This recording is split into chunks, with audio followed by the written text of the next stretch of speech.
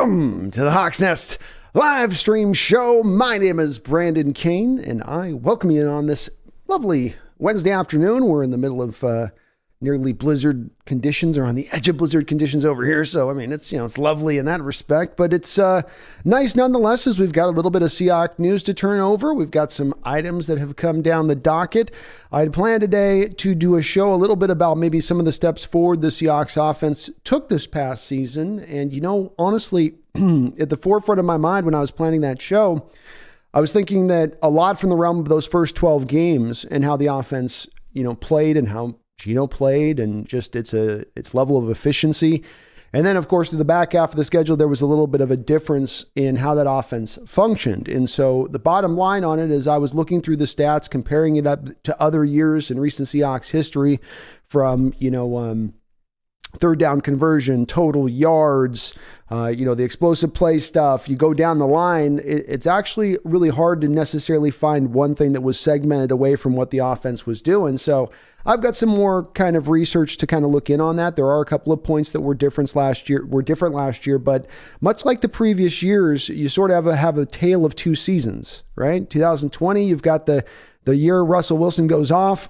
First part of the year, he's putting up record-breaking type stats, and then the back half of the year, the offense falls apart completely. So it's hard to take those stats when it's those two different stories, so to speak. Then the next year after that, you have a little bit of the inverse, where you have Russell get broken early on. The offense is kind of finding its way under Waldron, and then bingo bango, by the end, they're really running and they're going and they're cooking and they look like they're ready to go. And then last year, first 12 games, everything's going fine. Then the back half of the schedule, things kind of went a little bit kitty-wampus, I guess, let's say that. So I'm going to be doing a little bit more look into this offense a little bit, and there are some things they still do need to do to modernize, like using pre-snap motion. As I was going through watching a lot more of the All-22 tape, we are utilizing motion, but we're not utilizing motion with truly the threat of the fly sweep game as much, and defenses are recognizing it. You don't see as much of the linebackers pulling out of their gap, taking that false step to stay with the fly sweep man. Instead, they're sort of hunkering down. But what we want to get to today at the top of the show, and we'll get to the offense later on that. We could talk about that within the show too, but I want to discuss a little bit of the re-signings that have just come down over the past couple of days. Phil Haynes was the first guy signed. Of course, the former fourth-round pick out of Wake Forest was signed by the Hawks to a one-year, $4 million deal, which no doubt signals the end of Gabe Jackson's time here. I would expect his release to be coming shortly. You're not going to Gabe was already looking just about ready to be put out to pasture last year, and it seems like they were having to try to manage his situation with his knee. So that move is going to come. This is a good deal overall. You've got a guy at 1 year, $4 million who last year, he didn't play phenomenal. It's a little bit weird. I think I've got at times a feeling of both him and Damian Lewis have the opposite things going on, where he might be best suited to be a left guard. Damian Lewis might be best suited to be a right guard, but we find them both on the opposite ends of maybe where they truly should be. The coaching staff, I guess we'll trust, has them where they are, but Haynes did okay holding up there against those big one-techs over on that side when he filled in. He was a marginal improvement over Gabe Jackson, not a huge, but a little bit of an improvement. When he first came on the scene a couple of years ago, he was a guy that was a real good pass blocker who has come along, I think, as a run blocker a little bit down range, especially as that on that right side where you got to do a little bit more of those duties at times of really rooting guys out that are 330, 340, sometimes even 350. But he is missing, I would say, a little bit of the mobility element that they're looking for. He's not necessarily a top flight mover that you would necessarily look for in the position. So where I look at this move is I go $4 million in this day and age is not the $4 million it was 3 or 4 years ago on that cap. The cap is now starting to rise in that respect. This is going to be the going rate for a swing guard, I guess, if you could say. That's probably going to be about the cost for that. It is a little bit, we're going to get to one part of this. The 1 year deal aspect is the part that probably I'd be the most down on in this deal. And I do have a bit of a theory on this that we're going to get to in a second when we look at the other signing. But when you look at $4 million for a guy that can play both guard positions, who can start for you, this doesn't signal that the Seahawks won't necessarily address a guard in the draft. It just means that they've got to get some depth to go with the starting frontline guys. This is the realities of a 17-game season now. Guys are going to go down. You need guys that can replace and at least give you league average play. You don't want to put a guard out there that's going to be a 35 PFF score and he's just going to get run over every time. your offense will collapse and collapse quickly. So I don't have a big problem with it. Would like maybe more of trying to find a way on some of these deals as they sign them to get a little bit more of a multi-year aspect to them. Again, I'm going to get to that point in a second after Nick Bellore here, but the guard signing here with Phil Haynes is fine. You need to build this offensive lineup from both a talent standpoint and a depth standpoint. It is not a one or the other situation. This is a move as much for depth. He'll be in the mix to start. What's nice about this as well is if you go and you do draft a right guard in this draft, you don't have to have the pressure on that kid to go out there and start day one if he's not ready. If he needs a little bit of time to bake up in the oven at that point, you put Haynes out there for the run, and then maybe as the back half of the schedule comes along, you insert him in there at that point. It does give you a bit of that flexibility, which I think is nice. The Seahawks also re-signed longtime special teams linebacker, fullback, stalwart, the man that sits between two ferns, Nick Bellore, to a 2-year, $6.6 million deal, bringing him back. Nobody puts the kind of investments into their special teams unit like the Seahawks do. I tell you, there's two things they love to invest in. It's safeties and the special teams unit. This is a deal that I get. He's 34 years old. He has been maybe, I guess, one of the better special teams guys out there in the league, doing that dirty work, the unforeseen dirty work that we don't always get great highlights of necessarily. Boy, you do look at this, though, between the three signings of Jason Myers, Phil Haynes, and this deal, and you go, okay, it's like a little over $10 million between those three guys now gone off the cap. That's where you start to get a little bit of a sting there going, okay, this is how we're going to supply the cap. And again, in Nick Bellore's case with the 2-year, $6.6 million deal, I understand he's 34, probably not going to play maybe another year or two at most. But nonetheless, something that the Seahawks have done over recent years that I've noticed as a trend that it seems to be more of what I'm seeing here right now with some of these deals early on, and we'll really learn this truth when it comes to free agency, is a predilection on their part to lean into the 1-year deals, the 2-year deals, at most 3-year deals, but don't go to 4. If the team is on the horizon to being sold, if that's a reality within the next year and a half of that happening, and indeed that Jody Allen has the purse strings locked up tighter than a 15th century medieval dungeon, then that means that she's not in a cash-rich standpoint place to go out there and hand out a lot of big money deal contracts. And you would see that in the form of 4-year deals with a lot of bonus money that required money being put into escrow instantaneously, money out of pocket instantaneously. When you stack up a lot of 1-year, 2-year deals, what you're doing at that point is technically you're eating up all of your cap space. You can come to your fans and you can say, see, we spent all of our money. But the way in which you're spending it is that you're eating all of the cost, every bit of it then year to year and how you're running it, which then doesn't necessarily allow you to fit and squeeze in as many contracts as you would like to do in order to build and stack up the biggest, best, baddest team that you possibly can. And the Seahawks have been doing this now for a couple of years. I've often pointed to an offseason a couple of years ago where they had well over $50 million to spend, and you end up coming out of that and you're going, where did all the money, how did we spend it? Cedric Obuhi? Is that what you said? Cedric Obuhi?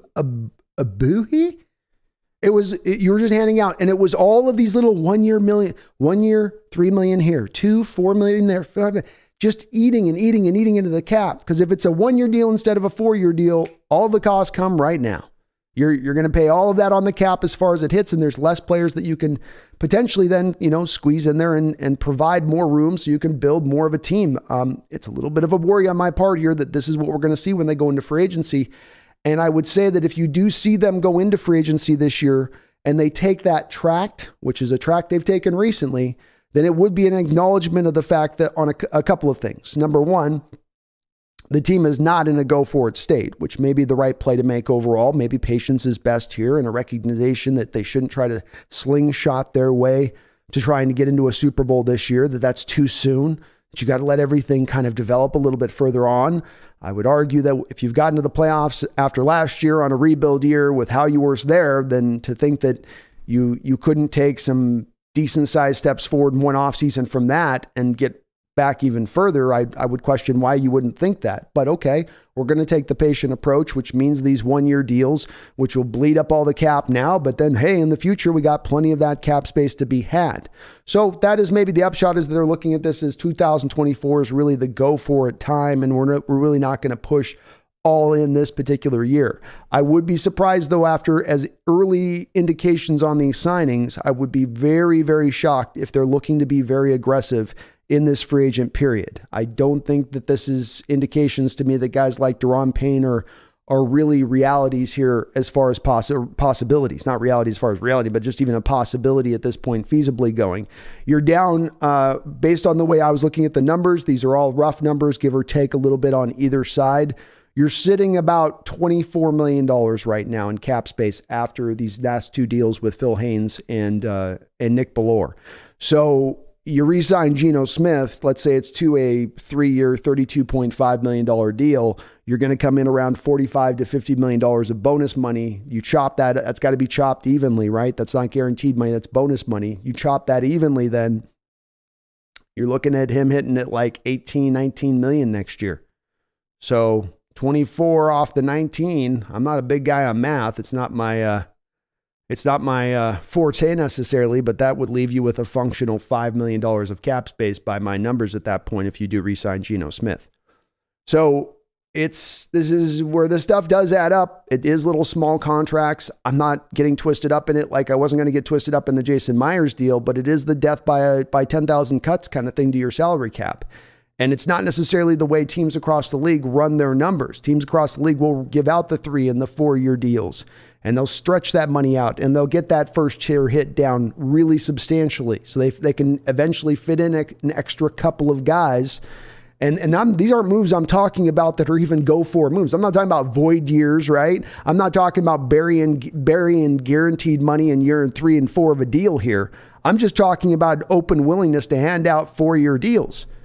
And I can't help but come back to again and again on this, the thought process that Jody, again, understands she's got to sell this team. The Paul Allen Trust is mandated. She's got to liquidate everything. And when you're in a point of liquidating, you're not in a point of spending. And when you're talking about handing out $50 million, $60 million bonuses, multiple bonuses of that realm, if you're talking about handing out $150 million in bonuses over one off season, that may not be something that she's within her power to do. And if it is, why isn't it being done over the last few years since Paul Allen's passing? Especially when you were in the Russell Wilson quote unquote Super Bowl window. I could be wrong on this, but this is a little bit of an instinct I have on this, that this is maybe where this is perhaps shifting towards a little bit, which again, I'm not putting as like the end of the world or anything. It's fine. And again, the patient approach may be best, especially for a long-term plan of keeping the team as a consistent winner. But I certainly would love to see the team being, potentially at some point down the line, if not this year, at least some time, maybe 3-4 years down the line, actually try to be pushing for, let's try to maximize something here. Let's try to go for the Super Bowl on it. And it's early in the offseason. Maybe this is just their initial salvo before they're going to start dropping the big bombs. But it does feel a little bit more aligned with what they've done over the past couple of off seasons, even when they've had substantial amount of money to spend. So we'll see what you guys think about these signings. It will be a quick show today. So we're going to go to about 8:30, 9 o'clock here today on the show. But I appreciate everybody jumping on into the chat. If you do like what you're listening to, please do hit that like button. As I said before, I did try to go through and look at, I was doing some deep research on just looking at the last few years, comparing it to the last few years offensively on even some of the more advanced statistics out there. Passing on first down was really the one thing that stood out from recent years. Their willingness to do that was the one thing offensively that was really a differentiator from the other points. But I was kind of surprised off of my initial thinkings being that I thought there was going to be a lot better statistics on there, for instance, on third down percentage versus in the Wilson era. But in the overall totality of it, overall through last season, it actually all kind of ended up aligning fairly closely to where you've been before. Time of possession, 2022, you were 28th. 21, you were 32nd. 20, you were 18th. Points per game last year, you were 9th. The year before, you're 16th. The year before, you were 8th. Passing on first down, 12th this last year, 21st the year before that, 15th in 2020, 2019, 24th. Just most of these stats just don't really there was nothing that was jumping out to me that was really drawing me to go, okay, this was the thing that you see. I mean, how many sacks? We had 46 sacks last year. That was 23rd in the league. 2021, because I'm thinking, okay, Geno was back there. You took way less sacks, right? But not the case. not the case in the measurement of it. And the previous year, you were 17th at 48 sacks. And the year before that, in 2020, you were 8th at 48 sacks. So it's very close to where you've been in recent years, offensive perspective wise. And there were some things that were a little bit left on the table still, as I said, and very much just in the horizontal game, the horizontal way the game is played now, right? Not everything is vertical. Now a lot of it is about stretching you from a width standpoint and using speed and getting to the edge and whatnot. Still a place where this offense has a lot of room to still kind of grow there. Appreciate you guys watching tonight. As I said, please do hit that like button. We'll see where your guys' thoughts are at. I want to kind of bounce to the chat here relatively quickly because I want to, as I said, it's going to be a quick show. I want to see where your guys' minds at and what's up with you guys. Megan Gock-Rogers starting us off right with the $10 dono. Thank you, Megan. I really do appreciate it. She says, greetings, B and 12s. Not sure how I'm feeling about these extensions. What is it with this team and one-year deals? I just don't get it with the cap space we have. Am I missing something here? I don't think you are, Megan, and I'm trying to not, get too burnt up on it. But, if you have Phil Haynes, you want to bring him in here and hold him into try to be a backup a couple of years, and you got to go a 3-year, $12 million deal, or you just find a way to get this down to something like a $2 million cap hit. Slice that in half in a way. Use this in other ways to do this on other deals and other contracts. And in recent years, they just don't do that. You're right to go that you're not getting it. I don't get it either and that's why I'm kind of going conspiracy a little bit here, bending it back to the fact that it's because you're going to be potentially sold here very soon. Because this was not necessarily how you rolled it under Paul Allen. The team has never been a team about giving out 5-year deals, but they were very willing to be in the 4-year realm of things. A lot of guys got 4-year contracts. That's the part that seems to have suddenly changed now over the last couple of years. And I don't quite get it. I understand if on a one given year you want to go 1-year contracts to maybe bleed out dead money, maybe like last year. But then when you have other deals like other years, like I talked about, Megan, that year where you had $50 million, I can bring up the pie chart again for you guys. If you see that chart, I've showed it a few times. It's stark. You sign like 14, 15 players and not really have any guys of any real true impact on that list. And you go, wow, rather than going for all these like C-level guys on 1-year contracts, what if you actually just kind of piled a little bit of that money together and went for a big dog, took a swing, right? So I'm feeling the same way you are, Megan. I'm not quite getting it. Megan with another $2 donation says, dare I say it? Same old B. That's a little bit what I'm feeling. I'm glad I'm not the only one feeling this a little bit on it, but I'm feeling the echoes of recent years on this. I've been covering this in every offseason as I had the last couple of years. This is what kind of does happen every year. People were asking me about doing more free agent shows and free agent preview shows. And I was kind of like, well, I can do it, but I'm not trying to get your guys' hopes up if I don't think something's likely to happen. And I can show you how active we're going to be in this free agent if we just do this and do that. But if the team's only going to hand out 1-2-year deals here, there ain't going to be much action you're going to be doing out there in free agency, if any. I mean, they very well may at that point re-sign Geno, go make a trade to bring on the salary for the rest of it, and maybe try to play the compensatory game, I guess. I'm not sure what to make of it. Again, I'm hoping maybe some of you guys here in the chat have some clarity you can provide me on this one, as I've just I'm just a little bit sometimes confused with all these deals and the way that they structure them. But Megan, thank you for the donation. I appreciate it. But the double dono. Henry Mars with a $2 donation. Thank you, Henry. Appreciate you as well, brother. Says supporting a brother. Keep up the great work. Well, thank you, Henry. I really do appreciate that, man. And thank you for the dono. We're getting. I'm trying to get wrapped up the next video here. That's going to be soon about the minefield the Seahawks were able to avoid last offseason in regards to the quarterbacks, and got a couple little funny bits in there, and I'm going to hopefully have that out here in the next couple of days to you guys. So thank you for that, though. Appreciate you, man. Hope you're having a great night, Henry. Chase Stern with a $5 dono. Appreciate you, Chase. You guys are awesome. Thank you so much. Says if they waste another $50 million, somebody has to be reprimanded. Feel you.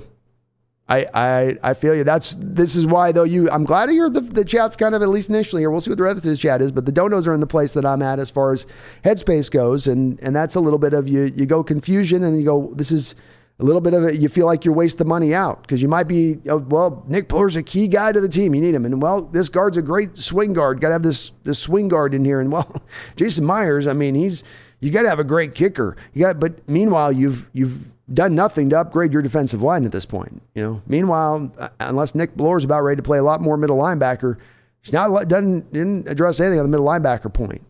Maybe they feel like Phil Haynes will be just a great right guard, but he's yet to show you he can be a really great right guard.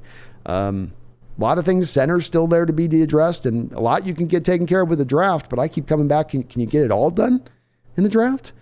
Is it all accomplishable just in that scope of things? And that maybe so. Maybe so on that one. But I feel you on that, Chase. That $50 million offseason stung. That one stung. $7 million for Greg Olson, Cedric Abuhi, Brandon Shell. Just like, oh, come on. Get us something. Do something. Appreciate you, Chase. Gaming Taco, go Hawks, man. Good to see you in the chat. Green 80, now cutting Gabe Jackson has no benefit. No, it's a wash. I get what they're doing with the Phil Haynes thing as far as bringing him in. The 1 year part's the part I have an issue with, because you're going to need to do something extra with the guard. You're not going to want to go 2 rookie guards. Jay Crahan's shown that he can't really play right guard, and you got nothing over there at left guard either. This guy does give you 2 backup positions for one with that $4 million. So there is at least value there. I would have preferred trying to see at least a 2-year deal minimum at least, just to kind of stretch some things out. But it makes a little bit of sense with that. Nonetheless, Gabe's gone. On that. Devo, what's up, man? Grug, hello. Jorge says, hope Will Anderson falls to 5. Jorge, I'm telling you, man, it's going to be either Will or Jalen Carter. One of the two. You get one of the two of a sample in there. I really still feel that. I think 3 quarterbacks are going in the top 5. We'll see if that prediction holds true, but I'm still feeling it full. Grug says, Anderson or Carter will be there at 5. We're chilling, man. We're hanging. We just gotta wait and let it play out. And then we come in after everybody's fought out in the room, right? Everybody's had their war and traded up and traded back. We walk on in the room. We grab our Jalen Carter. We just walk right on out. No punches thrown. You know what I'm saying? Green 80, what's up, man? Herbicide, hello. Jorge says, feel like we gave Bellore a little too much. Definitely some locker room money in there. You know what I mean? Like, he's a good locker room guy money. There's just, like he's the guy that keeps things light kind of thing, I guess. I suppose. But yeah, it's where you get the trick too. You look at these contracts initially, and I did this that year we spent that $50 million. I'm like, well, that's not a bad contract there for $4 billion for Benson Mayowa. I mean, that's not bad in itself. It's just that one little cut and another little nick, and here's a little slice, and then you're looking like, where'd all our money go? Where'd all our money go? Green 80 says, I hope we trade Geno to Washington for Payne or something.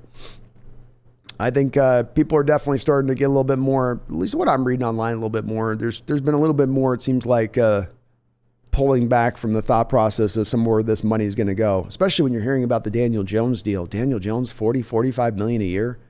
Are the Giants high? Are they out of their mind?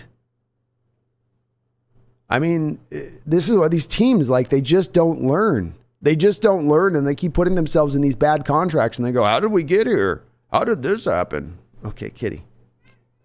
Okay, let's go there. But it's only going to drive Geno's deal up, that's for sure. Ethan says, how much of Bellore's contract is contributing to make Between Two Ferns videos? Probably about $75,000 of it at least.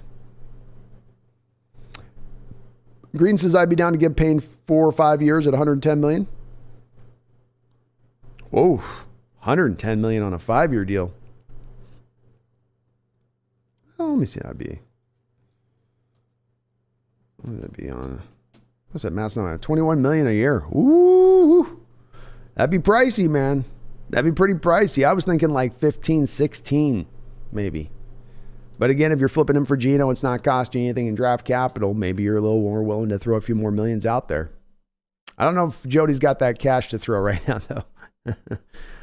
Jorge says, I'll take Will on 5 falls and Simpson at 20. That'd work, man. Green 80, Torrance at 20. That'd be good too. Blitz 2K5 says, Megan, short-term extensions now mean no long-term commitments, equaling more cap space on low-cost rookies for a young Super Bowl run with the team in a year or two. Yeah, it's definitely a signal, Megan, of certainly we're not in a go-for-it year this year. It's going to probably be into next year, maybe, potentially. Megan, another $10 donation. Thank you, Megan. Appreciate you for all the donos. Says, how is a team who is supposedly rebuilding supposed to get and maintain continuity if players are in and out on 1 or 2 year deals? Makes no sense whatsoever to me, but then I'm just a dumb Aussie.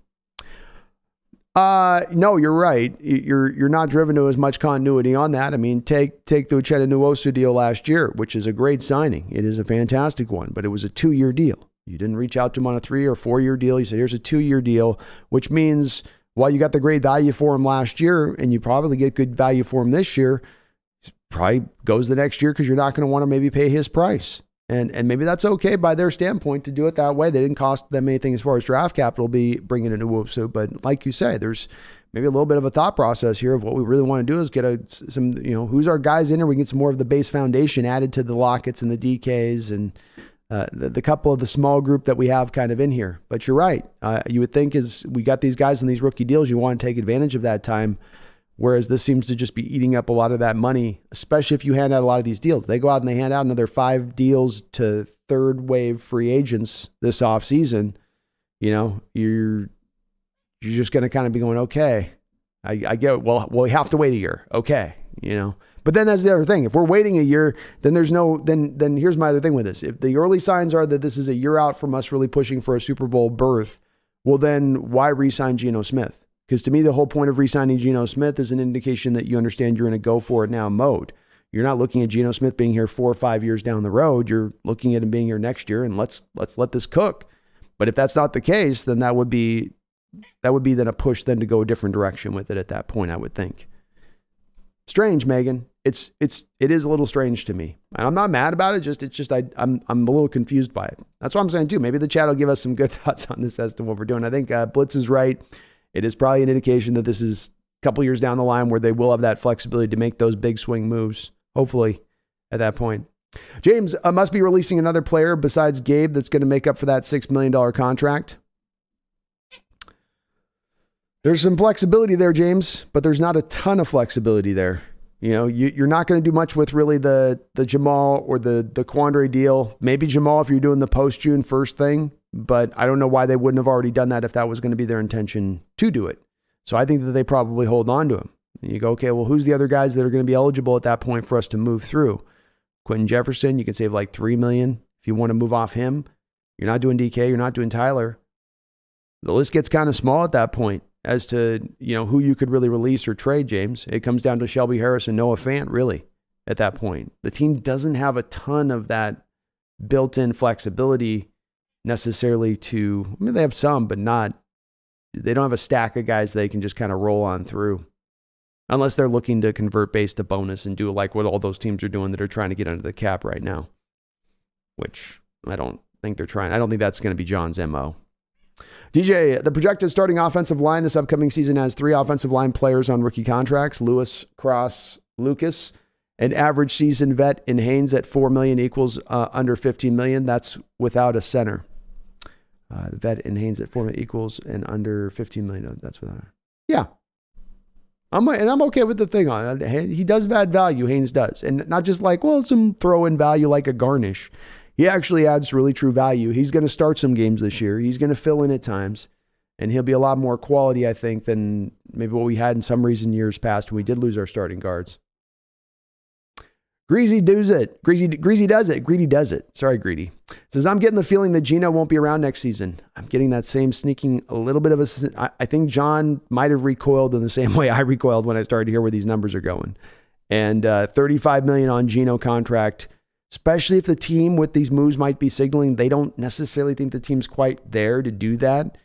One informs the other. And if the team ain't ready and Geno is as good as he is, to me, you sign him because you want to go now. Because you think, hey, within this next year or two, we're in the Super Bowl with Geno rocking it. And if you come short of that by your answer, if your answer is, well, I mean, maybe. If everything's perfect, then anything short of you can make a Super Bowl run with Geno the next 2 years should be an answer of then don't sign him to a contract extension and just continue to build the team, which I would fully support. They want to go that route. As you guys know with me, I'm a pick a lane guy. Just pick the lane.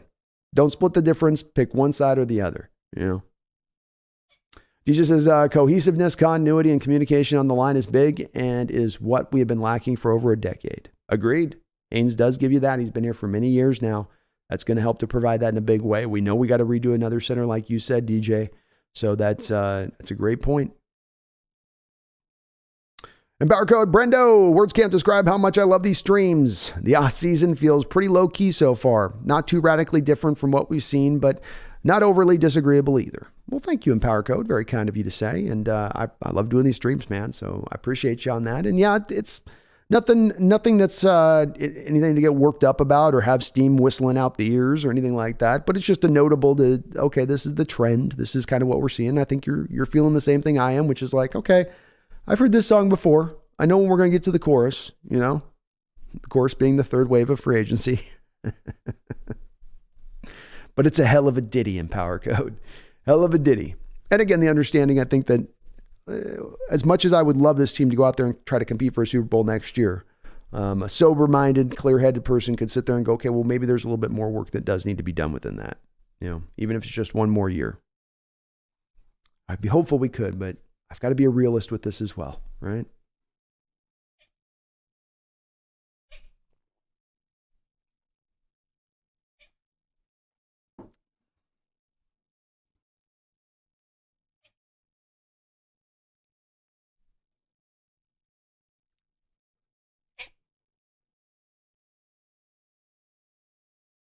Whitey Wise says the free agent market's weak. Only a few good players worth more than 1 year deals, and they will go for high money. I like the Phil signing. Now Seattle can wait till day 3 to draft an offensive guard, freeing up high picks for more BPA. Beautiful point, brother. Beautiful point. And that's bottom line on Gino with that is that if it's a signing that helps you and frees you up to go after the best player available in the draft, as opposed to you get to that second round pick, right? And you cut Gabe Jackson, and Phil Haynes is a free agent and he signs somewhere else. And you now are in the second round. You've got to just take the best guard you got on your board as opposed to the best player you got on your board. I think that's a fantastic point.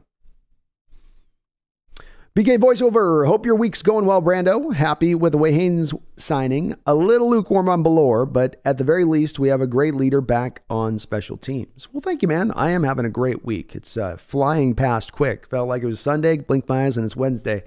But, which is a good thing because it just gets us close to the weekend, right? Yeah, I'm the same way. I'm happy overall with the Haynes signing. Would have liked it if they could have moved it to a multi-year deal, but I get that there might be reasons at play as to why they didn't. The Bellore one's fine. This team is committed to having one of the best, if not the best, special teams unit in all of football. And it's a purposeful approach. I think it's an approach that has helped this team out substantially over the years, with Carroll always making it kind of a mandate within what he wants to do. And so I can support that. It's like I said, I even if I disagree with something, I'm at least going to appreciate it if you just decide like, okay, well, we're going whole hog. At least you're going whole hog. You're not splitting that difference. You're not sitting on that fence with two legs straddling either side. You're going this way or that way. And special teams, I still do think has a very nice impact. We can argue about kickers and their consistency and, all that. But nonetheless, you're going to have a lethal special teams unit with Bellore back there, with the Myers here, Dixon there, Ooga Boogie, our returner back there. I mean, that's something that we got to keep at the forefront of our minds because it does get forgotten about the special teams unit, but not with this team, not with how it's constructed, and not when it's so totally well constructed. You're not just having like one good kicker and the punter's okay and the returners can't do much.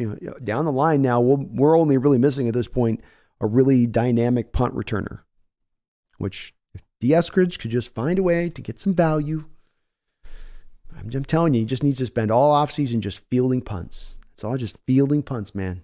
That's all he needs to do back there. Herbicide, if JL Skinner is still around in the 5th round like Cam was, I might be interested. Yeah, I'd be doing it at that point in the 5th round. You better believe it. Better believe it at that point. So that 2nd, 3rd round territory, I can't do if we're going to run our defense like it is now.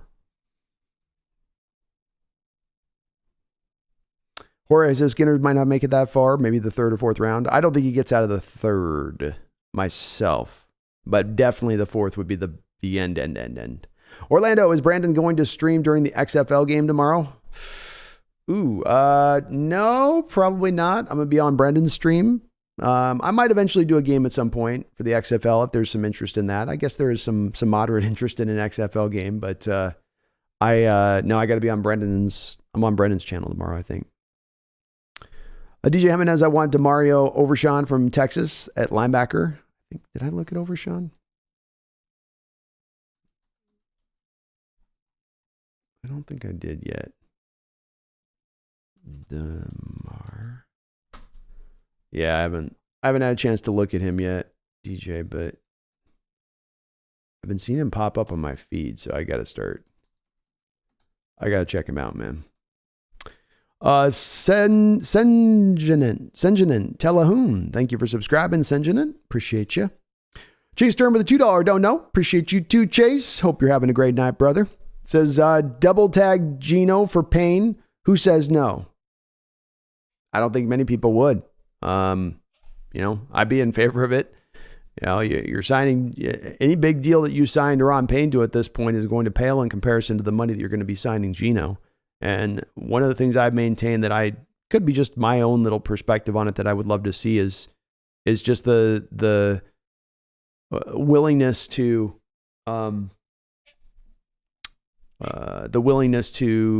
stack up the team around the quarterback rather than trying to make the quarterback the end all be all. And this would be a step in that direction to do that. So I would be supportive of it. And like I said, Geno is $35 million, $32.5 million. He cost you 18 in that first one. Even if you sign Duran to a 16 million per or something in that range, okay, well, his first year cap, it'll be around 9.8. Not substantially less, even though he's got the big contract you're giving him at that point. If you're flipping him, Chase, basically one for the other, that's pretty good value at that point to get. Megan, thank you for the another $5 don't know. Appreciate you. Says, warning the Geno. Oh, sorry. There we go. Wearing the Geno jersey today, B. Wonder how long it'll be that I can wear it. Yeah, we'll see here, Megan. We'll see. I think that negotiations do eventually get done with Geno. I do. I think that Geno indicating a couple weeks ago that he thought it would get done will happen. I think right now you're probably looking at the gulf being something like really getting driven down to like 30. We want 35, 36, and Seattle's like, we want to do this at like 32. I think 32.5 gets it done. That's probably the final deal number that'll get it solved up, but it'll sting a little bit, there, Megan. But it's also still a fluid situation too, especially with all the teams out there needing a quarterback. It just takes one quarterback getting a wild hair and realizing, oh my God, we're not going to have a chance of getting into these top 4 quarterbacks in this draft. We need a quarterback. Let's just throw something here at Seattle and kind of overwhelm them a little bit with an offer and make it easy for them. And if a team came in, Megan, and was overwhelming with an offer for Geno right now, I think the team would probably be willing to do it. I think they want to sign him. But and maybe they haven't gotten that offer down the track that really gets them enticed. But as I always say, like teams moving up in the draft, it only takes one to start throwing funny money around. And as we saw with the Russell deal, you can get a hell of a haul back in return. Megan, thank you for all of the donations tonight. You are wonderful as ever. My lady from Danenda. I know you hate my Australian accent, but I can't help myself. John Stillwell, thank you for the $10 donation, man. Appreciate you too, brother. Hope you're doing well tonight. Says, well, at least we got Bellore locked up. Now I can relax. Exactly. I know all of you guys had bated breath. You were on the edge of your seats. You hadn't taken in actually just, I gotta remember to breathe. I know every day you guys are waking up, you're checking your notifications. Did we sign Bellore? Has the Bellore signing happened? Has it occurred? Come on. Where's the signing at? You can't let this 34-year-old prime man get out in the open market. A special team maven like this. What are we doing? Every day I know you were doing the same thing. I was doing the same thing. I'd roll over at 3 p.m. I'd be like, maybe they got it done right now at the middle of the night. I don't know. No? Okay. But now we know. Now we know it's in place. Now we can all relax. Rest of the off season's all just kind of butter at this point, right? It's all gravy, right? Oh, thank you, John. I hope you're having a good night, man. Megan with the $2 donation says, I don't hate the accent, B. It just needs work. Well, I'm working on it. See, that's what I'm doing when I do it every time. It's it gets a little bit better over time, Megan. That's the key with the good accent is you just have to, you got to just work it. And eventually it's something that gets well honed, but it takes a bit. And you Australians, you got it's like the inverse of the stiff upper lip, There's a lot of freedom with the lower part of the jaw to do those pronunciations. I don't know if it's the Aboriginal influence or what it is, but it's very, very easy to get a British one. You just go says, hey, keep your breath here. You got to know it. So it's a little harder on that one. My bottom jaw doesn't move right like that too well. Big Country says Aaron Daniel Jones might want $45 million a year, which I doubt he'll get, but I'm starting to not like where this is headed. I don't like this ride. I want to get off this ride. That's how I feel, Big Country. Like, wait. We weren't going 45 stories high? I thought we were going 30 stories high. No. They added a new part to this Geno ride. No, I don't want to go there. This was supposed to be relaxing. No, it's actually going to be terribly, terribly frightening. So I feel the same way with Big Country. I'm like, my cheeks tightened a little bit when I heard that Daniel Jones news and went, ooh, dang, 45? And there's people like supporting the move. The quarterback salaries, I might be just insane and like, you just don't get it. You just don't know modern economics, Brandon. You know, you just need to understand what, market realities are and the going rate and inflation prices, get with it. I may not be getting it, but when we've reached this place of this weird dimension we are laying in where Daniel Jones is worth $45 million a year, I just feel like there's an alternative approach. I feel like we're getting into that place where there's just got to be an alternative to this kind of spot. Greedy does it, says this is a strong edge draft and running back. Agreed, Greedy. I'd go like this. My pecking order would be cornerback 1. I think that's the strength of this draft. I think running back is number 2, and edge is right there with running back. So I definitely agree with you on those ones being right there, and running back and edge are just like, for me, neck and neck. Edge might even be above running back when it's all said and done. So, because I'm still getting through the last of the kind of 3rd, 4th round guys right now on both of those 2 positional groupings. So we'll see which one's a little more deeper. But yeah, there's some really nice edges and a good, what a variety of edges, Greedy. I mean, you've got the Carl Brooks 6'3", 300 rocking off the offside. You got the 6'7", Andre Carter, just big, tall, long as hell. Harrison, a guy, Carlos Dunlap, but with some great bend and a little bit of explosiveness, though a little bit of a later guy to me. You got your try-hard, high motor type and Lucas Van Ness. What a collection. What a collection of guys, too. Ben Dennett says 1-year deal equals Band-Aid. It does. It does indeed. They'll definitely be looking for a quarterback guard of the future soon, especially the Phil Haynes one. And Bauer says, if Daniel Jones gets $45 million, I don't know what to think anymore. Feels like these GMs need to grow a spine and insert their leverage. It seems like there are no restraints or limits on the asking price. Weird. Yeah, that's what it gets to me. Is it's like, have they lost all the leverage to that point? I mean, if you can franchise Daniel Jones at $32 million and he's demanding $45 million, why wouldn't you just throw him back out there on a 1-year deal at that point? And here's the other thing. This is what instructed me about the Geno thing and potentially trading Geno if the price is up. If that's really truly the market rate, if the market dictates that if you put Daniel out in the open market, he will get $45 million from somebody. Okay. Well, if somebody values him to that extent to pay him $45 million, then they'll certainly throw me a 1st and a 2nd round pick. And, I'll get all the capital back. Wouldn't that be a better route to go than 45 for Daniel Jones?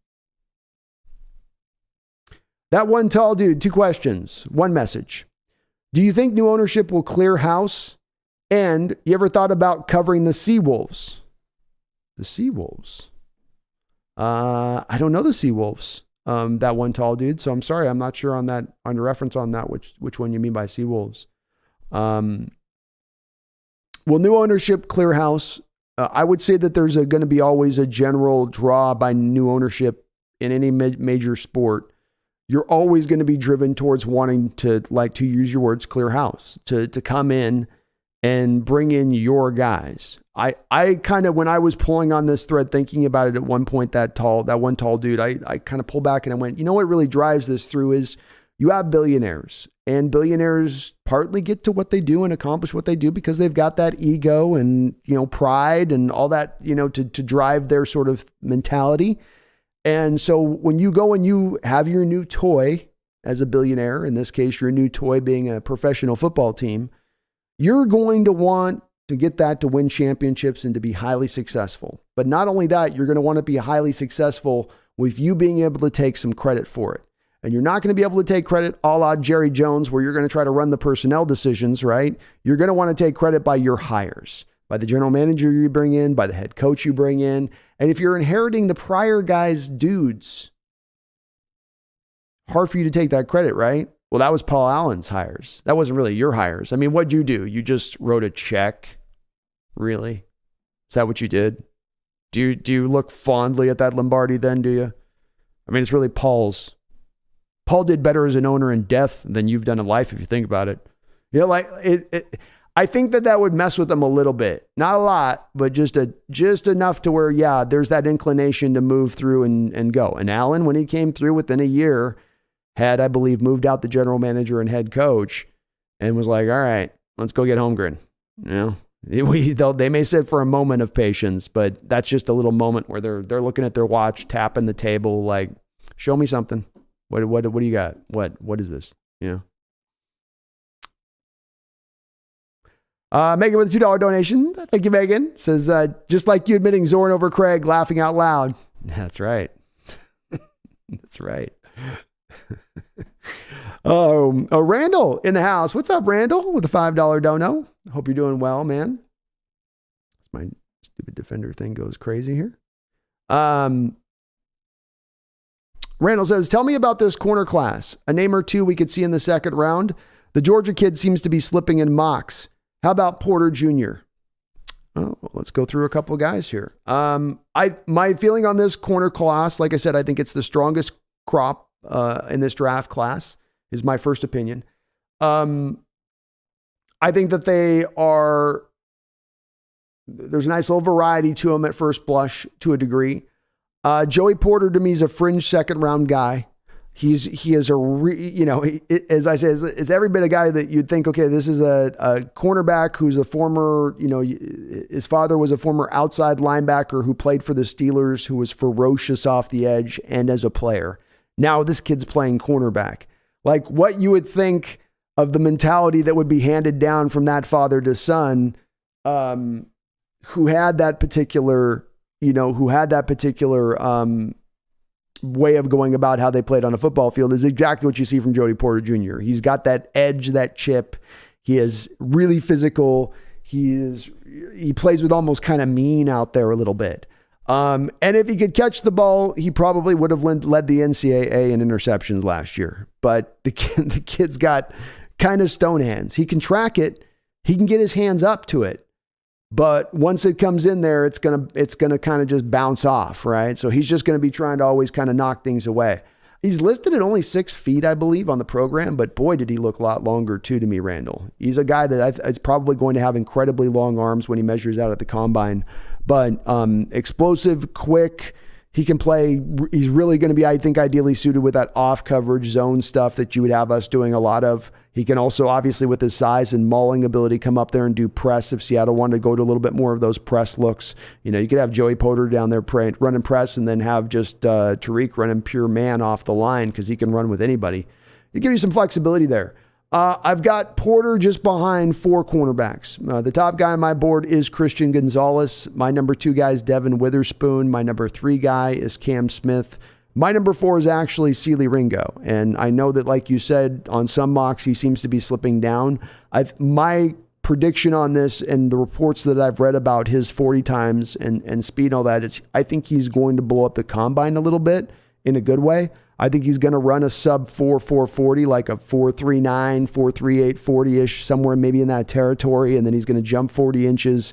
And I think somebody's going to put 2 and 2 together in their mind, Randall, that this is a kid that can eventually play safety if he's not able to make it work at corner and become a really great free safety at that. Not just simply wash out at the safety position, but become truly a great safety at that. When it comes to the second round, I think any of those guys that I mentioned, Randall, slip into the second round, you would take a look at them.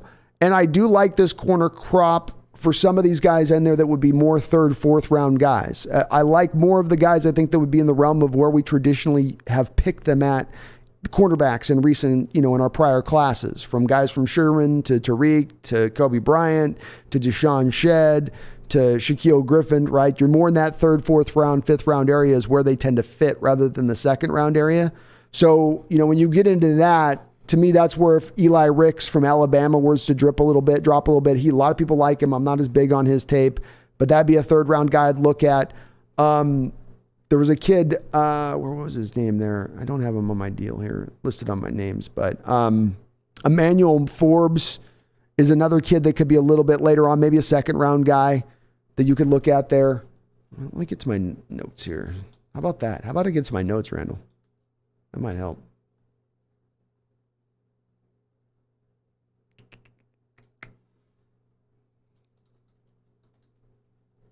Holy moly.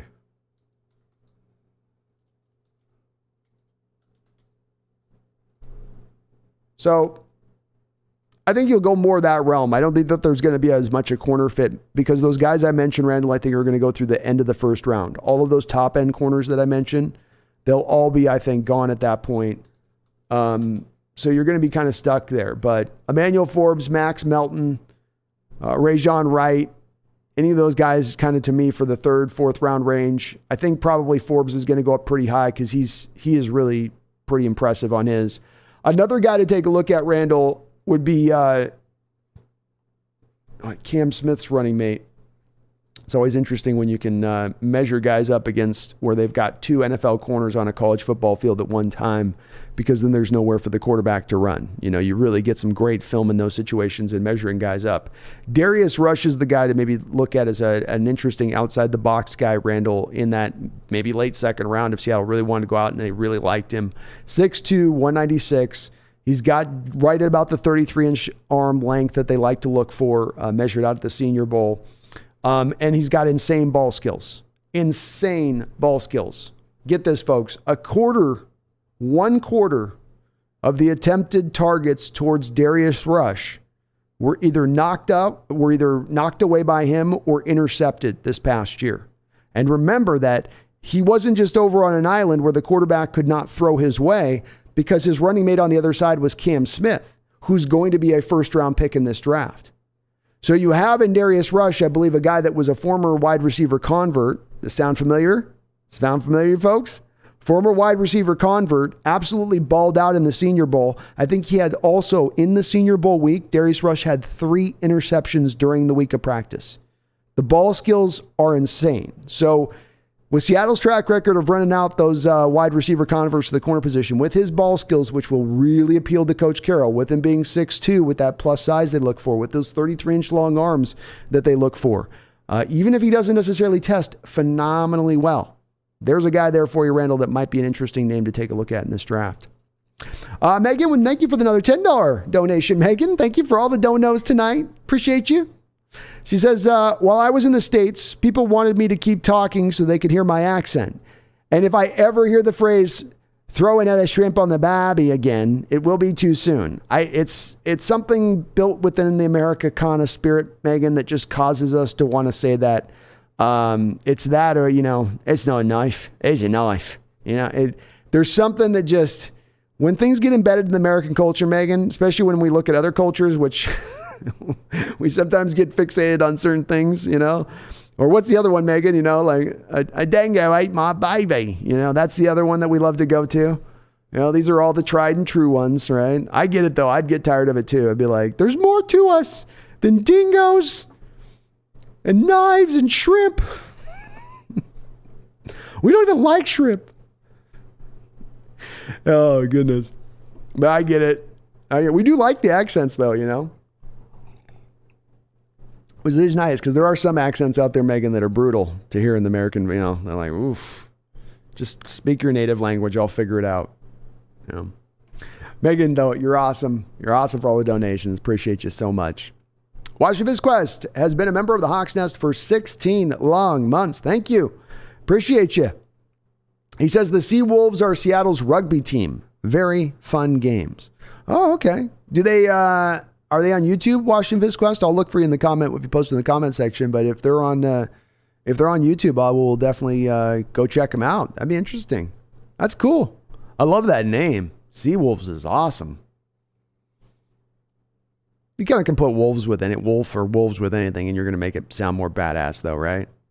It's hard to make something sound not cool with wolves in it.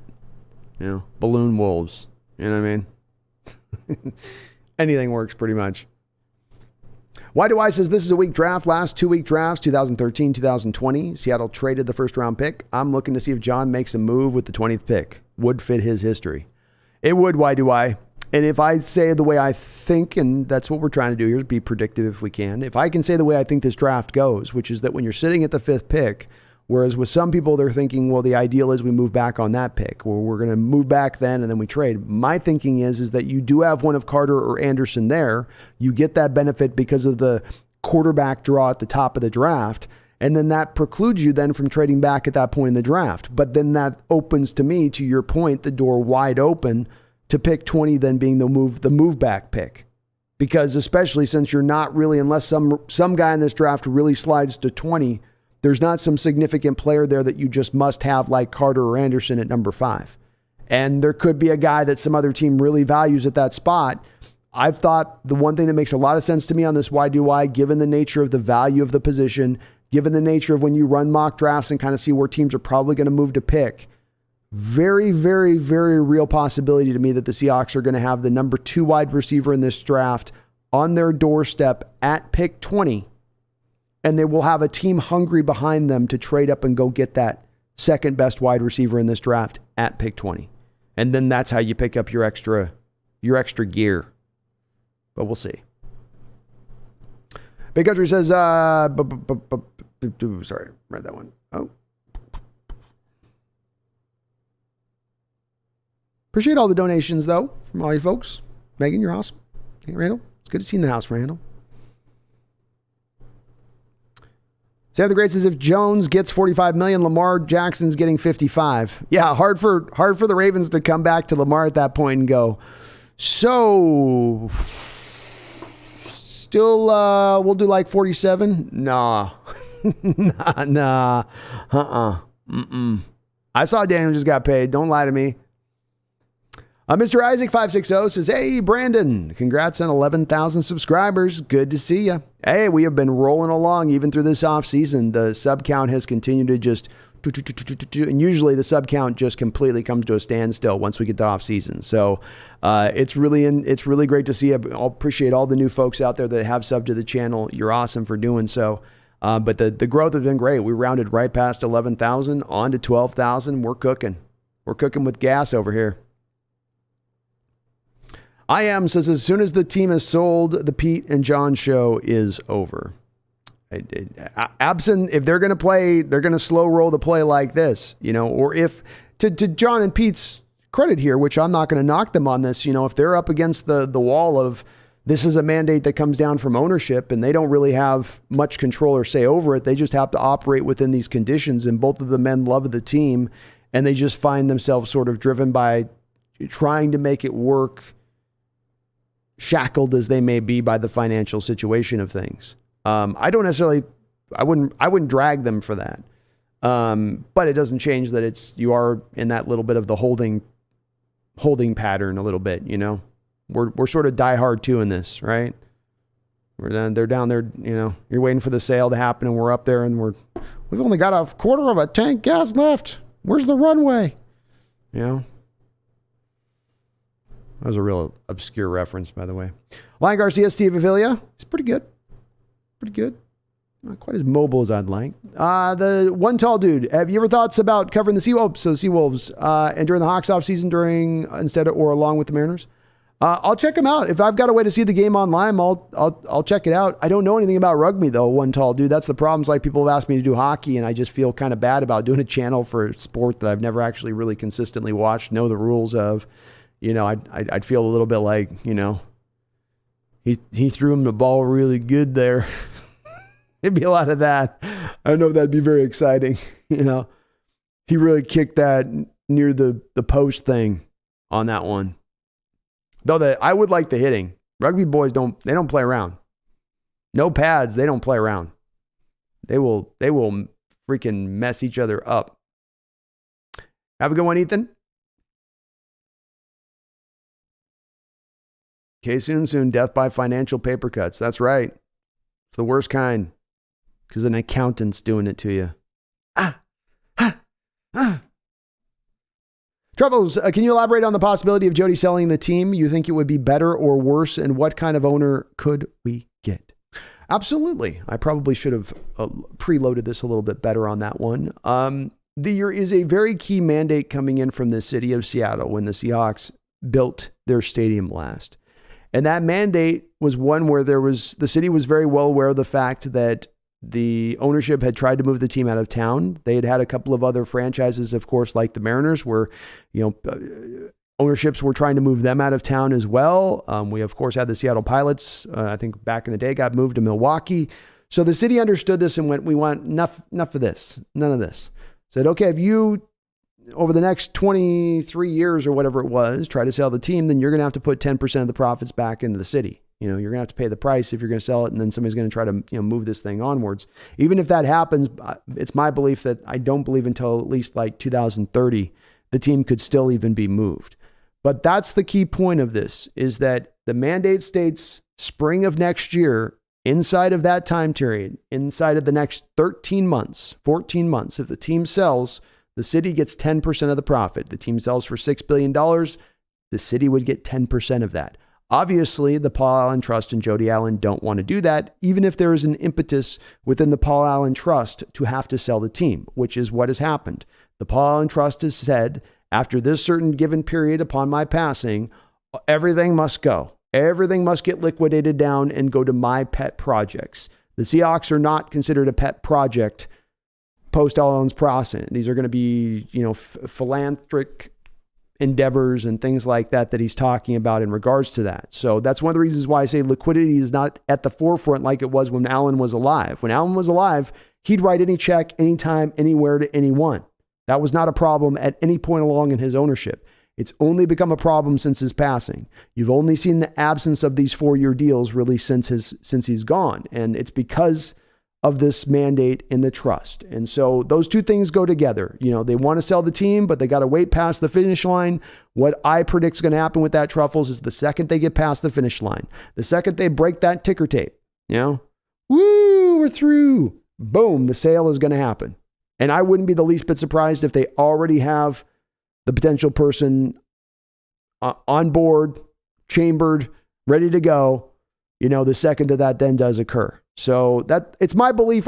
This is a guessing game on my part. Some of it is based on what I've read with the situation and what the trust does mandate.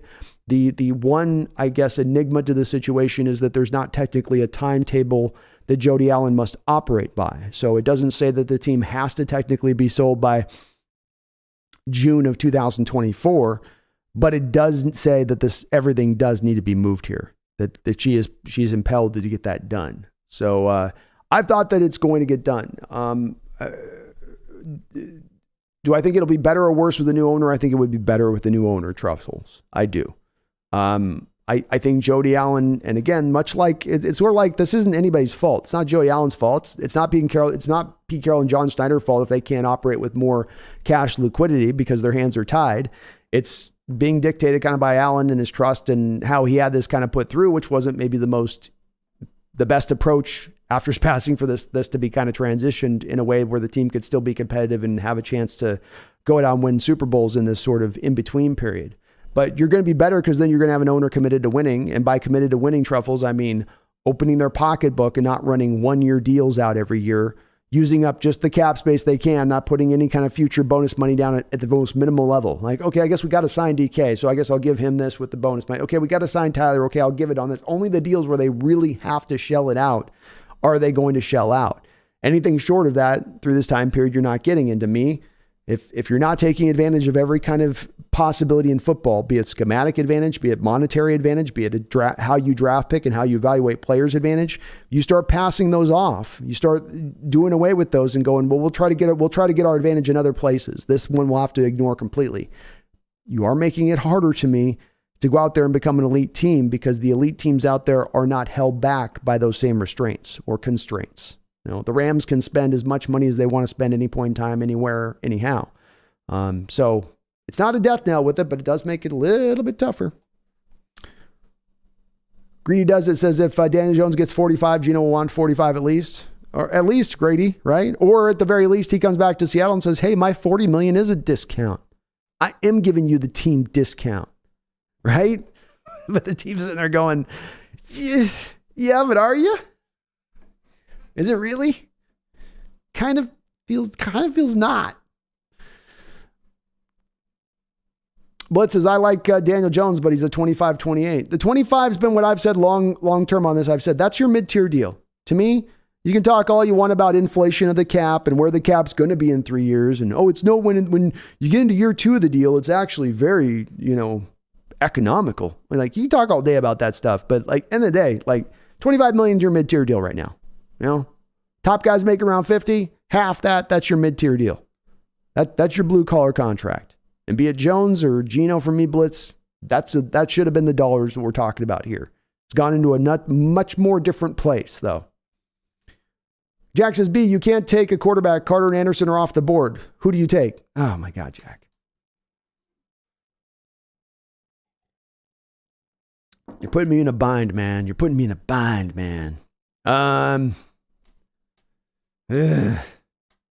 I get no Carterson. I get no Anderson. I can't take a quarterback.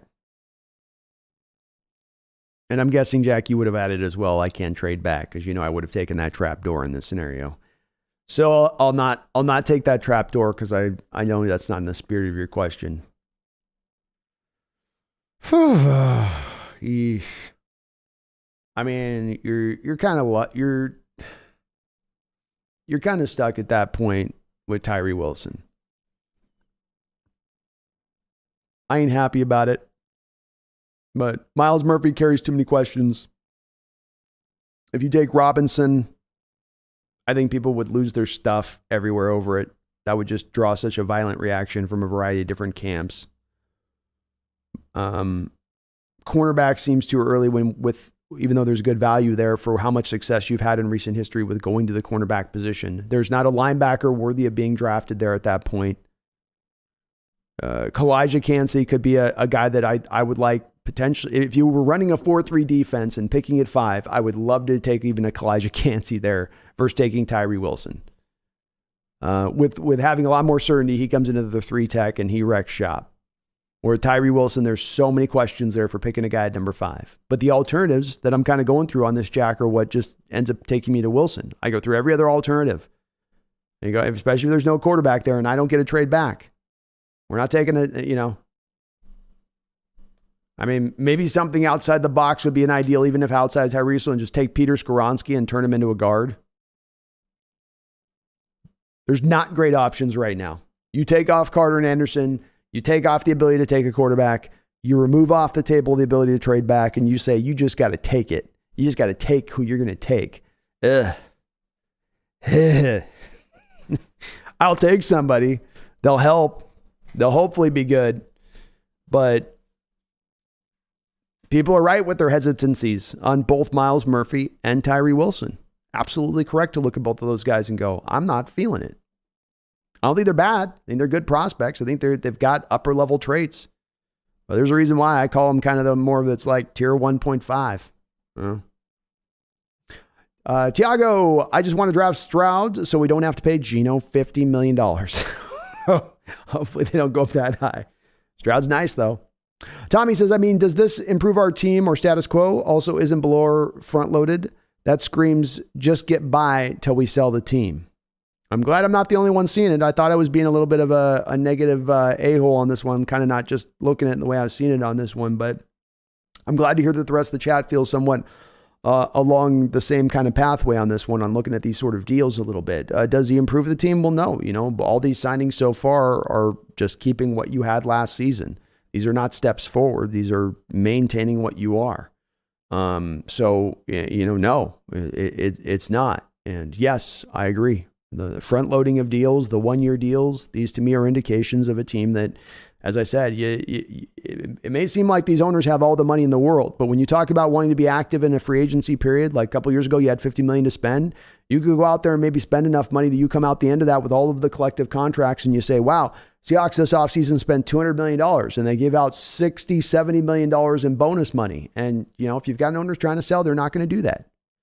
Show me an owner in recent NFL history that was on the verge of selling who had been also really active their previous offseason or last couple off seasons prior to selling, because they know far out. They don't just suddenly arrive at an offseason and go, well, I'll sell this. That's not how billionaires work, right? Sell this a couple years down the line here.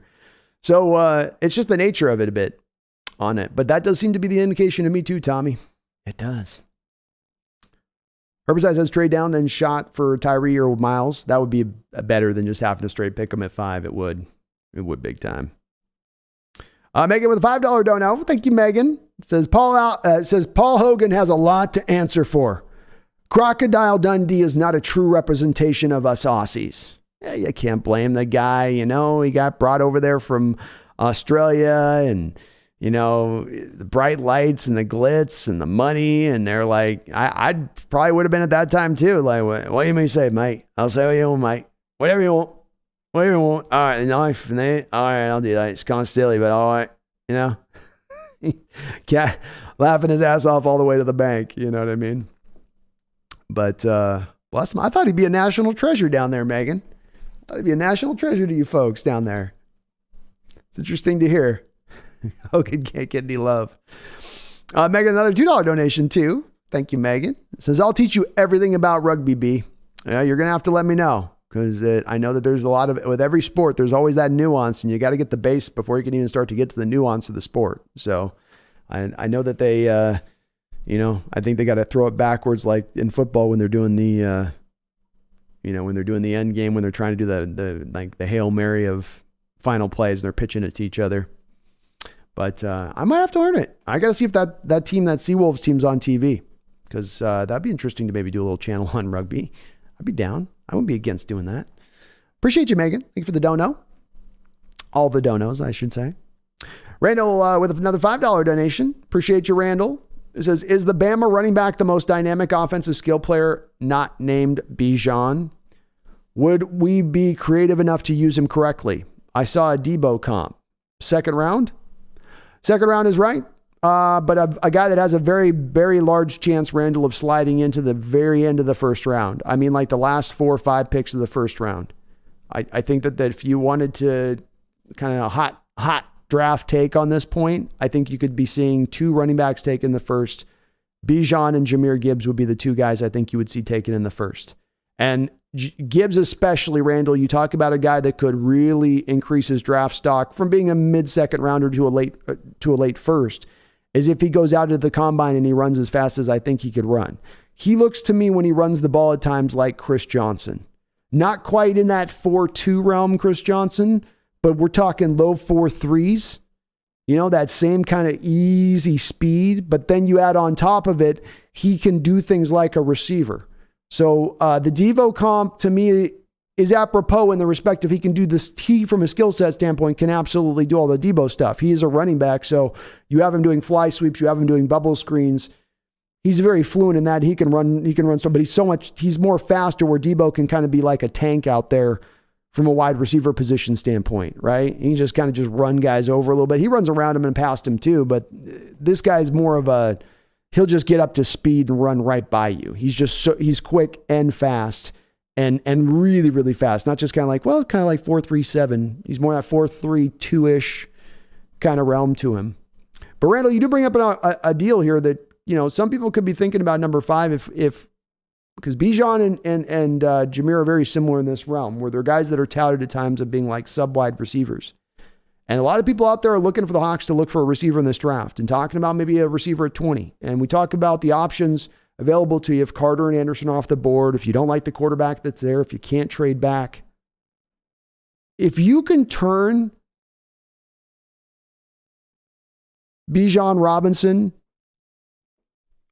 into a de facto slot receiver in between his running back role, is that not proper value for a number 5 overall pick in the draft for the productivity he gives you then at that point? If you can truly sub him in then as a slot wide receiver?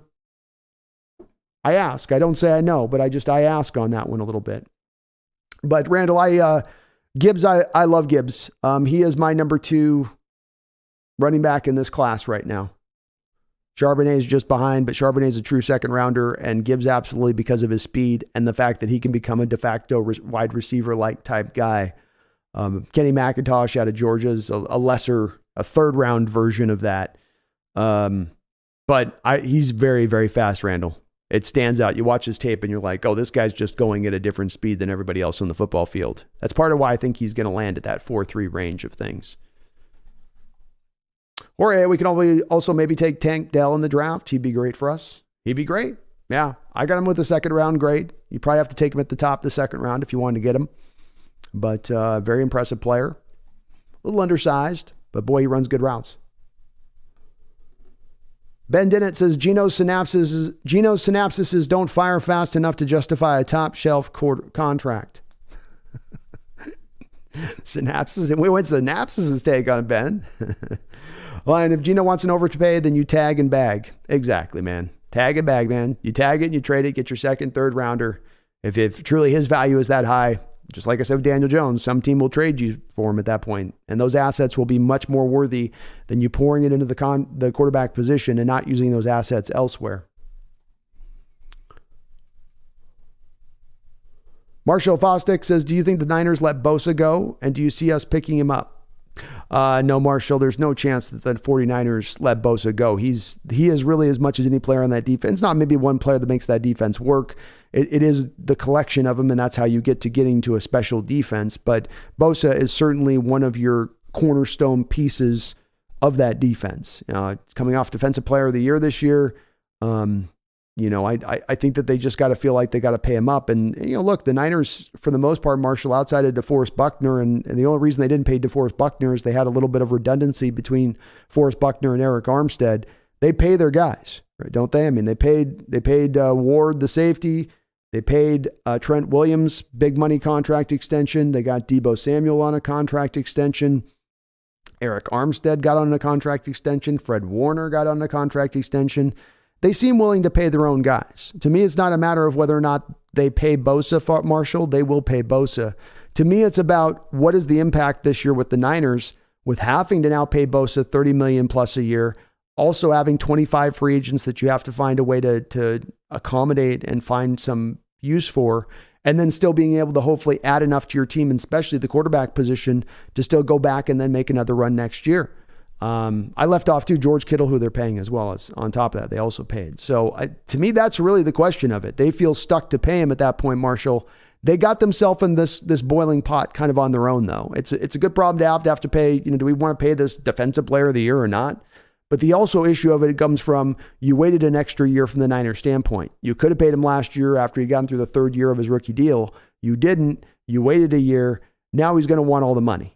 And when he wants all the money with all those other contracts I just mentioned, all those other deals, Deebo, Trent, Warner, Kittle, Eric Armstead, all those other ones come together now, you start to get to that point where it's like 5 guys are taking up $120 million of your cap.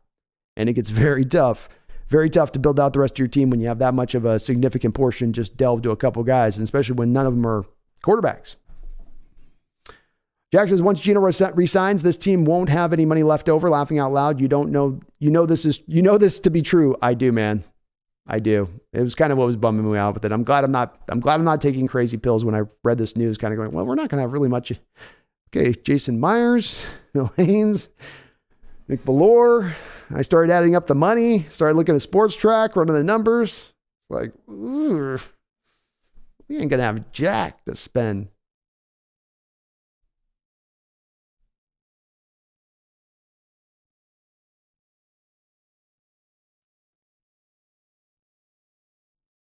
And Power Code says, I think the Bellore contract is an overpay. No way a few big hits on special teams is worth the 3 years, $3.3 million per year. I'd agree with you on that. I think as well as look, if you're going to decide we're going to pay our punter top of the market money, if you're going to decide we're going to then also pay our kicker top of the market money, I think you've got to then look at the rest of your special teams unit and go, okay, the rest of this group we've got to get by with on rookie minimum deals. We've chosen where to put the onus of our assets on special teams. I don't know if you can get to the point with special teams where it's that important of a component to where you're just, everybody gets their money, right? Let's go buy a punt returner and let's go buy a kick returner. Why not pay everybody on special teams? Well, because that would be a misallocation of assets, right? Well, at what point does it become a misallocation of assets? It feels that way a little bit when you get to the point of paying a 34-year-old guy that's going to do pretty much get you a couple, like you said, a couple tackles for you on special teams a year. You go, oof, boy, versus that or having a 5th rounder that you can have go run around out there and maybe give you pretty close to that at that point. But he's been a good soldier for them. I'm sure he's a great locker room guy that's probably of some value too as well. Amari, do we draft CJ Stroud or just wait until next year to draft a quarterback and wait for our owner? Hard to say what his opinion is of Stroud being Schneider, much less Carroll on that, Amari Taylor. So I'm not sure. I think CJ is off the board by we pick anyway. So I think it becomes kind of a moot consideration because I think he goes. I think somebody's going to take him. But I would think if Anderson or Carter are off the board, considering the dearth of the other options available to you at that point, why not just go with Stroud, if he is there? Mr. Isaac, I would hope we can trade Geno for some draft capital, go hard in this year's draft, get a quarterback and beef up the front 7 and address the interior line. Just please do not re-sign Geno. Please. I get it, man. The cost has gone high, Cost has gone high. Marshall, how much do we lose if we trade Maul, though? You would, how much? You're going to lose it's an $18 million dead hit or something like that for him right now. You can post June 1st it and split that up. But if you trade him, it's not a post June 1st contract. So it's basically $18 million of dead money. As I understand it, I'll take a look here on the sports track real quick here. Let's take a peek here. So Adams is, he's got an $18 million cap hit. So yeah, $24 million of dead money. So his base is 11. 11 off the 23 puts you at, so $12, $13 million dead money right there. Yeah. You wouldn't trade him. There is no trade value for him, Marshall. No team's going to really want him. Now he's going to give anything for him on that point. He's injured right now, so he wouldn't pass a physical. But then the other part is that if you're going to try to get out of his contract, Marshall, you got to do the post-June 1st designation on him to get the maximum savings and spread the dead money over a 2-year period. I don't think they just want to eat that fully this year, especially considering how they're spending their money. Ben Dennis says Geno's going to suffer Sean Alexander syndrome if he's re-signed. Very well, could happen. Greedy, our whole defensive line is going to be off the street or what? Or rookies, Greedy. One of the two. A lot of rookies. A lot of youngsters is the answer to that one.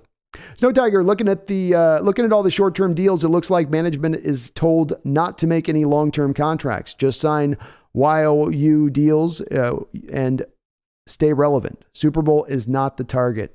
Shaking my head. I likewise feel the same way. And so I ain't discount any of that. I'm glad to hear, like I said, I'm kind of glad to hear because I was worried I was being a little bit negative in my outlook of it, but I'm feeling the same thing. And understanding again, folks, this isn't just these 3 contracts this year.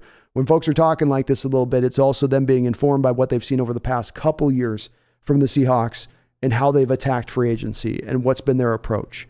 And I think we all kind of sit back and pull away from that a little bit and go, oh, okay. We're in that let's stay consistent winning. Let's do just enough not to be a bad team, just enough to maybe get you into the back door of the playoffs.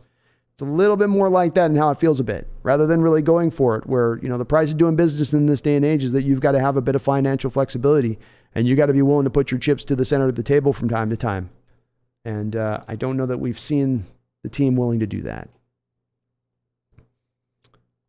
Bear with me 1 second here, folks. I'll be right back.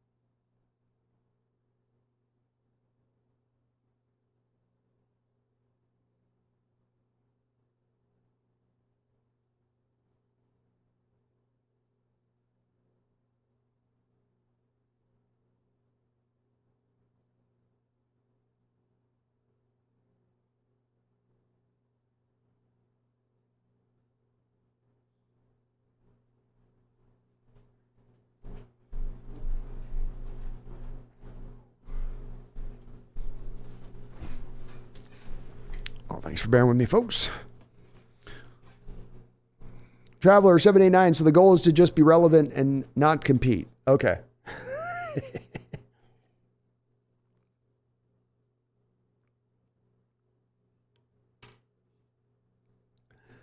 Sorry. Tommy Eden says Haynes better start. Why are they paying backups $4 million? I think they would say because he can play both positions, Tommy. So they're feeling like we're getting 2 and 1. That would be my guess on their answer.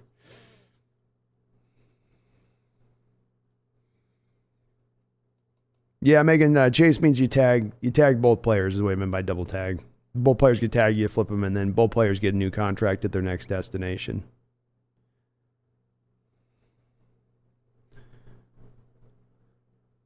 Sam the Great says, that'd be crazy if someone gave Geno $40 million. Don't see it happening. I'd say I wouldn't see it happening either, but I wouldn't see Daniel Jones getting 45 either. I wouldn't see Daniel getting 40. I wouldn't see Daniel getting 35.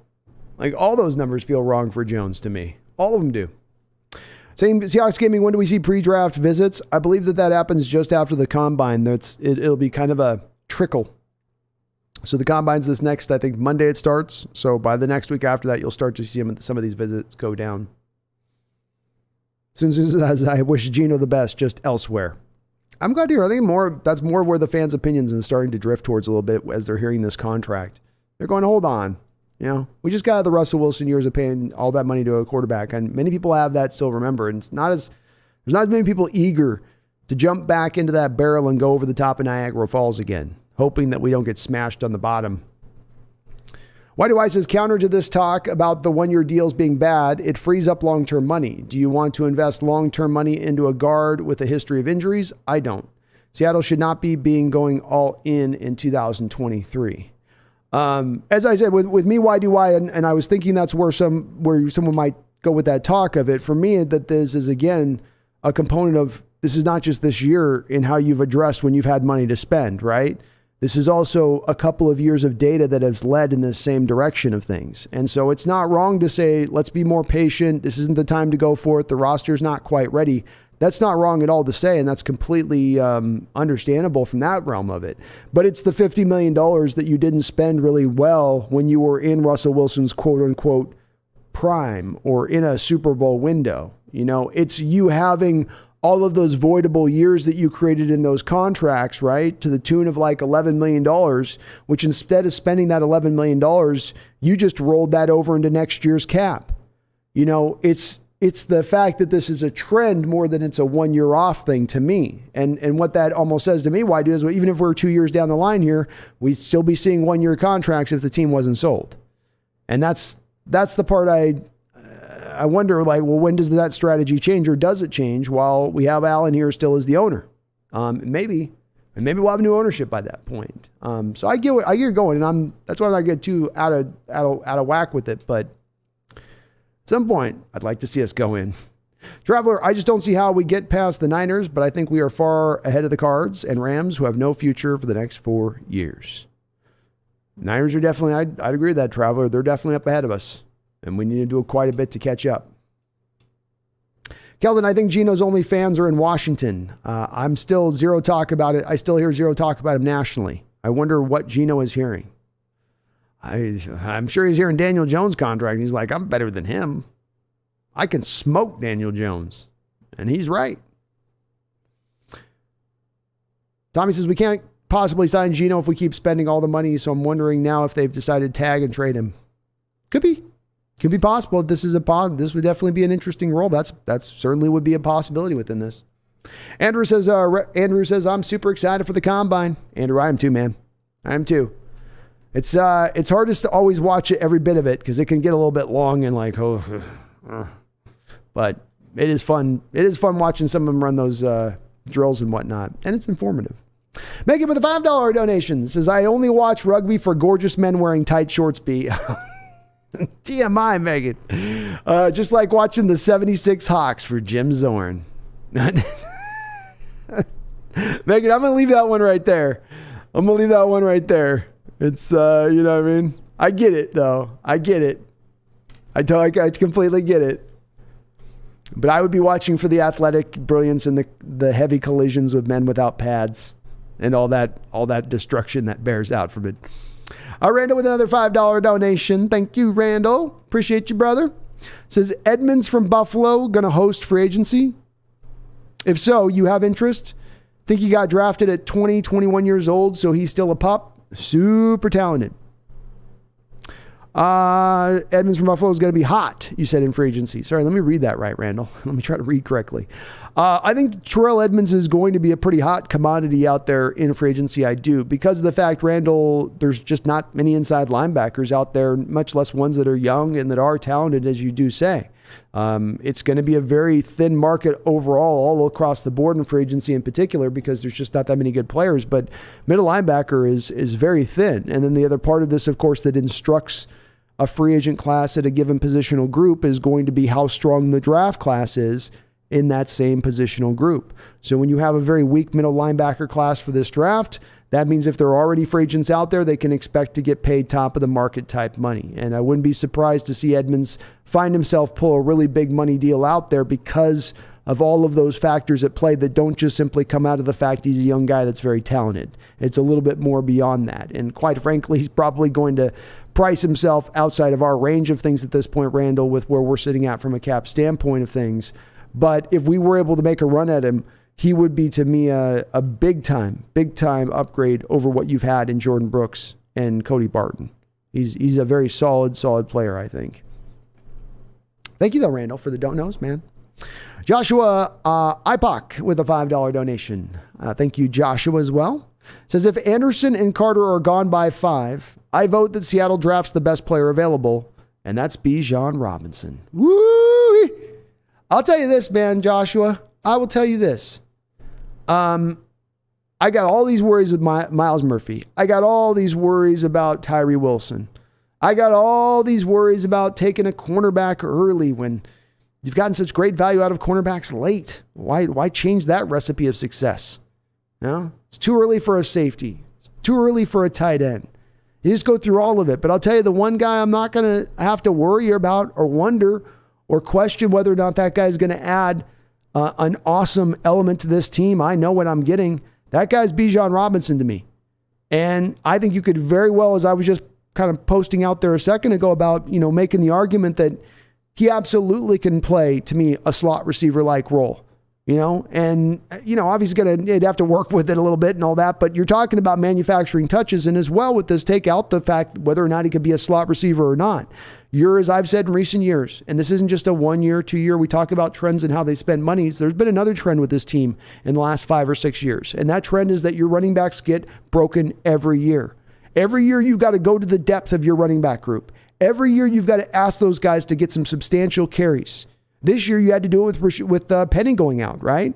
It's not that Walker started the year out as a starter. He eventually became the starter. And even he, not playing a full season, still got wore down, still was fighting through injuries. You want to be a balanced team. You want to run the ball. You're going to do that if you've got talented backs that you can unleash at every given time, not at some of the given time. Every given time you step out in the football field, you're unleashing a dynamic running back if you're bringing Bijan and Walker to play. And again, with Bijan, he could go into that slot to me and do a lot of things there in the slot for you potentially as well. And at the very least, serve, as somebody else said, like a Deebo Samuel type role. And does it matter if I'm getting him 15 touches a game? Does it matter how I'm getting him those touches? If I'm getting Kenneth Walker 15 to 20 touches a game and Bijan Robinson 15 touches a game, between the combination of those guys and catching and running the ball, do we not think those guys are going to substantially be helping that offense at that point? Moving chains, scoring touchdowns? I think they could. And I'm not a guy wanting to drive to pick a running back at 5, but I'm telling you, the question marks that exist with these guys behind Carter and Anderson and the quarterbacks, they could drive you to wanting to go for something a little more sure, a little more certain. And boy, I get the best running back, the most talented guy at the very least in Saquon, and I think he's even a little better than that. To me, Bijan Robinson is LaDainian Tomlinson 2.0. And if you're getting that at 5, I believe, if I'm not mistaken, that's exactly right, the very same spot that LaDainian Tomlinson was selected by at the time, San Diego Chargers. Period. Thank you for subscribing, period, to the Hawks Nest. I appreciate it. Megan with another $5 donation. Megan, thank you for all the donos. You're awesome tonight, man. Going hot. Says, That's not why you want to watch it with me, is it, B? I probably wouldn't be as much driven in by the tight shorts and the guys. I'd probably be a little more locked in on something else. But hey, I get it, Megan. I get my thirst in other ways too, in other directions of things. So I get it. We gotta get some female rugby teams with some tight shorts, Megan. That's what we need to get. We got the female football teams out there wearing freaking lingerie leagues and stuff. We need to get some. We need to get some female rugby leagues. That'd be pretty tight. Literally. Megan, thank you for all the donations. And I'm down. I got to check this Seawolves thing out. I'm kind of intrigued. I didn't even know they existed before that was mentioned. Parker Smith, thank you for the $5 donation too, brother. I appreciate you. He says, hi, is Gino going to stay in Seattle and is Penny staying as well? I'll give you what my strong guess would be, but of course these are both situations where there's a lot of question marks with that at this point. I think Gino does remain. I think he signs at $32.5 million per year on a short-term deal, but I do think that he ends up staying. Penny, I thought would also stay, Parker, because I just don't think there's going to be a very big market for a guy with his injury history. Somebody would be willing to bring him onto their roster, but if it all comes down to equivalent for him, if he's looking at a team willing to offer him a 1 year, $3 million deal to play in New York or a 1 year, $3 million deal to play in Seattle, no one's going to pay him to be the de facto starter. I would think that Penny would lean back to coming back home and trying to reinvigorate his value here if everything's equal on that. And I would think the Seahawks would be open to wanting to try to bring back Penny because of the fact that it's not just Penny as a free agent right now. You have Homer as a free agent too. So you do need to kind of fill out that running back rank one way or another through the draft or through free agency in that way. And certainly down with the team spending this money on their own free agents as they have at least slightly opened the door to maybe playing a little bit of the compensatory game in this draft, in this free agent period, in which case re-signing Penny doesn't cost you anything on that. Especially if you're planning on going out there and getting a running back anyway on that open market on a short-term deal, an insurance back, if you will. But thank you. Appreciate you, Parker, for the donation. You're very much. Megan with a $5 donation. Another dono, Megan. Thank you. She says, we have a female national team, B. Oh, the rugby season starts this weekend, so I may not be around much. Laughing out loud. Nice. It's a good time of year to begin. Okay, I got a lot of YouTube video checking out then, Megan. I'm going to have to check out that female national team. And, I promise you, I'm just studying it for the ins and outs of the game. I'm just looking at all of the, all the angles. You know what I mean? That's the only reason I'll be watching, just to try to get the nuance of the game at that point. But it might help me to learn it, watching the female version of it. It might get me a little more motivated just to keep my eyes in the action and understand what's happening. Pedro and Megan, thank you for all the donations tonight. I appreciate you. Appreciate you, my kind lady. Ben Didden says Chris Carson tried but couldn't stay healthy for the big con. Pedro says, okay, if we sign Gino, this means we are going for it because he's old. Don't you think in this case we'll sign a big name in free agency? I don't. No, I think if you're going to sign a big name in free agency, Pedro, I think you would have tried to squeeze some of these contracts under the cap and maximize those savings as much as you can to keep as much space open to sign one of those big name free agents. I think if anything, these are indicators they're going to be a little conservative on the open market. I would have thought that, though, to your point, I would have thought that as well. If you're signing Gino, that means you're going for it. You don't sign Gino to not go for it. I think those things go together. I don't think that you can go to one and go, it feels a little, that's why it feels a little bit to me of straddling the fence. We'll sign Gino, but we're not going to really spend money. We'll be competitive. It's not really going for it at that point. If you're going to go for it, he's 32. It's going to be 33. He's at the end of his prime. If you're going to do that, then go for it. And if you don't want to do that, then don't sign Gino at that point, to me. One doesn't make sense without the other to that. Amari says if Daniel Jones gets $45 million, we're screwed. Yeah. I think just the fact that it's already, these numbers are being talked about at that spot means it's already pushing a little in that direction, to be honest with you. Andrew says, with how they are getting small contracts done and paying them quite a bit in each 1 year deals, doesn't it seem like they're saving up to break the bank with Gino? How they're getting small contracts done and paying them quite a bit in each 1 of the years. Doesn't it seem like they're saving up the bank saving up to break the bank with Gino?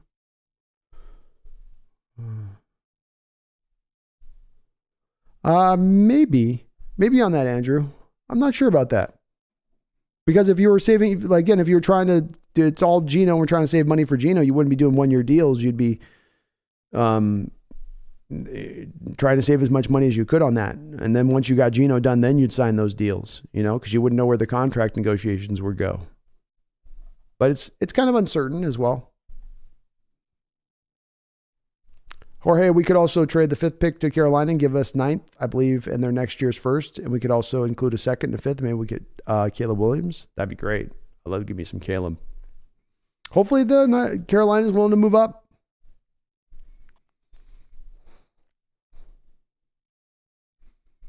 Jack says, Schneider learned under Ted Thompson and the Green Bay model. He's stuck in that way of thinking. That approach won't change as long as he's here.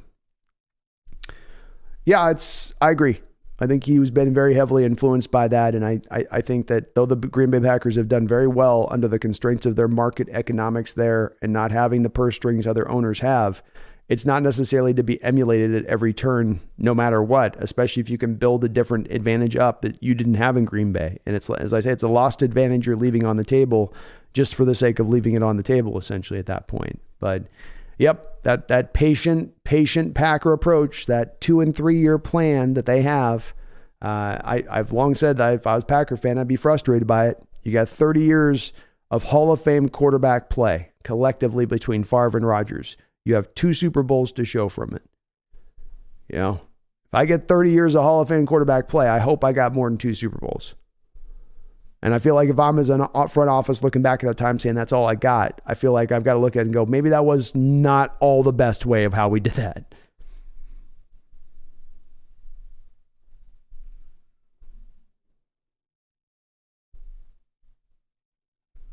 Sam the Great says, I hope a bottom feeder like the Raiders gives us a king's ransom for the 5th pick. We'll be set for the future. That's what I'm hoping for too. Me as well. Mark says, hi, I'll drop Geno, draft drop Geno, draft a quarterback. Love it, Mark. Good to see you in the chat, man. Actually, hi, Brandon. With all these small contract extensions, are we planning to not hit free agency in Geno, or will we sign 2 big free agents and trade Geno? Which do you think has higher odds? I think it's higher odds at this point that we are not planning on signing a big free agent contract. We'll go back into wave 3 of free agency and that we're going to re-sign Geno. It's my guess. Daniel says, I feel like Nick Bellore is one of the most replaceable players on our team. Literally a 7th round pick or a UDFA would easily replace him. Not a fan. I'm not big on this either, man. 34 years old as well, right? It just... all the money you're already burying into the special teams unit. Jorge, what do you think if we trade Quandre and we get like JL Skinner and we have Adams and Skinner? Wouldn't work there, Jorge. And I like Skinner, man. I really do. But he's a pure strong safety, first off. And Quandre and Jamal Adams can't play free safety. So your defense would be missing something that's vital to it, number one. You're also with the Vic Fangio defense, Pedro, or Jorge, with the Vic Fangio defense, you need hyper-athletic safeties that can do free safety and strong safety stuff. With JL Skinner, he's not going to be able to do the free safety stuff. He's not a coverage guy. He's a box safety type. I like him, but that's what he's got to be at the next level. You put him out in space and coverage, I think he's going to get attacked and picked on significantly. Pedro says, Lamar Jackson, let's just go for it all this year. Let's go, Pedro. Cordo says 32 million sounds great if Jones doesn't get 40 million. Yeah, it starts to seem like a huge discount. If he gets 45, it's like a massive discount at that point, huh? Daniel says, on bigger news than this, I feel like our quarterback coaching hire hints at us getting a rookie quarterback. Why would he leave a cushy job in LA to come to Seattle unless he has an interesting opportunity, i.e. a rookie quarterback? Definitely, I certainly think they're planning on drafting one somewhere, Daniel, at like minimum kind of a 3rd round point at this point. But they very well could have said that with him. I could see that. It's a good hire too. Like the hire a lot. Blitz 2K5 with the $1 donation. Thank you, Blitz. I do appreciate it, man. Megan, another $2 donation. Thank you, Megan. I says, bet the angles sounded better in your head, right? Yeah, I guess. Yeah. You knew what I meant. Miss Tight Shorts. Mrs. Tight Shorts. You knew what I meant. I was trying to word it very carefully. You know what I mean? Trying to word it very carefully. Parker Smith with a $2 with a $5 donation. Thank you, Parker. And Megan, thank you for all the donations. I'm checking out that female rugby league, Megan. I'm going to definitely check it out. Gotta see what these female rugby players look like out there. Let's see what they do. I bet they get mean with it too. Like those, you think the lingerie leagues, you ever flip those on for a second? Like, okay, they're in lingerie. They get at it. Like they're trying to take each other's heads off. Parker Smith says, I have a lot of questions. Parker, thank you for the $5 donation. First off, appreciate you. He says, I have a lot of questions. Why don't we sign OBJ? And if we were to trade our best player for any position, who do you think we could get? We need a tight end.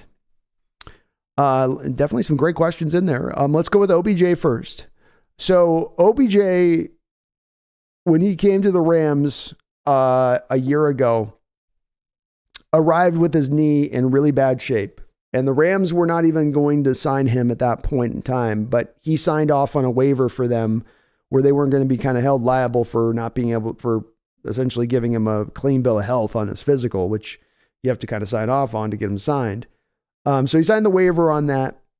They knew his knee was a ticking time bomb. It exploded again, essentially. He's had multiple ACL surgeries now on that knee. He's been out of football for well over a year now. I also feel like he's trying to go to a high profile place where he's going to get a chance to really be featured. And I don't think that he would look at being like the third amigo here on the receiving core would really put him in that position to be able to take advantage of that in that way.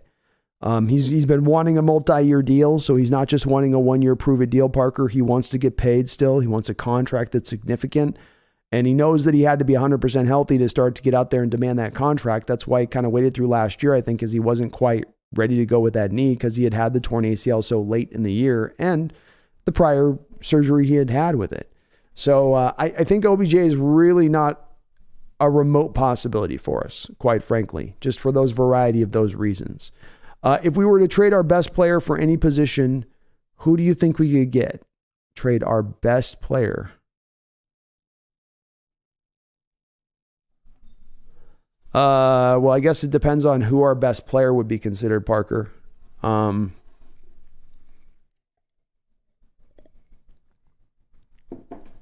I mean, technically by PFF last year, your best player was, Ryan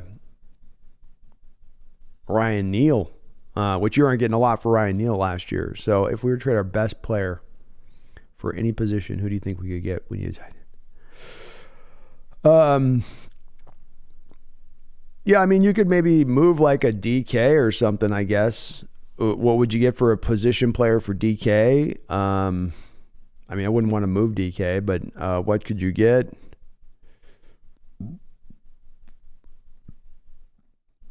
I don't know. Maybe you could talk the Cowboys into flipping you Micah. DK for Micah. Maybe give them a little bit of an extra draft capital on top of it. Hard to say on that one, Parker. It's kind of hard. I need a kind of specific, how about this guy for that guy kind of thing on that one, because I know a lot of people wouldn't even consider DK a top player on this team necessarily. So, and different guys, like I say, Ryan Neal was definitely technically your best guy last year by PFF, or Tyler Lockett, but I don't know if there's a big market on Tyler Lockett out there, Hard to say with that one. With a tight end, we technically have 3 tight ends moving into next year, Parker. We don't not just tend to run with more than 3 tight ends. That's it. We don't have more than 3 tight ends on the roster at any given time during Carroll's whole time here in Seattle.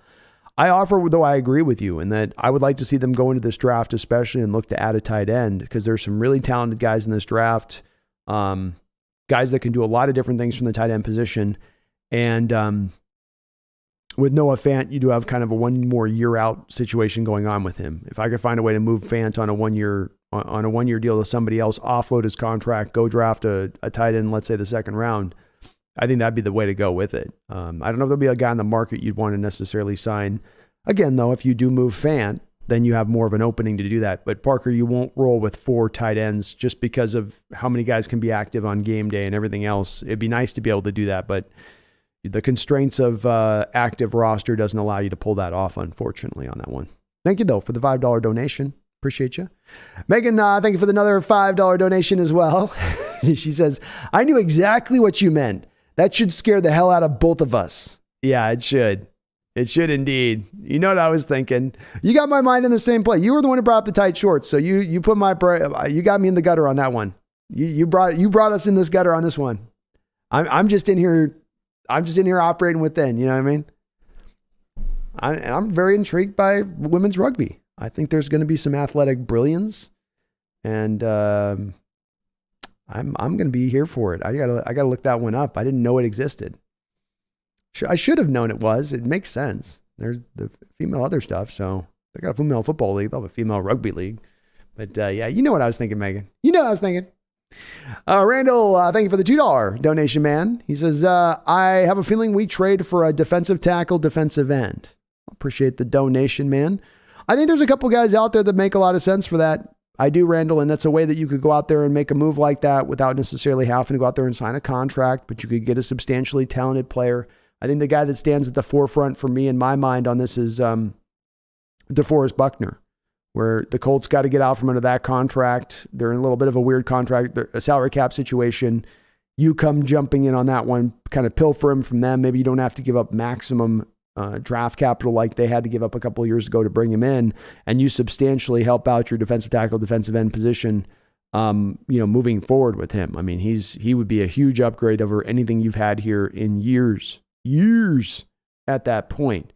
But I could see it, Randall. I could see this being more of a trade situation. If they don't go free agency, then maybe they look to make more of that kind of splashy trade out there for the defensive line especially. It just makes sense to me, Randall, of even if you feel like you can address a lot of the holes defensively on this team right now with this draft, you still got to feel like knowing Elwoods is going to go, or knowing Puna's going to go, Quentin's going to go, Brian Monet's not going to be back. You still got to me, look at it and go, we got to get a little more of a certain veteran presence of impact in here one way or another. So if it ain't free agency, somebody. And this isn't even in a go for it mode. This is just in a getting the defense into more of a functional state kind of mode of things. So I like where your head's at with it, Randall. I definitely do see that. And maybe it's not somebody as prominent as a DeForest Buckner type, but they could find somebody out there that's at the little bit of a lesser value, but still way better than what we've had from the position in recent years. Yeah. Megan with another $5 donation says, Jim Zorn in tight shorts. Off to my happy Zen place now. Laughing out loud.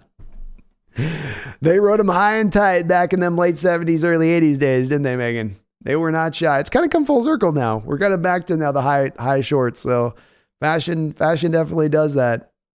We need to get back that way with the females as well now. Okay, we need to get those high towel shorts, high shorts. They're kind of in a little bit, just a little bit.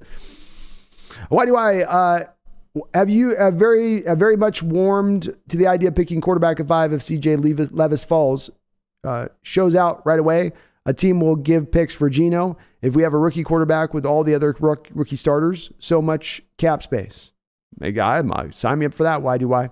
I've said too, I feel like even if you do get Geno brought back, it shouldn't, if they do love these quarterbacks in that way, if they did love Levis or they did love CJ in that way and they did fall to him at 5 and you have these other alternative options of Tyree or Murphy that you don't feel as good about, no problem with going back to the quarterback position at that point.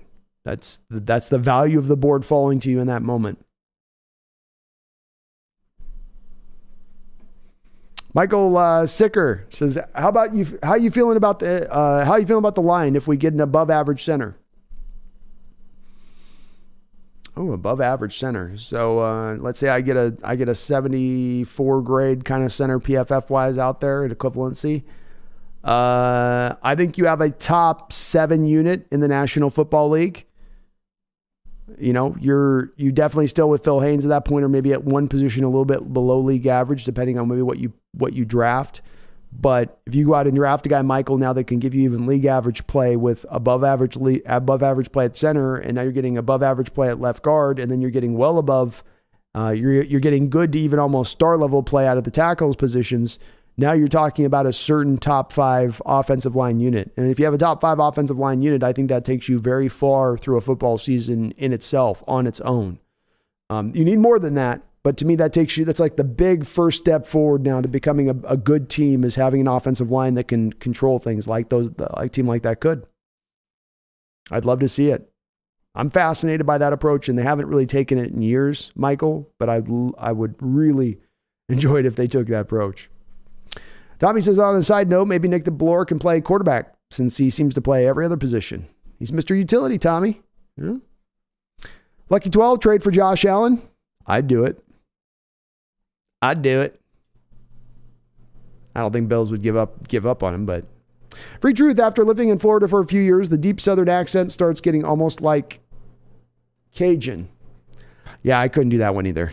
It's cool at first, but it's too much. You know, I'm glad with the up in the Northwest, we have pretty much a neutral accent. Sometimes we can get up in a little bit of the Canadian, a little bit up in that dirt. But for the most part, we're pretty neutral. Sam the Great says, I miss hearing accents, Southern accents. Gotta get down there from Georgia. Let me tell you about them Seahawks now. This is a good old team. A team that reminds me of my home down in Georgia. Eric Fredrickson, Bezos should purchase from Allen. You should. I've always thought Ballmer would be another guy that'd be interesting, Eric, as a potential person. I wouldn't mind seeing. But Bezos is certainly a realistic option, I think. He's trying to buy a team, supposedly. Besides, if we want to get rude. Danny W says, did you see the Tariq go on a podcast today and say, I saw Russ on TV and thought he was athletic, but in person, he's built like a sack of potatoes? Oh, man, so funny. He didn't mean anything by it. And no, I did see that. Russ is taking shots, even when people aren't trying to take shots, because Tariq wasn't trying to take shots at him, but like being called a sack of potatoes as a professional athlete it's just not it. It doesn't feel good. Yeah. And man, that guy just, I don't know. Somebody got out some bad juju going in his direction on that one. Cause it just, that thing just went sideways down the road and it's just sliding sideways now. And he's just every other week there's something, but yeah, that was hilarious. Sack of potatoes. It does kind of fit, especially when Russ is in the middle of his off season and he's out there in Venice porked up to the 9. Why do I, without any doubt, the quarterback market is overblown. Teams with top 10, 15 quarterbacks and paying them top 3 money. The worst part is most of those teams don't even have the roster to make the mid quarterback to play well. Agreed, man. Agreed. It's gone overblown and it's driven by desperation. It's not being driven by intelligence, but by, we got to do this or this will happen. We got to do that or we'll be in this. You're right. And then that drives the thinking and then you make a bad choice or bad decision. Nolan R. Vance, what's up, man? It's good to see you in the house, brother. Your boy Michael, how much would you trade Geno for? I'd want at least a second-round pick for him. It could be a late second-round pick. I think ideally I'd like a second or a third, and maybe I could even talk a team in and give me a late first, but probably a second and maybe a second or third.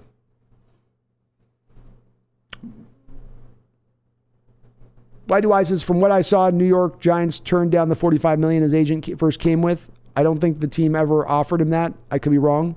No, I think that's what he's wanting. But it does mean that if he's as brazen as to be up at 45, it means 40 is probably the common number at that point. Kelvin, I don't think a sea wolf is a real animal. It is a real animal, man. It's majestic. It's ethereal. It's just you're in San Francisco. You don't get those kind of things down there, okay? You get sea lions. That's what you get, okay? We get the magical stuff up here in the Pacific Northwest. That's how we roll. Just how we roll. Parker Smith with a $5 dono. Thank you, Parker, for the double donation. Says Adams is useless. Also, DK for Debo. We need Nick. We need Nick. Also, DK for Debo. We need Nick. I do DK for Nick. I don't know if I do DK for Debo. So I don't think Debo's going to hold up tremendously well over his career, being worked kind of like he's been worked with the Niners a bit. Adams, you're just kind of stuck with on that one, bro. I mean, it is what it is with it. It would be nice to try to maybe get out from under that, save some money, go a different direction. Hell, Ryan Neal's sitting here ready to take over the starting job. But you got to wait a year, unfortunately, to get out from under, that contract. Megan, a double donations of $4 says, Cosell, please. Oh, I got you on that, Megan. We got you on Cosell. Let me get my voice right here.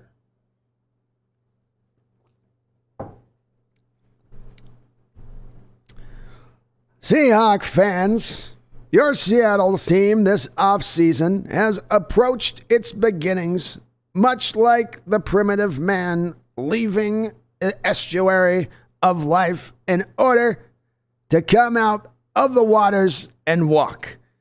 By that I mean, you're seeing this team spending at a marginal level not seen in Seattle since the Bering days. I don't know a team like this in Seattle, but when they had the Nordstroms and they had to sell... My voice sucks today, Megan. I'm trying. I don't know why. My voice is out. I haven't seen Seattle spend this little money since the Nordstroms owned the team and they had to sell jackets in order to pay the players. I can only wonder and prognosticate as to what is occurring at the ownership level. Is Jody Allen literally going into her couch cushions, shuffling about with some coins, coming to John Schneider and saying, "Here, will this get me a special teams maven?" And John simply shaking his head saying, "No." I don't know. Is the team about to be sold? Are we going to not be great for years to come? Will we ever sign a goddamn free agent again? I don't know. That's all I got, Megan. Voice is dying today. My Cosell's dying. He's dying. Greedy does it. Julius Brents. I got him as a late round guy for me, Greedy, but his tape didn't excite me as much as other tapes. He's long, relatively fast. Relatively. Holy moly, I'm behind in the chat. Sorry, guys.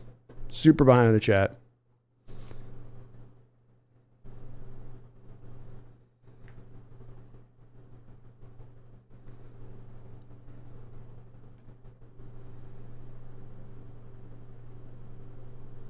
Tommy Eaton says on Bijan Robinson, if you could say you got a guy that was kind of like a Marshall Faulk at 5, I think you would say that's a steal. We would have the 2 best receivers and 2 best running back combo in the league. Fire. I think it's an interesting way to go outside the box on this pick, Tommy, especially if you're caught in the bind of picking a player that's less talented than you normally get. And you might like Tyree Wilson, you might like Myles Murphy, you might like a collection of other guys that we could talk about being picked there. But any of those other guys you talk about being picked, Skoronski, right? You're going to take Quentin Johnson. You're taking guys that would have never have gone in the top 5 in most any other draft in any other years. Now, a guy like Bijan Robinson, you know, if him and Saquon come out in the same draft, does he get taken over Saquon? Maybe not. Saquon tested insane. That was enough to kind of push him over the top a bit, but it'd be close. I think there'd be a team that would be potentially interested in doing something like that. Greg Kemp says, Brandon, have you looked at running back Keaton Mitchell? No, but I will add him to my list here. Sorry, I haven't had a chance to take a look at him, Greg, but I will 100% will take a peek. Simeon Tuco says, how long do you think the veterans on the Seahawks want to sit around and wait? It's a good question, man. I think you're right in the respect of you're not going to fool the team. They know if you're trying to go for it. They know if you're truly in on a given season or if you're just kind of like treading water. And, you know, the team's mentioned so many times, it kind of like if I've got to hear it one more time, it's going to make me want to throw up, which is the consistent winning thing. Well, we're consistent winning. Well, we've gotten in the playoffs 13 out of the last 16 seasons. Well, every year we win more games than we technically lose. Every year we get in the back door of the playoffs and get through the first round and then we're done. Like it's a little bit of that, but I would agree, man. I don't think I think when you talk about trying to motivate a team to truly go for a Super Bowl and they know you're in on it and they know that the front office is doing everything they can do. The front office is not sitting there with a 3-year plan. You know, eventually we'll compete down the road, but they know that today, right now, if you're all in, we'll be all in. Well, if you don't show the team the sign of you being all in, why should they be all in? Why shouldn't they just do just enough to earn their contract or earn their next deal, as opposed to truly selling out and taking ultimate ownership, which was one of the true hallmarks of the Legion of Boom teams. The total team was that you had guys working harder than anybody else in the NFL in the amount of time and effort that they were putting into their craft. And you get that special state of things, I think, at times when you truly have an organization that understands that's what we're trying to drive to get to. But I don't think you can fool the funk on this one. Simeon. I don't. I think they'll pick it up. Mr. Kane, my brother from another mother. How you doing, man? It's good to see you. Motive says, I like Robinson, but we drafted a good running back last year and he played really good. I'd rather get a good receiver since we throw a lot more and we run. We throw a lot more than we run, and it's a passing league. It's a great point. That's where I was wondering, Motive, maybe he could do a little bit of that receiver stuff, though, because he's a guy that's very highly talented and is doing, you could line him up at like, you could do a little bit like with McCaffrey, where you could literally move him out. He could become a slot for you, not on the outside, but move him out to the slot. And if we are needing a receiver right now, more than anything else, we're probably needing a dynamic slot. Jackson's best player available at 5 is Bijan, but it'll never happen. No, probably not. 1023, I love Geno, but he's not worth $35 million. No, he's not. Parker says, yo, are we going to keep up Geno? I think they're going to sign him, Parker, when it's all said and done. S. Jamora, totally draft running back at 5. Offense was the reason we lost 3 close games. Yeah, no, and I get it. I get not want to go running back because the defense needs help. The problem comes in for me at 5 with that S. Jamora. I mean, you can get, if you go back and get defensive help at 20, at 2, in the first pick in the second round, and you go get more defensive help at the back end of the second round, and you've got now 3 of the first 52 picks you allot to the defensive side of the ball, but the first selection happened to go to be the running back on the other side that, again, can do some receiver stuff. You've then at least still gone back and addressed the defense. But do you just address the defense simply because you need bodies, even if the talent there at 5 isn't equivalent to the value of the pick? You're picking a guy that really should be going in any other draft, 15, 16, but the needs of your defense are driving you to take that guy over the top of another guy that has so much more potential. Chicken Cough, spend on what, though? Spend on some mediocre Medicare free agents. A lot of the players that hit free agency in the NFL do it for a reason. They do, Chicken Cough. There has been teams in recent years that have been able to take advantage of free agents and find guys and help their team out. One of the things that, for instance, let's go back a few years, the Broncos, after they lost to us, and they came back in 2015 or whatever, where they, at that point, it was 2 years removed from the loss, they went back into that offseason and John Elway brought out the checkbook, spent the money. DeMarcus Ware, come on in here. Aqib Talib, come on in here. Let's go get TJ Ward too. They spent a lot of money and helped put themselves up over the top. It's maybe not a deep free agent class in that respect of things, but there are certainly players out there that are not just Medicare players. There's some young guys out there in this free agent class too that are pretty good players that would give you some good value. But if you don't have the money to spend on that, you're not going to be able to get any of it.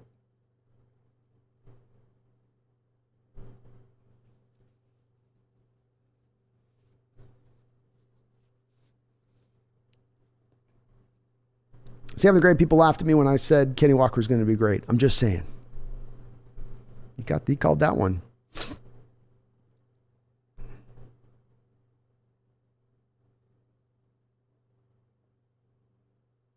Modus says, better bet the cat, Brandon. She's looking impatient. I finally got her. She's sleeping now. She's chilling. I don't want to wake her up. She gets annoyed at me if I wake her. She's like, meow, meow, meow. Mr. Kane, pumpkin petted, pumpkin not petted. Yeah, she gets angry if I don't give her some love. What are you doing? Yeah. Okay. I'm sorry. I'll give you some love. Yeah. Okay. What do you think about the Seattle spending habits? Anything to say about that? No? Okay. Meh.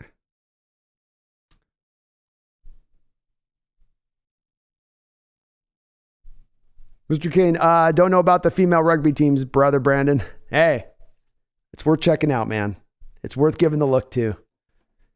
You never know. They do a lot of running. I'm sure they're in some very good shape. Tommy, on Bijan Robinson, if you could say you got a guy that was kind of like, oh, sorry, I read that already. My bad. Already read that. Will Valdez says, what about trading back with the Raiders, getting a 2024 first round pick and selecting Bijan at 7? Definitely takes the Raiders willing to do that, Will. For 2 picks, are you going to get a first round pick back? Probably not. You're going to probably have to go at least, I would say, 4 picks back to get a minimum first round pick. But you might still be able to get Bijan there at 9 or 10 at that point.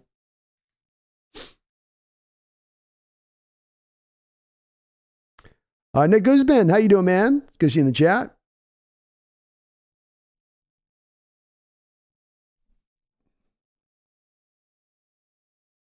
$10.23 says the draft is loaded with running backs. Get one in the 6th round, bro. That's definitely a way you can go with it too.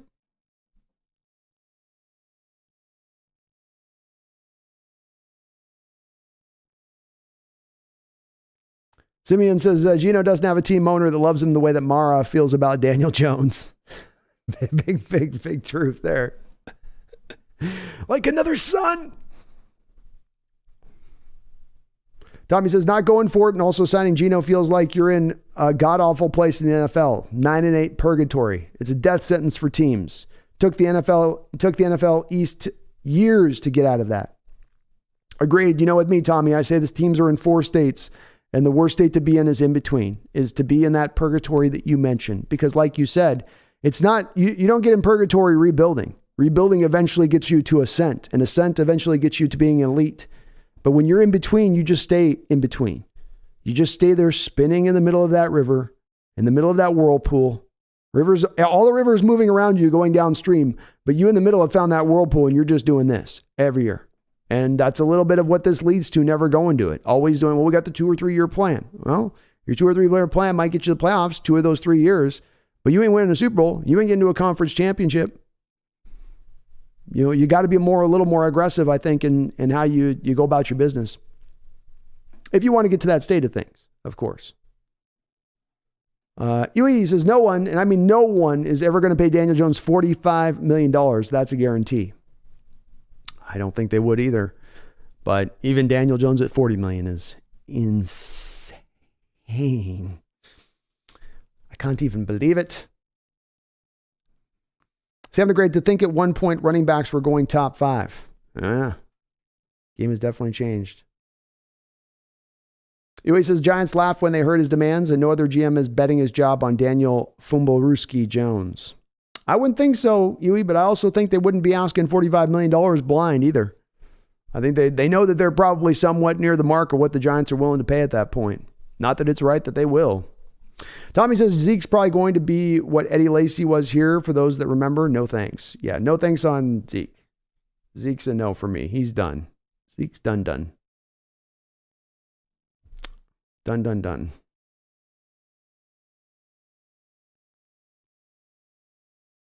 Sam the Great, never forget the Saints giving up everything for a back named Ricky Williams. They did back in the day. That was Mike Ditka. It's Ditka. He does what he wants, that Ditka. Hell of a coach. Hell of a coach, Ditka. Consumer wants Hendon Hooker, for God's sake. 3rd round, let's grab him. Take him in the 3rd.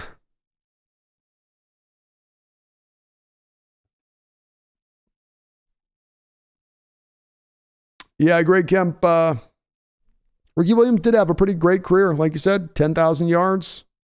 And that's missing 2 or 3 seasons. Won't get in the Hall of Fame. That's part of that log jam of running backs at that 10,000 mark right now. That it's a lot of those guys that some people will be thinking should go in that not going to quite get in there, right? Just too many of them. Though I don't know. The NFL's kind of opened up what it is to be a Hall of Famer. I mean, it seems like just about everybody's getting in now.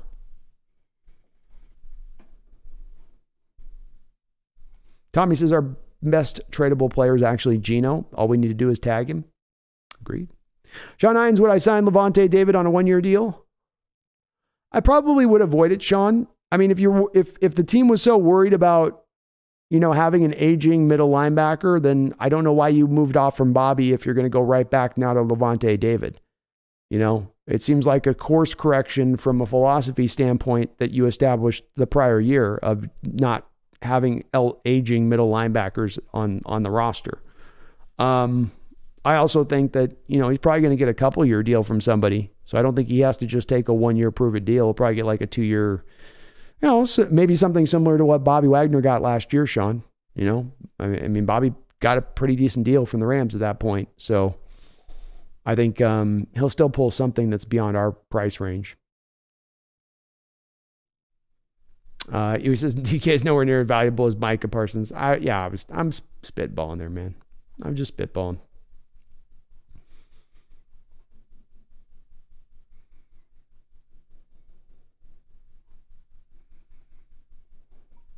Sean Renault, what is your preference as of right now for the 5th pick? I still lean Anderson or Carter. If they are available, part of me wants a quarterback because I think that is likely the best move for the future. My belief is that we can build a Super Bowl team without having to have a quarterback that is essentially one of the best, and that it's really about getting a guy that's a proficient game manager with some mobility, who can be a distributor at the position and run a really balanced offense. If I'm at 5 and Anderson and Carter are there for me, Sean, I'm taking Anderson or Carter, even if there's a quarterback there that we kind of like. I'm not going to be blown away by any of these quarterbacks who could be there at 5, not in the way I would be with Anderson or Carter, who I believe are the 2 best players in this draft, who I believe would have been drafted ahead of any of the guys picked in last year's draft as well. That's how good of prospects I believe both of these guys to be. I don't think the quarterbacks in this class are that special, that much of a difference maker. They're worthy of being picked in the first round. They're worthy of being picked high. But these aren't the guys that are like a Caleb Williams or Trevor Lawrence that's come out in recent years. The no doubters, that you would be liking, I think, to get more in that pick if you're talking about selecting there. So I would go still Carter or Anderson. Would be my preference. Consumer says rugby is no way near as athletic as Aussie rules. Ooh, shots fired. Mr. Allo, Geno sets the franchise record for accuracy and efficiency. No rookies doing that in the best case scenario. No, I would say you're right. You're right about that.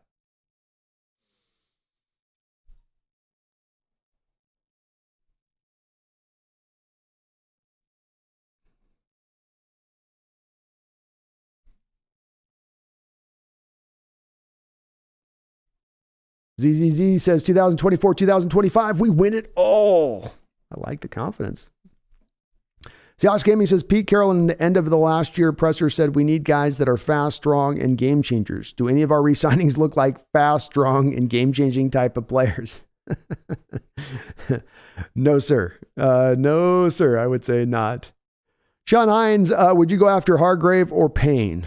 I'd go after Payne. Hargrave to me feels a little bit like, you wanted this toy that was the real nice, bright and shiny one, and you get the secondhand one that's sort of got it's fine too. It's fine. But I would lean a little bit more to Payne. A little more impactful, I think, than what Hargrave gives you. Whereas Hargrave gives you more of just kind of really good, useful guy in the rotation. Sub-starter kind of guy, really good. But kind of see Hargrave in the same way I see a guy like the free agent guy out of New Orleans. What's his name? Davenport. Kind of feel a little bit like, I know Hargrave's more inside. I think Davenport's more outside, but they kind of provide the same kind of impact, I feel like. Megan says, thank me later for putting you on to female rugby B. You know I will be. You know it. You will get proper credit on that one, Megan.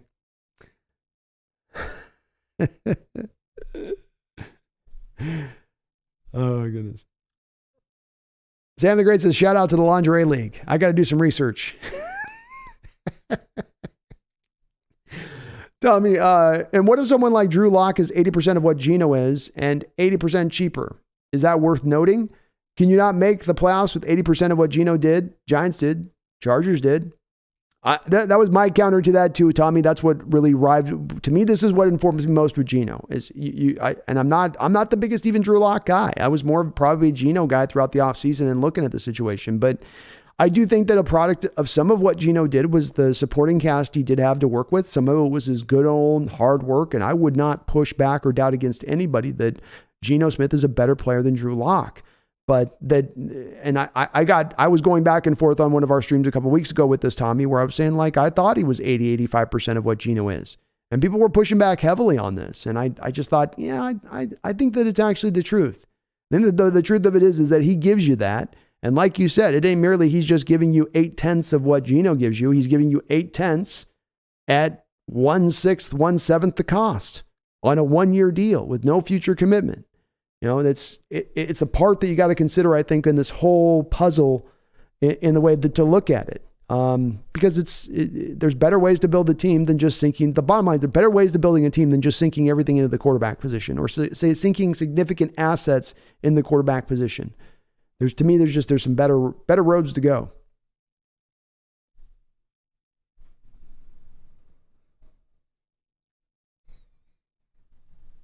I watch as I don't believe the Hawks have a Super Bowl team with or without Geno. So my question is, would fans be happy with maybe making the playoffs and or losing in the first round every year until Geno's 40? Great point, man. I see exactly where you're going with that. And that's exactly where I stand with it too. If you're going to re-sign Geno here, then you better do it that you're in the go for it mode. And if you're not in the go for it, trying to get a Super Bowl now, that includes next year for the folks going, well, we'll do it in a year from now. No, you're re-signing Geno on a short-term deal. It should be that you're trying to go for Super Bowl this year, next year. That should be your approach. That should be your goal. And if it's not, then you shouldn't be re-signing him.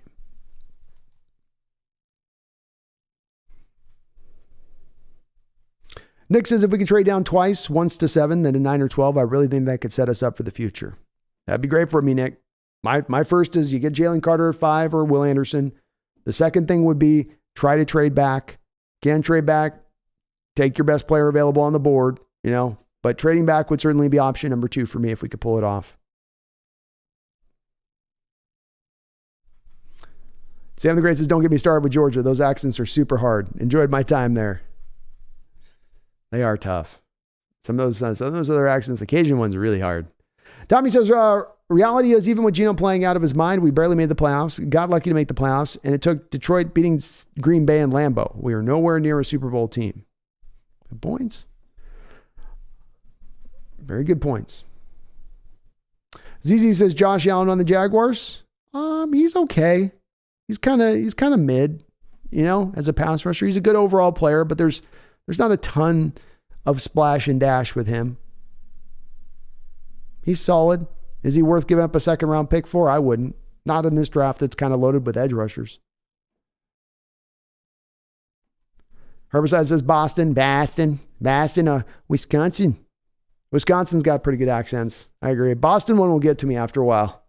I can't do the Boston one for too long. Baltimore accent's comical also.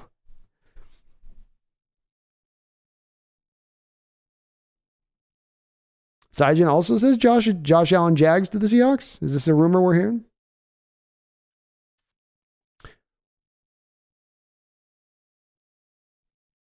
John Hines, was it our bookend tackles or Geno that made the biggest difference? I think that they both helped each other. I mean, Geno's smart decision-making, getting the ball out of his hands, helped those guys not have to stay on an island as long, but those guys blocking also helped him. I think it's a bit of both. But I don't think it's a wholly one-to-one product or the other on that. Part of why I have a little more faith than some do, I think, in going to a Drew Lock alternative. Not that Drew Lock is going to be a game changer back there, but that he can hold the water, and especially if I build out the rest of the team, because the whole part of this is if you bring Drew Lock back to the team at that price, if you're getting him 1/7 of the cost, I got 6/7 of Geno's cost to go spend on the open market to build a better team. Sam the Great has got a buddy in Boston. They sound like Peter Griffin. That sounds exactly right. Nick says if Jamal stays healthy, those missed tackles won't be happening. Also, Diggs isn't coming off a major knee injury. Agreed. Or foot injury, I think is what you meant on that. TGC Nave, do I think Haynes will start next year? I think TGC, they're going to put a pretty good draft asset into a guard spot. And so you're going to have a pure competition there. Is a rookie guard going to be good enough to overtake Haynes? I don't love the guards in this draft. So if they got an Andrew Voorhees in the 4th round and it's him and Haynes duking it out for that right guard spot, Haynes probably wins that spot. But I'm guessing he's going to go up against a rookie and not another veteran there for how this will play out. So likely, yes. He's your likely probably starter over a rookie unless the rookie's just so good. UE2K says Seawolf equals Orca. No, that doesn't work. I mean, you're right, but Seawolf just sounds way tougher. Megan says, calling Russ a sack of potatoes is a huge insult to the potatoes. Parker Smith with another $5 dono. Thank you, Parker. Appreciate all the donations. You're very, very kind, man. He says, is this Pete Carroll's last year? Also, who's better, Tariq or Sauce? We need Bosa and middle linebacker. Will Josh Allen get traded or Diggs? The Jaguars haven't seemed all that interested in trading Josh Allen in recent years past. I've always thought he's eventually going to get a deal done there. They've got cap space to get a deal done if they want to do it. Though they've waited quite a bit of time on him, I guess. So that's kind of hard to say on that one. I'm not sure. I don't know if you guys are hearing some rumors about Josh Allen. That's why we're kind of I'm seeing somebody post here in the chat because I hadn't heard anything out there. So I don't know if we're just where this rumor's coming from.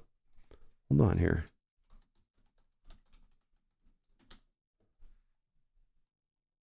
Oh, so Josh Allen just broke. Okay. Named as a Seattle Seahawks potential trade target by the Black. Okay. So yeah, he's okay. He doesn't blow me away. I mean, I don't know what you're like. He's an edge guy too. So you're already 3 edge deep right now as it stands. On that one, Parker, you'd have to probably have another move ready to be made with like moving Darrell Taylor or moving somebody else then. One of your other edges.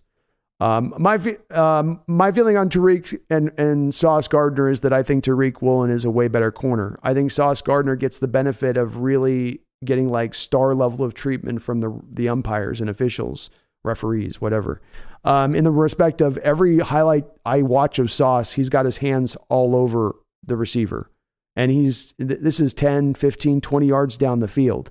And sometimes he's not even looking back for the ball. He's just mauling a guy and they don't call anything. I don't know why. It must be because he was a top 5 pick. And so, he instantly has that star quotient. The NFL wants to, have him be that. But I thought he got really, he gets grabby, not in the grabby way where it's like, well, that's just his technique. He gets grabby in freaking out. He thinks he's getting beat. So he reaches out there and starts grabbing because of that. To me, Tariq was able to be way more cleaner, has way better ball skills. I don't think that Sauce is a significantly better tackler.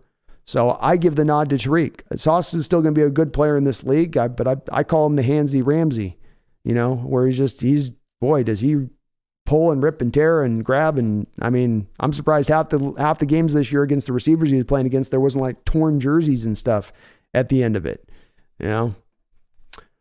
Geno top 5 quarterback or Diggs Geno top 5 quarterback? I don't think Geno's a top 5 quarterback, Parker. It's probably top 11-ish guy, I would say, but I don't think he's a top 5. I don't think he's close to top 5. I think we can find a couple people we'd like a little bit better than him. You're not getting Bosa, man, unless you're talking about maybe you could go get Joey Bosa, maybe. But you're not going to get Nick Bosa. Niners are going to hold on to that guy. If they had to, they would franchise him if they really had to, which maybe they end up doing on that other side of it. Though I think they got this 5th-year option right now, if I'm not mistaken. So it's really like they just have to pay his 5th-year option at that point. Middle linebacker is a priority though, Parker. And it's a hard one because there's not an easy answer to be had. It's a fairly weak draft for middle linebackers, and the free agent class is not exceptionally deep either. That's going to be a tough one to find a solution for. And I think Diggs stays. I think Quandre Diggs stays. Douglas Alameda, thank you for subscribing to the channel, Douglas. I do appreciate it. Welcome aboard the Hawks Nest. Randall McDaniel with another $5 donation. Thank you, Randall. It says, food for thought. Even if we re-sign Geno, team may think he can't bring a Super Bowl. Perhaps this is part of the reason they're conservative and focus on the draft. It's a good point. I hadn't maybe considered that as well, as that they're signing him with the thought process of knowing they just can't win a Super Bowl, but they're so far away, but we'll use our money up. I could see it.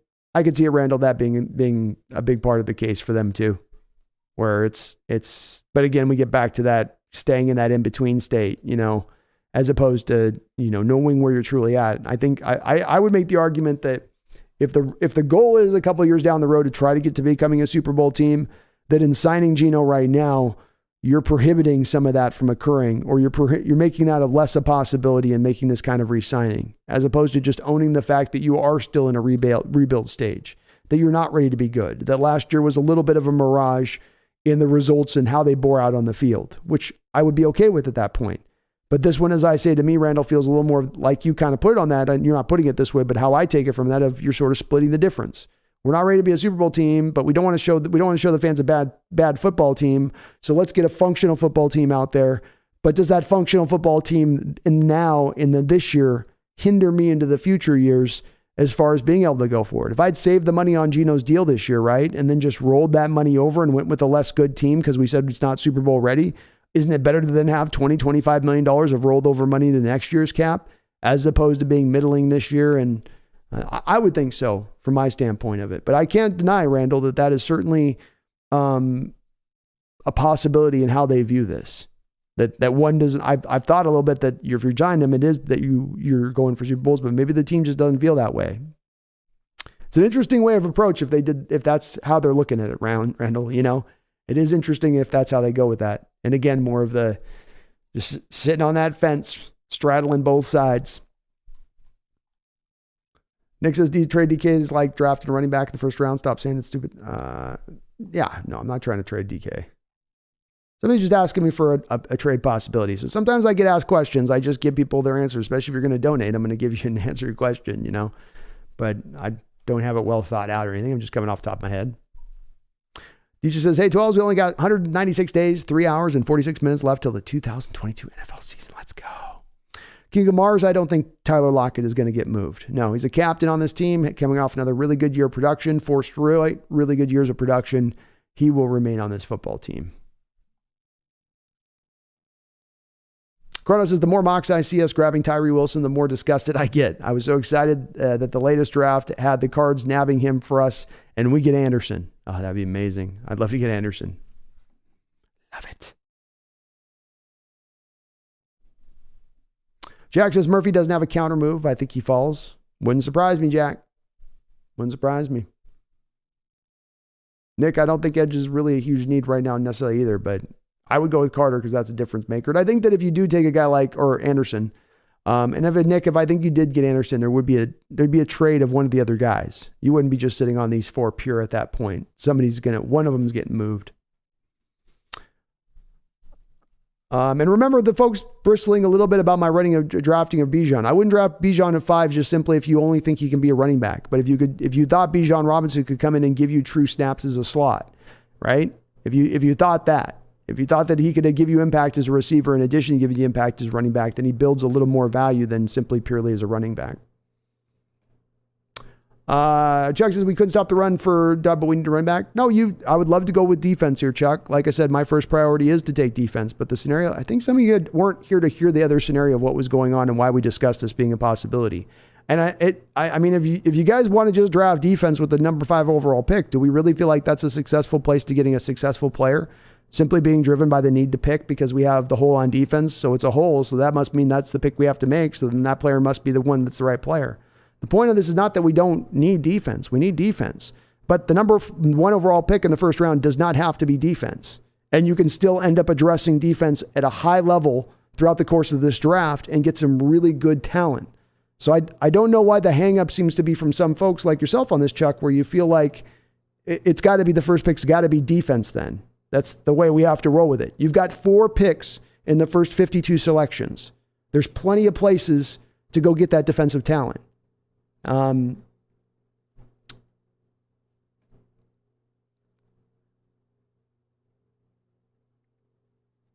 the Great says, didn't the kickers get a kicker at 17? What the F? I think they did draft Sebastian Janikowski in the first round. I forget where it was. I didn't think it was 17, but it might have been. Those are the crazy Al Davis days. Greedy says, conspiracy theory. We're overpaying all these guys so we have less money to offer Gino and tell him this is all we can afford. Laughing out loud. It's possible. Seahawks Jose Rodriguez says, have you looked at the safety from Penn State? Yes, Jose. He is maybe my second favorite safety in this draft, just behind Brian Branch, who's kind of more slot but can do safety stuff. But Jair Brown, to me, Jose, he's like a little bit of a taller version of Earl Thomas, but not quite as sudden and not quite as fast. But the ball skills, the instincts, just how fast just kind of moving a little bit of a faster speed than you sometimes get from free safeties in general. So I love Jair Brown quite a lot. I've been wanting to, Jose, move him up into the first round on my draft board, and I think I probably eventually will put him up into the first round. I'm waiting to see a little bit of how he tests from his 40 standpoint and whatnot on that. So if it kind of confirms a little bit of what I saw on tape with him, but he's outstanding. My number 1 free safety in this draft so far. And admittedly, Jose, I haven't gone through a lot of the free safeties in this draft, but out of the early ones I've looked at, he's been the one that's really stood out. Sean says, do you think we have a great draft because Schneider has more control given to him by Jody? I do believe that was the reason we had a better draft last year, Sean. Yeah. I think Carroll John's trying to drive and Carroll's coming in with his hand on certain drafts, I think, and trying to move things around. And now this one, I think he got the opportunity to just run it pure. And I think John mentioning a couple weeks ago about the fact when he's asked, why did you guys have the success last year? And him talking about going to all of the personnel people, going to all the scouts, going to everybody and saying, we're just going to trust our draft board. We're going to take the best guy on the board. Him making a note of that and putting that out there, I think was substantial because I think it's a recognition of that's not how they had always been doing it prior to that. That prior to that, maybe that you hadn't have been trusting those boards as much. And I think that comes from the fact that he didn't have as much control on that.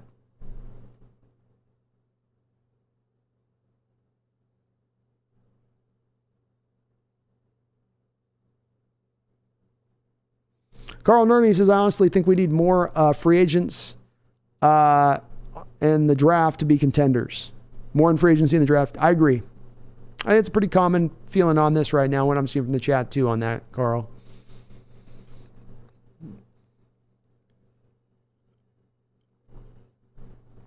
Corona says, I've seen female rugby players super in shape, but built similar to football players where they can take a beating. Now that makes sense. I might not be as in then on the female rugby, if you know what I mean. Sam the Great, that's why the Raiders are our best suitors to trade with. That the same dumb franchise that got a kicker in the first. It's true. Son's running the ship now, So, and look, they're going to be maybe desperate for a quarterback at that point, Sam. I think they thought they were going to have an opportunity to make a run at Tom. I don't see any way Aaron would want to go there.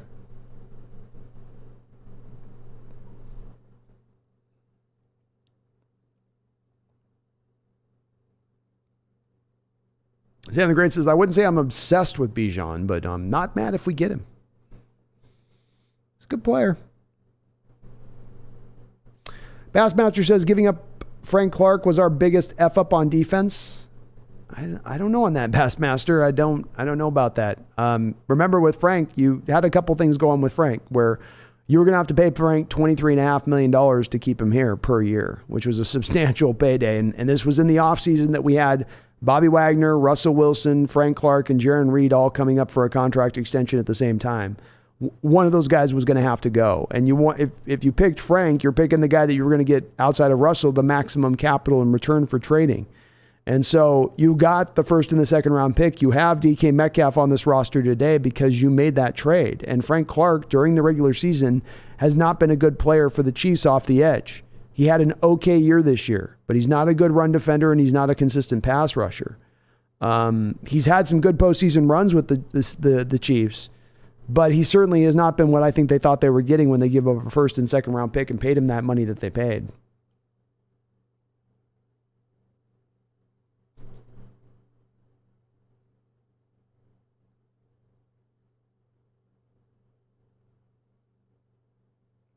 Sam Great says, there were times I've watched the Seahawks on offense and said to myself, wow, I wish someone could compliment Kenny in the backfield. Me too. ZZ, I love Tuliopo. If we got him, he'd be a great pickup, man. Early second round pick with that guy. I think you can get him. Vlad the Impaler, I heard you had some corners and tackles. Might need your quarterback as well. Seeing that your team lost 3 times last year, I feel you should hand them over. Not happening. Not happening.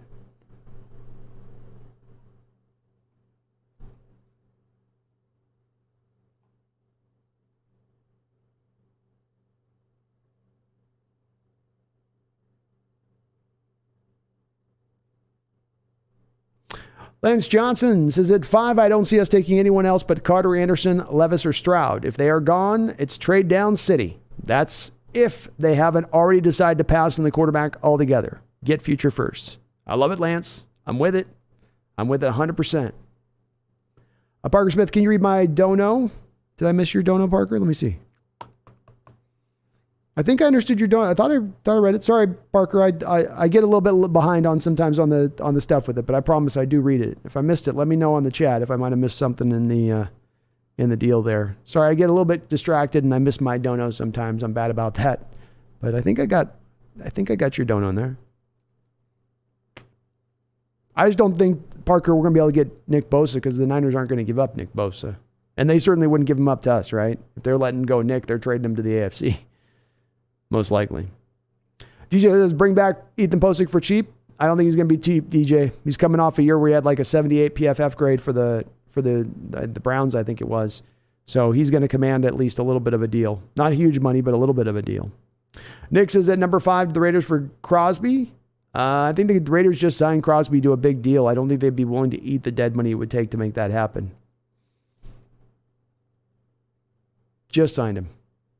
Croto says orcas are effing terrifying, B. They don't go after humans, though. So it's like not as terrifying because there's no threat. Like if I got to choose a sea beast, it's got to be a beast and then references land. It's got to be one that could take out a human. They could take one out. Like they are physical beasts, but they only go after, everything else but humans.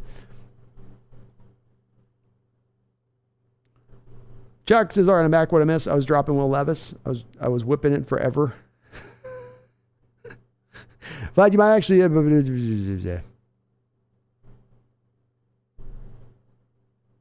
Nick says, if the refs start calling PIs on Sauce, he's done. Woolen plays completely different. Yeah, agreed.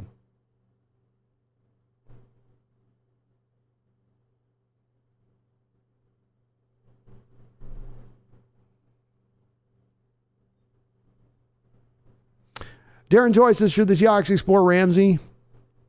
If the Rams move him, Darren, I don't think they're going to release him. I think they'll move him in a trade because you would at least think that you're going to get back something for Ramsey at that point. Maybe not a first-round pick, but something. And, of course, teams within their own division aren't going to move guys within their own division. So if they trade Ramsey, it's going to be to some team like, maybe if it's in the NFC, it's going to be out of the NFC West. It's a weird thing, but teams just within their own division don't trade with each other. Now, if he gets released and he's on the open market, would Seattle make a move for him? No. Ramsey originally left the Jacksonville Jaguars because he was playing in literally the old Seahawks defense of off coverage and zone. He wanted to go to the Rams so he could play more man, so he could be more featured. So he's not going to want to go back into that non-featured like state that he once was early on in his career that he didn't enjoy. So not really on any level kind of a possibility at that point. Nick says teams just didn't throw a Woolen at the end of the season. He said that on the podcast at the Raiders game. They just didn't try him until the third quarter. Yeah. Quarterbacks stop throwing your way when they realize you can pick the ball off at a high rate. Seahawks Gaming, Tyree Wilson can replace Bruce Irvin. Uchenna is your starter on the other side, and then Darrell Taylor is your third down rusher. I can see it. What about Boye Mafe then, though? Seahawks Gaming. What about Boye? Mr. Grub 90, Geno earned Comeback Player of the Year, a Pro Bowl, and helped Seattle get into the playoffs. So why wouldn't fans want to see what could happen in year 2 if they address issues with the O-line? Fantastic question. Awesome question. I think that there's definitely some interest in that a little bit. I think Mr. Grubb, some of this is more based outside of Geno and a little bit more into the respect of when the numbers get this place to the quarterback. When I have a quarterback that's not necessarily one of the best in the league, good quarterback, solid quarterback, and I start paying him like top market league, I'm not in a mid-tier deal, but in a top market deal that hinders the rest of the way that I can build my roster. And so, Mr. Grubb, you say if you address these issues, well, you're talking about having now to address these issues on simply the draft to get them done. Are rookies going to come in and be significantly better? Maybe, maybe not. It's not a great draft for centers. It's not a great draft for guards. That's a question mark there. So when you talk about paying the guy $35 million a year, if that's what he's going to end up commanding or somewhere around there, that's a lot different than when you paid Geno at $7 million a year last year, right? And you could build a little bit more of the roster around. I just think it's the recent track record from my standpoint of paying quarterbacks that are not at this rate. You start to pay them like they're one of these top 2 or 3 guys when in actuality they're more in that top 12 range. And I think that that's where teams then get themselves inhibited in their ability to build a roster. To my point on this, Mr. Grubb, you pay Geno right now $32.5 million on a 3-year deal. With the money that you paid for Jason Myers, the money you paid for Phil Haynes, the money that you paid for Nick Bellore, which to your point on this has not been an upgrade at this point, right? Those are just status quo guys of what you've had here so far. You pay Geno that $32.5 million deal on a 3-year contract, you've got about $5 million more in functional cap space left. Where are those? How are we going to address those issues now on the O-line like you talk about? And again, you could just say we're going to do it in the draft and get these rookies here. But then I would argue that they're not going to be ready to necessarily compete at that realm like you're kind of inferring next year with 2 rookies on the offensive line, much less 2 second-year players on the outside. So then you're signing Geno, but you're not really in a go for it point at that point. Well, then shouldn't the whole thing with signing Geno, I think even intimated in what you're saying, should the whole point of re-signing Geno be that you are going for it, that you are trying to really, you truly believe you could be a Super Bowl-like contender? I don't know, just my food for thought on it. But I hear where you're coming from about the potential with him coming back year 2 being stronger and better.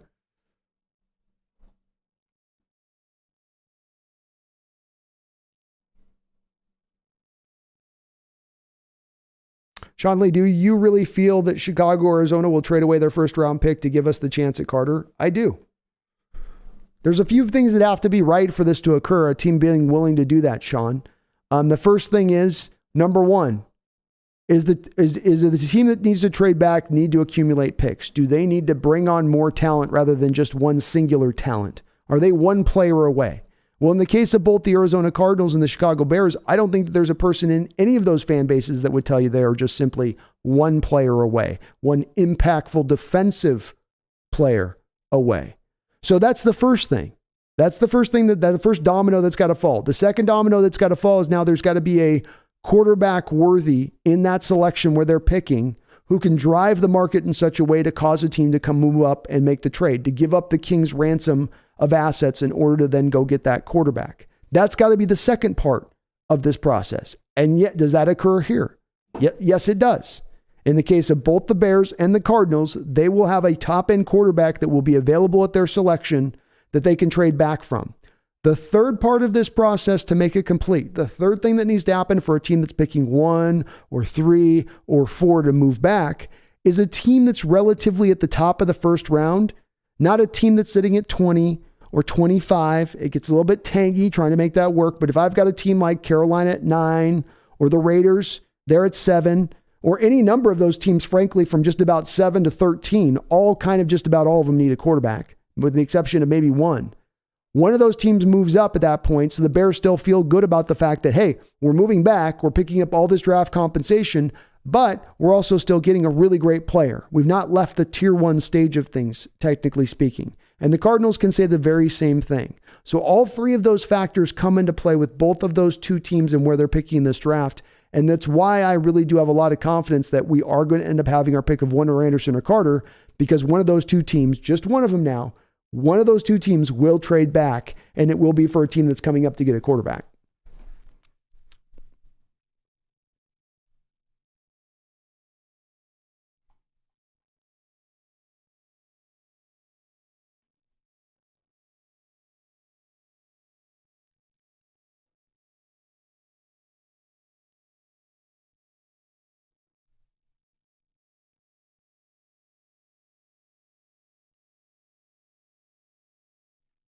Quirk Stemmer, I agree. Franchise tag might be the way to go with Geno at this point.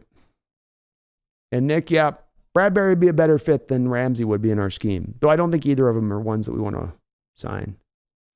And I agree, Andy Dalton's not a good fit either. Have a good one, Herbicide. Appreciate you, man.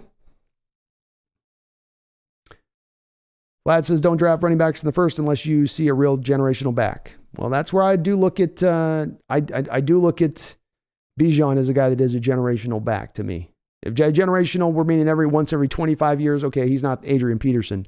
But once every 10 years, I think he could be that, yeah. Joshua says, I hear you about paying too much for Geno, but if we get him back with a better O-line, healthy, productive running backs, and our wide receiver core could be dominant in offense, basic D might be doable at that point. Back with better O-line. So that, yeah, if you got a better O-line, you could you could definitely increase yourself offensively and move yourself into being a top 10 offense for the totality of the season. You definitely at that point are going to have a hard press to address the defense. Remembering here with the defense, we need like three bodies on the defensive line, and not just bodies, but impact bodies. You could use 2 middle linebackers. Cody Barton is a free agent. You could use some insurance there at the safety position. You could use an upgrade at the slot corner position. There's only so much you can get kind of done in the draft. And I do feel like, Josh, if you're spending that money on Geno, you've kind of removed those assets down to the point where you're really only going to get that done then in the draft. Do you have enough we got a lot of draft capital. We do. Do we have enough to get it all done in the draft? And then, as I say with this, the thing with that I come back to this, Josh, is if you do go get a center in the draft, you get a guard in the draft. Let's say we take a center in the second round and a guard in the second round. Are those guys ready to come in the rookie years and be impactful right from the jump? Because you're signing Geno, you're signing him, I think, to try to be impactful now. You're saying, let's go for it. Or maybe I'm wrong on this. Maybe it's just has nothing to do with whether or not you view your team as being ready to contend for Super Bowls or not, whether or not you sign Geno, as Randall said. And that could be the case. I could be looking at this a little bit left-handed as I am from that standpoint. Henry Mars, could we trade the number 5 to Denver for Russell? I'm sure they would take it. Sure they would take it. Nick Guzman, Collier did actually show something this year? No, he didn't. No, Nick, he was like our worst graded PFF player. I mean, he's been awful every year he's gone out, every time he's gone out.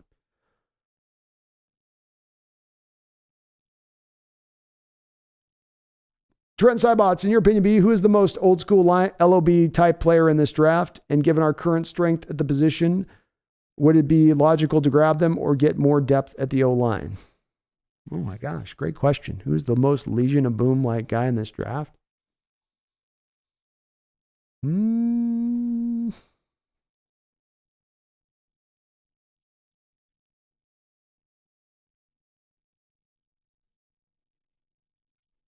I'd give you a couple names. I'll give you I'll give you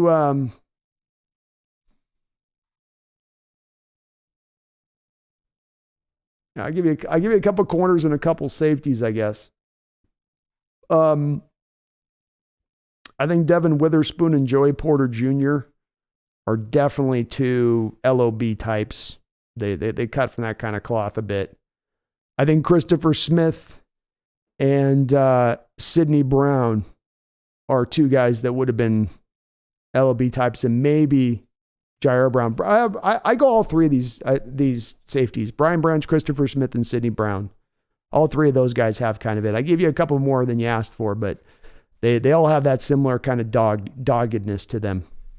You know, that similar feel of like these guys are all about ball. Branch especially. Branch is probably your most LOB-like guy. Just the way he rolls. Just the way he rolls.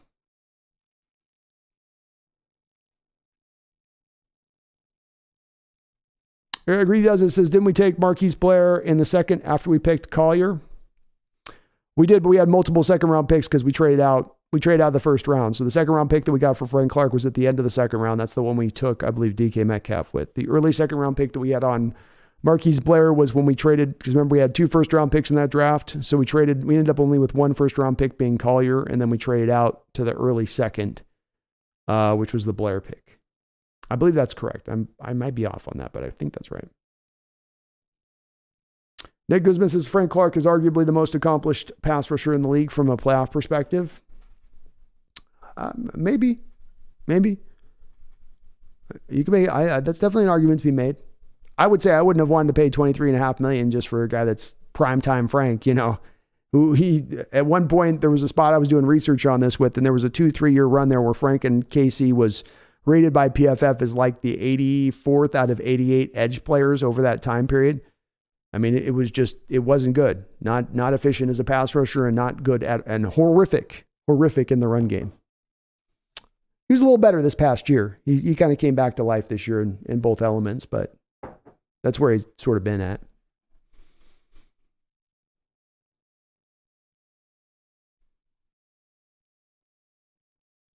Trenzai says Sebastian Janikowski is easily one of the best Hall of Fame kickers in history, and I need to remind you that he made a kick to send the Seahawks into the playoffs a few years ago. First round pick was well worth it. I don't know on that. I mean, I don't know about that. But he had a great career. You're right. And he may be Hall of Fame. I don't know if he's got the accuracy. He might. He had a long career. He might. He might be right at that.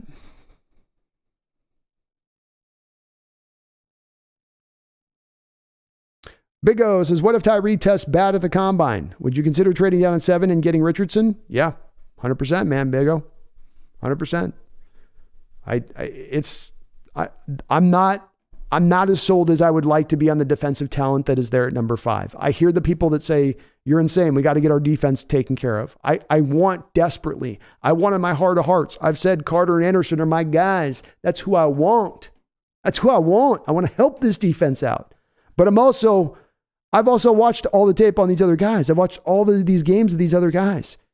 And they're not going to, there's question marks there, Big O. And if you get more of a combine experience with one of these players that says, hey, here's even some more question marks. You already had a bag of question marks. Here, let me dump all these question marks in there too. And that's what you get on top of that. And does that make you feel solid about taking Tyree at 5 or Murphy at 5? No. And you got questions if you take an Anthony Richardson at 5, or you move back a couple picks and take Anthony Richardson at 7. But, it's a quarterback at least. The top end's there at least. You're taking the risk, but you also know you've got such a potential huge swing and hit there with that on the other side. Whereas with these, there's way more questions than I'd like. It makes me uncomfortable. Greedy does it. I love Charbonnet. He would be a great change of pace to K9. And I think Bijan is a little similar to K9. K9's 5'9". Bijan's a little more built towards the specifics of what you look for in a running back. 6 foot, 220, 225. K9's got a little bit to him on that, but he's legit 5'9", where it's more like he's probably 208 game day. There's a little bit, I think there's like about a 15-pound difference on him. But you're right. Charbonnet is more of the hammer. And I like Charbonnet too. I do. Snow Tiger says, yeah, I'm not sold on Tyree, Murphy, Breezy. It's obnoxious to see mock drafts mocking us with these players. I know. I have a hard time doing it. I'll eventually probably have to do a mock where Tyree will probably go to our Hawks, and I'm not looking forward to that day. Brian Meyer says, K9, re-signed Penny, signed Miles Sanders, running backs, all good then. They would be at that point. That's for sure.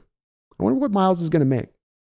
Greedy does it. Sean Tucker is a sleeper. He's going to be nice. I actually am higher, I think, on him than a lot of people are. I think me and you are on probably the same page then with it. Because I have Tucker as a late second, which would be not sleeper mode at that point, Greedy, but I got him as a late second.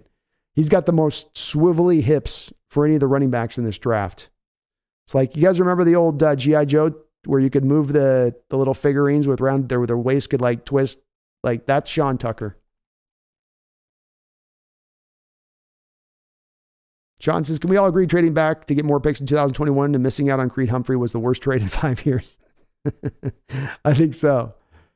Jacob Haas can't wait till everyone starts calling out Sauce for his holding and realizing that he can't back up his play. I'm glad you're seeing it too, Jacob. It stands out to me. I mean, I'll see highlights where like Jets fans will post Sauce locking this receiver down, and you're watching and Sauce is like ripping and tearing and pulling him, and then ball's coming at the last second and he's like slamming the guy's face mask and maybe an uppercut action. And you're going, why the heck? Nobody's calling this? Am I the only one seeing this? Like, do I need to put on a special set of like Sauce goggles to see him play where he actually looks like a good player? And he's a good player, but just way too handsy. Way too grabby. Z, I love it, man. Derek Hall, Will McDonald, Carl Brooks, really good players. All minimum should go in the second round. I think Will McDonald might sneak up into the first. Greedy, I like Benton. I'm not as big on Ika, but Benton's nice in the second. Mr. Isaiah Flowers would be awesome. He'd be good. Grab him in the early second, maybe. Another guy might sneak in the first, but probably early second.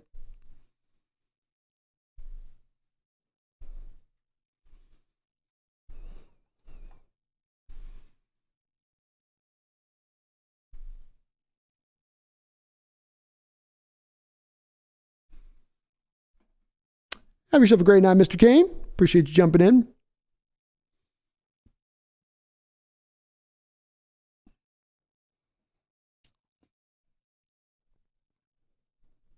King of Mars, what's my cat's name? Her name is Pumpkin. That's her name. Just like the Halloween pumpkin. Sean Hines, who starts opposite Tariq Woolen next season, Mike Jackson or Trey Brown? My initial instinct on this would be Mike Jackson. I think Kobe Bryant's going to be in on the mix on that too. With Trey Brown, I think it's hard to predict because I think some of what held him back this year was not a lack of ability, but just the fact that maybe he wasn't getting back 100% from that leg surgery the prior year. So a little bit of this is dependent upon his health and how good he's feeling ready to roll. But if he's at his 100% health, I think Trey Brown's a more talented player than Jackson. That's the key on that battle, though. Mr. Grubb 90, thank you. Thank you, Mr. Grubb. Appreciate you, brother. Nick Guzman says, fantasy situation, we trade down to 7, get a first rounder for next year, and somehow Carter falls to us at 7. Hard to see it happening, but drafts go weird, Nick. And the one thing that you do see when you look at this situation, if you talk about the first 7 picks, I do believe that we have 4 quarterbacks taken in the top 10. Anderson's going to get taken in the top 5. And then we do also tend to see, don't we, Nick, a couple of tackles taken, regardless of the talent in the draft as far as tackles are concerned. And this year is not the most talented, but that doesn't sometimes drive that. It's the need of the position. And so it's possible with that breaking in there as well, right? Maybe a team falls in love with a Bijan Robinson in addition. So it's a little bit of a long shot, but not completely out of the realm of possibility.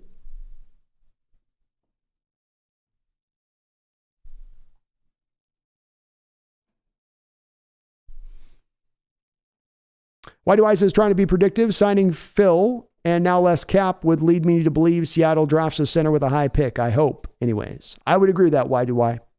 I'd agree. And remember with the boiling article last year that came out of SeattleSeahawks.com where they gave the peek behind the curtain. Remember last year, they were trying to make attempts to trade back up into the first round to get Linderbaum, the best center in last year's draft. It was just the price was too high. It was going to cost too much. So that's definitely, I think, a real possibility here. Definitely. Rand Alderson, they have splurged on contracts in the past. Jimmy Graham, Percy Harvin, Sheldon Richardson, Jadeveon Clowney, Dwayne Brown, Jamal Adams, more miss than hit. Yeah, I think Rand, okay, so Rand, let's unpack that a little bit. Based within what you're saying is a little bit of, okay, you spent the money, but see, this was bad. This was money that was misspent because this didn't work out and this didn't work out. But let's go through the reasoning process on this, Rand, okay? Let's walk through this a little bit. Jimmy Graham, you go out and trade for a guy who spent 67% of the time in the slot with New Orleans, and you turn him into an inline tight end.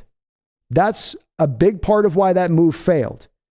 You went out and got Jimmy, and then you didn't put him in the position of what made him successful in New Orleans more often than not. Certainly had the major injury, which impacted things too, but that was the first problem there on that deal. That was the main problem, not the money that you gave Jimmy, but the fact that you didn't try to put him in the right positions to succeed.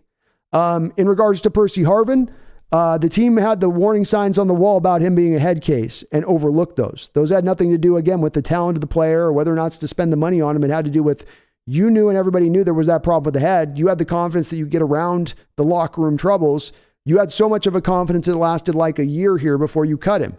That shows me that you didn't make as much a peace with the fact you're going to have to deal with him in the locker room, or you didn't seem to understand really what you were getting from a head case standpoint when you made that trade, which is strange. Sheldon Richardson and Jadeveon Clowney were both one-off moves. Both of those moves weren't made because they were proactively spending money on contracts. Those were one-year deals. If you're pointing to one-year deals here, Rand, you're not really talking about spending money to me, because my whole point about spending money is that you're doing multi-year contracts that you can then lower that first-year hit down so that you can then fit more contracts into the cap so that you can then be in more of a go-for-it kind of mode. It's you, as I've said in the past in this, Rand, part of you only spending 0.56% on Russell Wilson in the year you went to the Super Bowl was what allowed you to then go out there and sign guys like Cliff Averill or Michael Bennett at the end of free agency to the one-year deals that you did sign him to. So with Clowney and Richardson, those were one-year deals you had those guys on. Those weren't multi-year deals. That wasn't heavy spending money. That was you paying all of the money up front essentially to get the deal done. In Clowney's case, that certainly is a success story. You paid half of his cap hit that year for a third-round pick. That wasn't an insane investment for what Clowney gave to that defense that particular season. Dwayne Brown was a phenomenal hit for you. He gave you everything that you need over at that left tackle position and more when he came. So that was a good signing. That was good money spent. He got through the end of his contract and got to free agency, and you felt really good about every year of productivity that he gave you while he was here. In Jamal Adams' case, it's a little bit more of the injury thing is a little bit like Jimmy. The injury thing is definitely the biggest maybe part of this, even more than Jimmy. But like Jimmy Graham's situation, Rand, you brought in a guy that you didn't put in the position to do what he did with the New York Jets. You had him blitzing a lot, but then you had him playing a lot of cover 2 and cover 1 and being single high safety even at times. And what are we doing there with it? The guy should be down near the box. The guy should be a roving weapon down there. The team has yet to, when he's been on the field, show that they're going to put him in the same position the Jets put him in that allowed him to then be an all-pro when he was with that organization. I'm not going to overstate that the injuries were certainly a big part of this on that, but that stuff can't preclude you away from, spending money. You also spent money, Rand, last year on Uchenna Nwosu, right? I gave him $10 million a year. That worked out pretty well. Spending money doesn't necessarily mean that it's an empty area to go to, that it's a fool's goal at every turn. Recent history has not proven that out necessarily in the modern free agent era. It can be that, but it can also be success. And sometimes success isn't just built on the money you're giving. It's also what you're doing with that player when you bring him in, and if you're putting him in a position to be successful or not.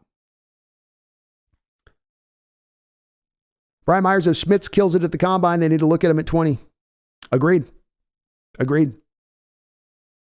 He's far and away, I think, the best center in this draft. Sean, I can't think moving Adams inside to linebacker would make much sense. He's got shoulder problems. You already got worries about him holding up physically as it is, playing off ball, playing far from the line of scrimmage. Those issues only become more prevalent the closer you move him to the line of scrimmage, in my opinion, especially to play him like a linebacker where he's got to take on guards, hammering him down at the second level, and centers hammering him down at the second level. Nick says, I know the Saints just re-signed McCoy, but man, they are in salary cap hell as well. Just a thought. They are. They're going to need to do some things. What they do with that, Nick, is they're always one of the teams that's over the cap, but they're also one of the teams that puts as much fluidity in their ability yearly to make moves to push themselves back under the cap as far as their flexibility is concerned with their contracts. They're kind of renowned for that in a way. Curtis says, I'm conflicted with who was the biggest Seahawks draft bust, LJ or Malik McDowell. I'm leaning LJ myself. Well, I guess, LJ at least played for you, so I guess there is that. But they're both probably on pretty equivalent level for me. Vlad says, Brian, which players do you need to solidify the line? I take it that center is one. Center and right guard are the two spots for us, Vlad. That's our only two spots we need to address right now. Center especially, though. Yeah, it's David. I agree. Adams thrives as a strong safety. If he was a linebacker, he'd just be below average. Agreed. Yeah, Adams can't move to linebacker. He just can't, guys. The shoulders are not going to hold up. You get those contacts to the shoulder where the guy's coming down the second level and you're driving your shoulder into him. It just won't go. It won't go. Greedy does it. Thank you for reminding me that. If you like what you're listening to here on this channel today, do me a favor if you could, and then hit that like button. I really would appreciate it. It helps me out considerably. Vlad says, Brian, at first I didn't like your fan base at all, but I realized how much better they are than some others. Eagle fans are disgusting. You're going to get to experience them next year. Yeah, I know they can be a little gnarly. They can. Yeah, I think we've got a pretty look. Every fan base thinks they're a little more special and everything else. We've certainly got our trouble spots in our own fan base here and there. I would say, Vlad, something that's I think unique about my chat here and the people that come in that are Seahawks fans in here and what they've gravitated towards here in this community is one that tries to be a little bit more deep thinking and a little bit less of the emotional Cro-Magnon-like in the way that they approach their fandom, which then can open the door more to being even appreciative of what other organizations do and get more into just football theory. I think that's a lot of what we kind of do here on this channel or try to do. And it's really what the community is committed to doing and how you see with the chat rolling and how you see the ideas kind of unfurling. I think it's a purposeful process to what we do here. And I hope it does make us unique. And it's what does as well, Vlad, bring a lot of different fans from other fan bases in here. We've got Cowboy fans, Lion fans, folks in there because they know that people are going to be willing to just talk good football, just get into football, get geeky about it, get to the extra deep levels of it, Appreciate it though, man. Nick says the $1 million question, who is the sleeper cornerback who's a freak athlete with great size Pete finds this year? Who would be that one? Well, Julius Brents might be that guy because his tape's a little bit rough and I think he's going to fall on his tape. His tape's going to cause him to drift a little bit in the draft, but he's got all of the size dimensions they look for. Guys like 6'4", long as hell, kind of sudden for how big he is. That'd be my guy. Some people have them going a lot higher than I do, but I think in the 4th, 5th round, might be a guy that fits to Coach Carroll's pedigree on those kind of type of guys. I could see it. Maybe Caillou Kelly out of Stanford, right? That might be another guy out there that'd be interesting.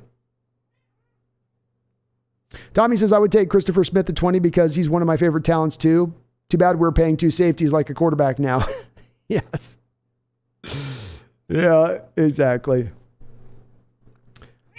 Vlad says, I think it came down to more of the old rivalry than anything. Your fan base is actually quite calm and respectful compared to most I've seen recently. Eagle fans were bragging about the injury. Yeah.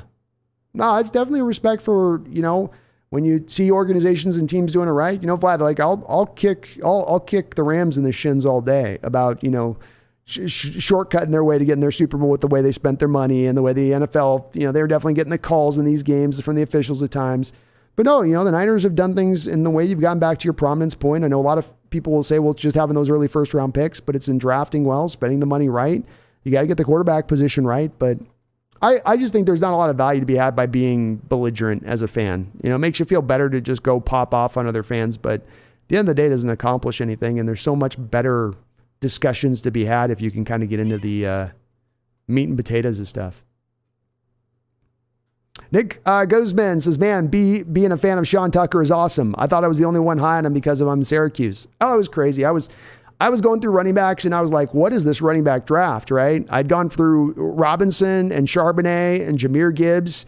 I had a chance to look at, I knew Kenny McIntosh was an interesting guy, multifunctional guy, and what he gives you. You got Kendry Miller from TCU. Tajay Spears is a fun back.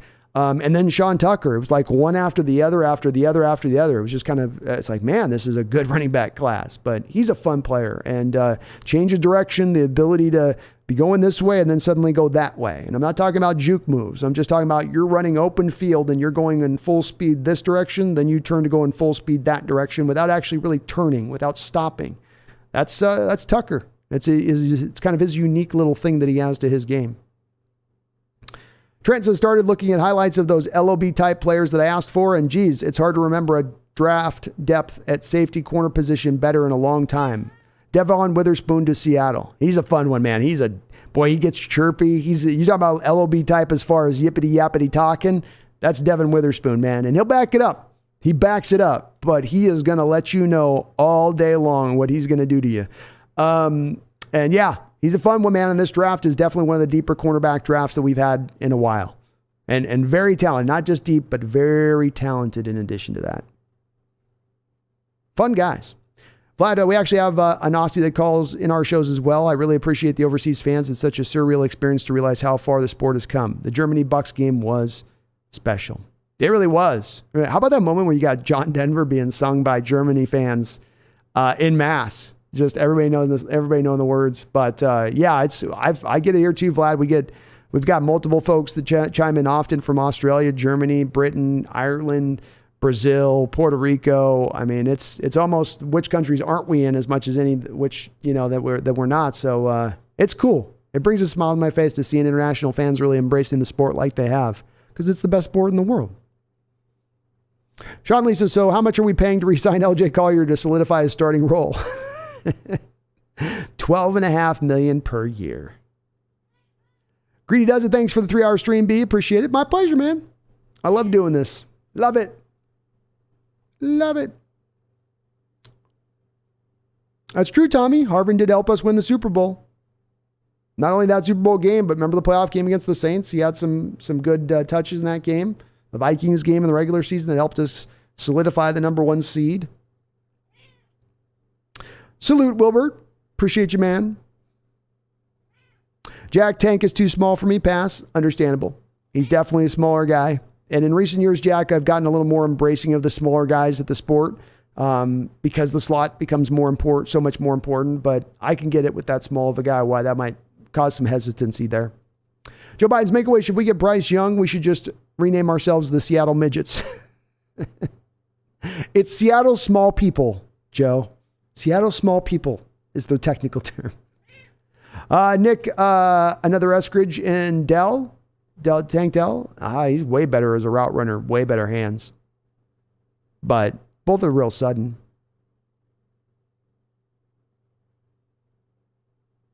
Jack Tank is listed at 165. Yeah, he's a little guy. He's not a big dude.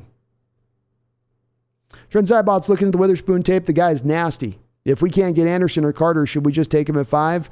Or what spot do you think we can move back to and still get him? Well, I'll tell you, I've got a lot of worries with these Murphy, Tyree Wilson, any of the linebackers, almost any of the other edges at that point at 5 if Carter and Anderson are gone. The one thing I'll say about Witherspoon or Gonzalez, or even really with Cam Smith, who's got kind of like, I know it's another South Carolina quarterback, but he's got some Stephon Gilmore to his game a little bit. I feel a lot better about those guys and know what I'm getting from their tape than I do with some of these other guys in this draft. On the defensive line, at least at 5. You're just talking about 5. So is it high for him at that point? Yeah. But is there more of a firmly established floor on the cornerbacks in this class than there is on Myles Murphy or Tyree Wilson? 100%. Absolutely.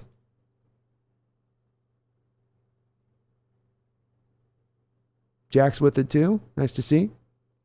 Nick says, my mock, I traded down twice and got Gonzalez. It's my favorite to date. Nice. I see in Gonzalez, I see a little Aqib Talib in Gonzalez. That's my player comp for him.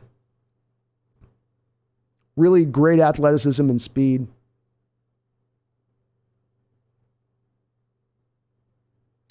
Nick says Rodgers' decision has a pretty big effect on this draft. If he wants to keep playing, that could mean one of those teams who we potentially trade down with won't need a quarterback. Agreed. It would be in the best interest of the Hawks if we can have both Brady and Rodgers retire this offseason. That would be very helpful for us. And you're right. It impacts it slightly negatively if he doesn't. It takes one less team off the board if he doesn't.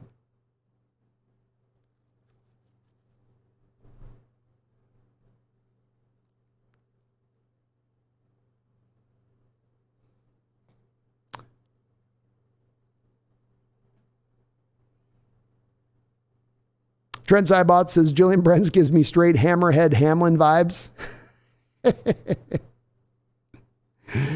I couldn't get on his tape. I couldn't get up on him as much. Rand Alderson says, great breakdown, B. Just wanted to reiterate the free agency acquisitions don't always hit or live up to what they did in the past.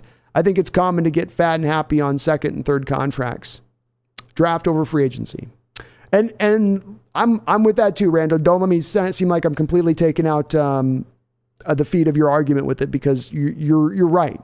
It is danger to those teams that look to free agency to solve their problems and issues. And at the forefront of this, you want your draft to be the place you do it. You want to supplement, right? Rather than completely augment, supplement the draft with what you do in free agent signings. And knowing where we are from a team standpoint, knowing we have these 2 years of heavy picks that we have, this is a little bit maybe of an establishment development time. And that's why I'm not going to turn over on this channel, I promise, Rand, or get freaked out if they don't be super active in free agency this offseason, or they stick to more of the 1-year deals or resign. They're just being more conservative. I would get it, because I would understand. The place where I get a little weirded out with Rand is sort of like, you do the Geno Smith deal. He's on a 3-year contract. You're in the go for it mode. If I decide I'm in a go for it mode, that maybe wrongly has me then opening up the purse strings a little bit more wider than I would if I was more in the mode of, well, wait, no, we're in year 2 of the rebuild. We just need to be patient with it, continue to go through the draft and build, wait to get to the right spot to start to spend the money. I guess that's maybe what's impelling me a little more forward on that. But appreciate where you're coming from with it. And you certainly are. It certainly is a valid way, because there's a laundry list of teams in recent NFL past that have tried to spend that big money and hoping it would fix them. Let's go look at Rand a couple years ago with the Patriots, right? The Brady leaves, Belichick freaks the F out, right? Because he's like, Brady just went and he's going to win a Super Bowl in this when he leaves. And he spends all that money. Hunter Henry and Jonnu from the Titans. And I think he went out and got an offensive lineman and another defender. Then they spent like $250 million or whatever. And they got to the playoffs and not much further than that after the heels of that. But I don't think they look at that money as like, well, that was a good way for us to spend that money. So it is no guarantee just to open the purse strings that it is going to bring you returns. And you're right about fat and happy. There's a big worry with, and who couldn't? You get paid $30 million. You're not going to run as hard as if you've not made that first contract. It's human nature.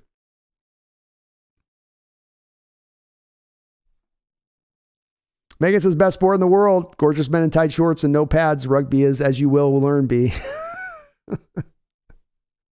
I don't know. Somebody said that the women are built like kind of tankish. I don't know. I wanted to watch the women rugby. I was hoping for the lingerie rugby league.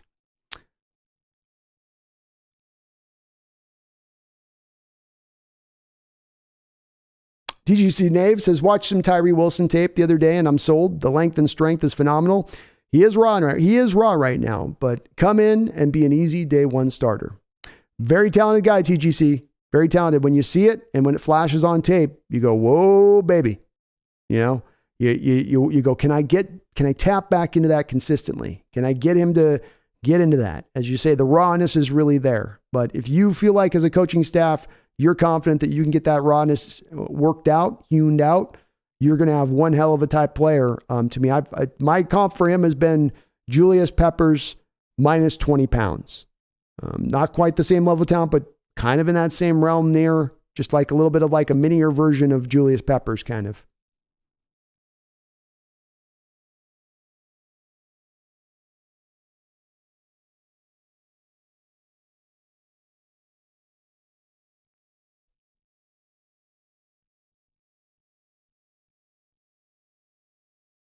So Vlad, sounds like you're in on Brock Purdy, huh? I still kind of have some hope for Lance, man. I know the 49er fan base, there's some that are out, but still I am.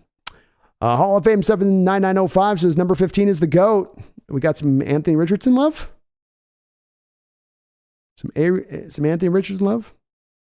I like Anthony Richardson.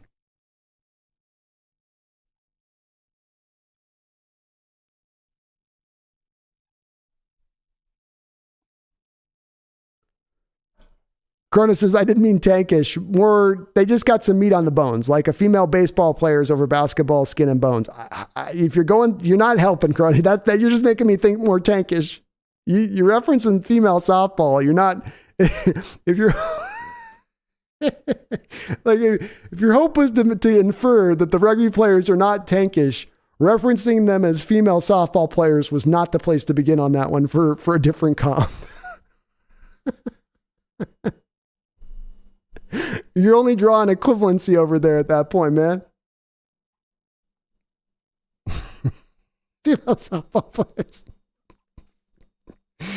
Oh, good. Oh, Lordy. I haven't even seen it, Megan. I'm just saying. TG Nate says, bad part of having such a good draft class is now we got to pay these studs in a couple years. That's why you want to try to take advantage when you do have them on those cheap contracts, because the price will come due. And then you end up having 5-6 guys your deal making a lot of the money. And that does end up restricting you. Megan says, okay, being 12s, heading out after 176 hours and 2 weeks of scouting for the draft. Can feel a headache coming on. Talk to you soon. Well, have yourself a great night, Megan. I really do appreciate all your mod and duties. Thanks for all the donations, too, as well. Really do appreciate it. I'm actually going to be right back, folks, and then we'll go ahead and put a button on this here after I get back. So bear with me 1 second, get the last couple questions, comments in, and I'll be back in just a moment.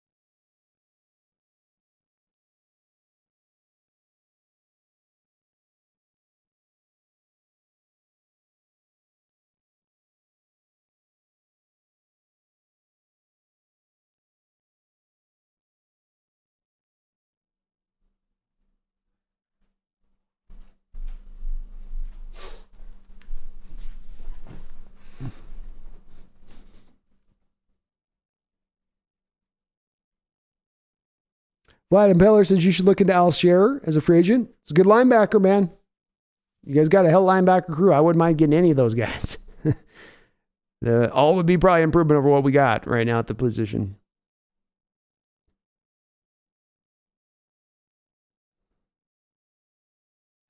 Be very careful how you proceed now, B. Oh, Lordy. Jack says the Tyree TCU game film really stood out to me, but then there are times when he disappears. I like Wilson, but just don't love him just yet. I think that's a great way of putting it. I think I'm in the same boat, Jack, on him with that. I look at it the same way.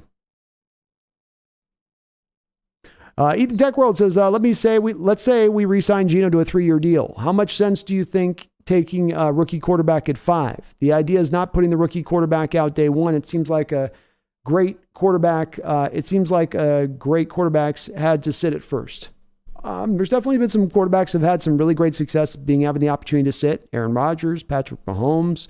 I'm big in favor of having quarterbacks being able to have the opportunity to sit. I think giving them a year does help them at the end of the day versus throwing him out there, especially if the team's not in the right stage, Ethan, to really to protect him and put him in a position to flourish.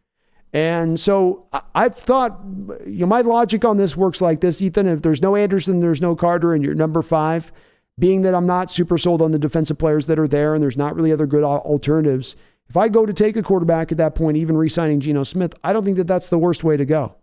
Because Geno's not really likely to be here past 2 years. And, if he is here past 2 years and he's just balling out of control, you can always potentially move that quarterback for a huge amount of assets or something. I don't think he's going to be, though. So it wouldn't hold me back from doing it. You may not be back this high again in the draft in future time period to go and make this kind of selection for a quarterback this talented. So I think that there's an intelligent approach to doing that at that point, Ethan, even if you do the signing of Geno.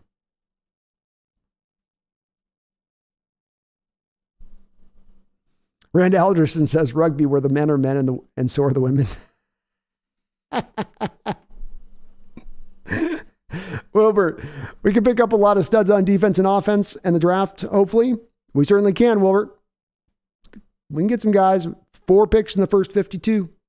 TGC Nays, when it comes to linebackers, what do you look to do? Draft someone or sign a free agent? If you sign a free agent, who are you looking at?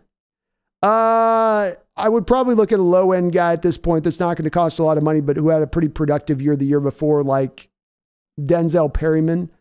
If I could break the bank, a Terrell Edmonds or Pratt from Cincinnati, one of those two guys, a little bit of a bigger market deal. I would love to be able to pick up one of them. We're going to get probably priced out with one of those two guys. So you probably a Perryman type, kind of a low-end guy, TJC Nave, somebody you're not spending a lot of money on. And then you're going to draft one in addition to that. So you go one for agency and then take one in the draft in the second or third round, probably.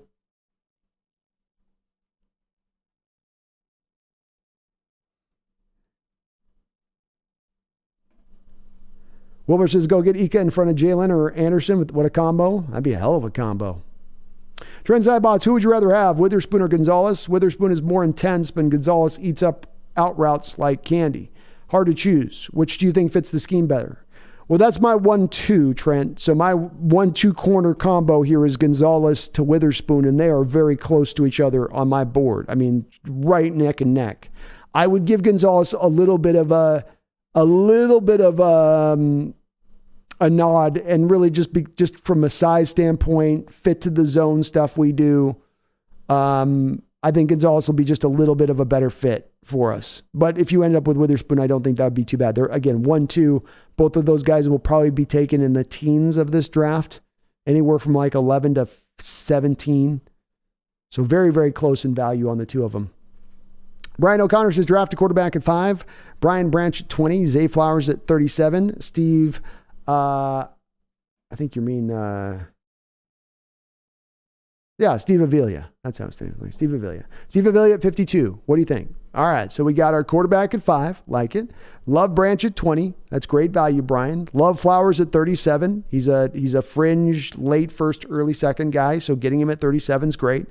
And Avila has definitely driven himself with a very strong Senior Bowl performance into the second round. So to get him a little bit more clearinghouse, maybe towards the deep depth of the second round a bit at 52, middle of the road, I guess, in the second round, that's good value. So all of your picks, great value. All of those picks help this team out also in the now. You've addressed the offensive line at that point. I'm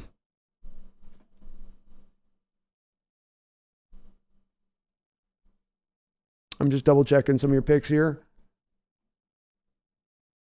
I guess the one thing that's maybe missing on it, Brian, is that we don't got a defensive line talent out of the first 4 picks there. But I love the talent that you've added across the board. I wouldn't hate that draft. I would be very happy with that draft if that's the way we came out of it. All those players are going to help you. DJ says, what's the hype with AR-15? I think he's the most naturally talented probably quarterback in this draft. He's also really raw, really rough, and he's going to take some time to develop. So it's people looking a little bit ahead on him, DJ, not what he is now as a finished product, but to say he's just beginning to tap into what he's going to become because of his age, because of his lack of starting experience, because he came out a year earlier than he probably should have, which doesn't change the fact that the top end is truly there. Greg Camp, Brandon, what's your thoughts on running back Devin Archain? The draft website I'm using has him going late second, but at 5'9", 185, I can't think of any other running back that size and weight that was good besides Warwick Dunn. Yeah, he's supposedly going to run an insane 40-yard dash. He is a little bit of a lower, not low tier guy for me, but I don't go late second with him. I go 4th round. That's my spot for him. I like him a lot. He runs definitely harder and bigger than 185. So he's able to get every ounce of his weight out of it in his running style. For him, it's going to be the speed. It's a little bit like Jahmyr Gibbs, Greg, where he goes out and he runs a sub 4, 340. Maybe he can get a team talking itself into taking him late second round. He goes out there, runs a 4.45 at 5'9", 185. Well, now he probably does drop into that 4th round territory. So as much as anything, the 40, the 10-yard split for him will be 2 really, really big drills in determining where he goes. He could do some catching stuff out of the backfield. I don't think he's as good as Kenny McIntosh or Jahmyr Gibbs or Robinson in that respective things, but he can do a little bit of that to his game. So he gives you a guy that could be a de facto 3rd down back extraordinaire, but I can't go 2nd round. It's just too high. Like you said, that at that weight, at that measurable, he's not dragging piles. He's not dragging tacklers at the next level. He's going to get as far as the first hand that touches him is going to take him.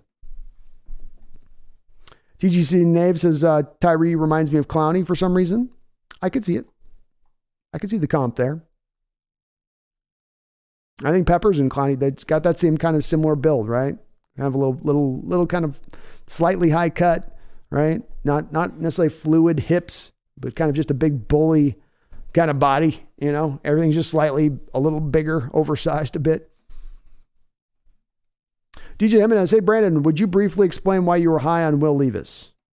I think his mechanics are very clean and very sound. I think he's got one of the quickest releases in the draft. I think he's got potentially the strongest arm in the entire draft. I think he gives you absolutely the epitome of what you would want from a mobility standpoint at the quarterback position in the modern age. He is the prerequisite size and build that you would look for to hold up at the next level. He's played the last 2 years in exactly the same offense that we utilize. He has used our playbook for 2 years, so he's already got that familiarity. He has had to play in the toughest conference in football with one of the weakest supporting casts in that conference.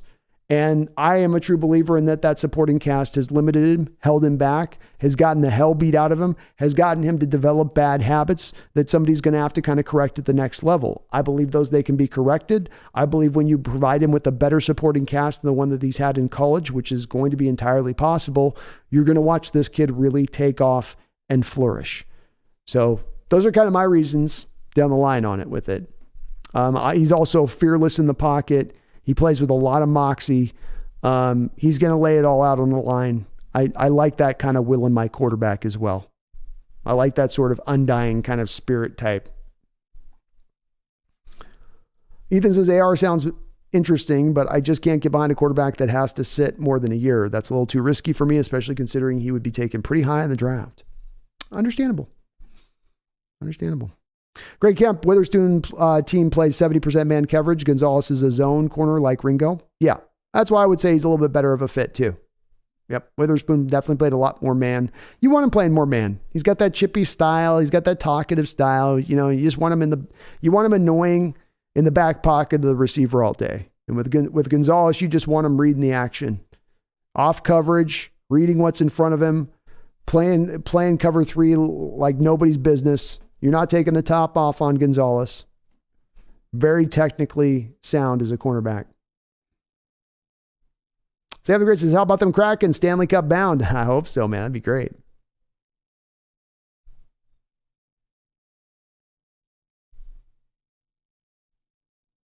TGC Nave, cornerback 2 thoughts if we don't draft a cornerback? I think Mike Jackson still has a little bit of the open territory to going back and still taking the starting role next year. Part of, as I said a few minutes ago, I don't know where Trey Brown's health is at. I think some of why he didn't come back out there and ascend back to the starting position this year after he returned from the injury was because of the fact that he wasn't fully recovered. And so is he fully recovered after this offseason? Did he have an injury with that ligament surgery to where he'll never bounce back to fully what he was? Was he just working out some of the kinks without being out of football for most of a year? I'm unsure on that, TGC. He provides the biggest competition, I think, for Mike out there, and Kobe Bryant, if they can find a good slot, could maybe come in there and factor in as well. So I think all those 3 guys have a good, honest battle fight. Mike's not done anything to embed himself into the starting role without any challenge. But I think it's kind of open right now. Even if you don't draft a guy. Mr. Grubb, thanks for all the great conversation and insights tonight. I enjoyed all 3+ hours. Well, thank you, Mr. Grubb. I appreciate the conversation from you as well and keeping me thinking on my toes and all that. Love it, man. We got the best little community here, I swear, with anybody else on YouTube. I swear it. Say the great, I need the Mariners to make a World Series push. I need it too, man.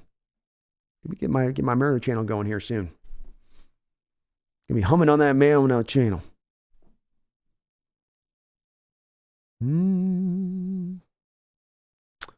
Wilbert says we're really going to be dangerous on the back end if we load up.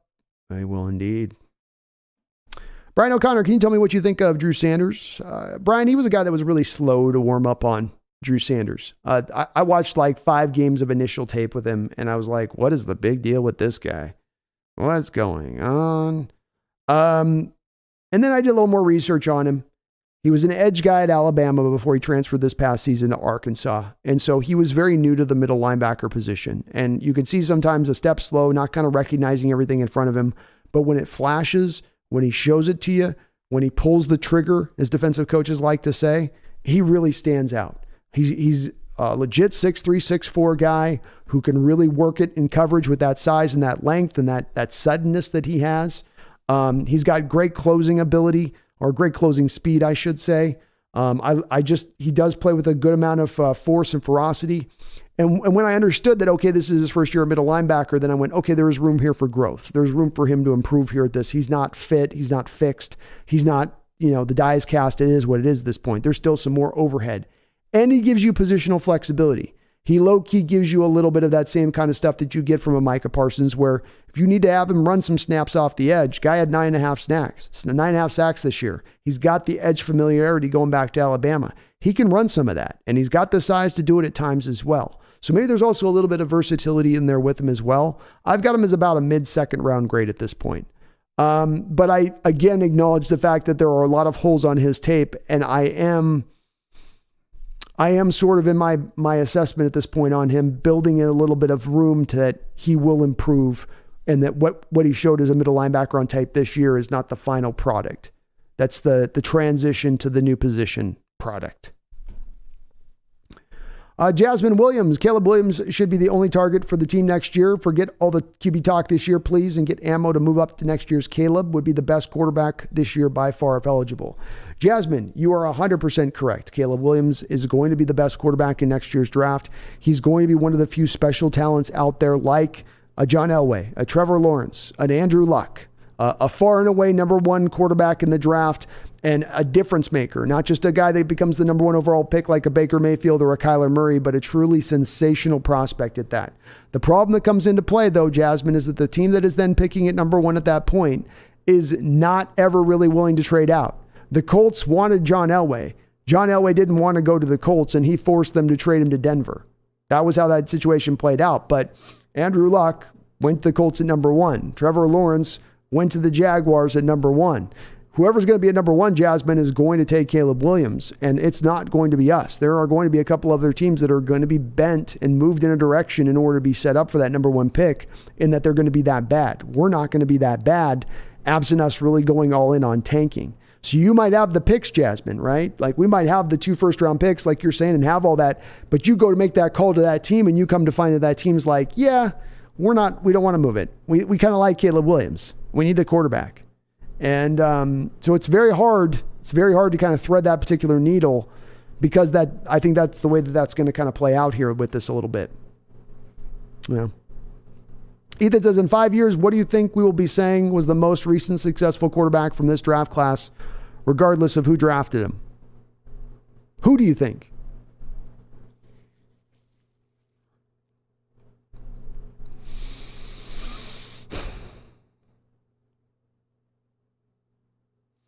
I think Will Levis is going to be the most set up to be the most successful from this class. I think whoever takes Anthony Richardson's not going to build in enough patience to let him develop, and that will impact his development. And with Stroud and Young, I think they'll be solid, but you're saying most successful. I think Levis has dealt with adversity at a major level some of these other quarterbacks haven't had to deal with, and that's going to really set him up well to deal with the pro game, along with his familiarity with running a pro-style playbook. So I'll go with Levis. But I'm a big Levis guy.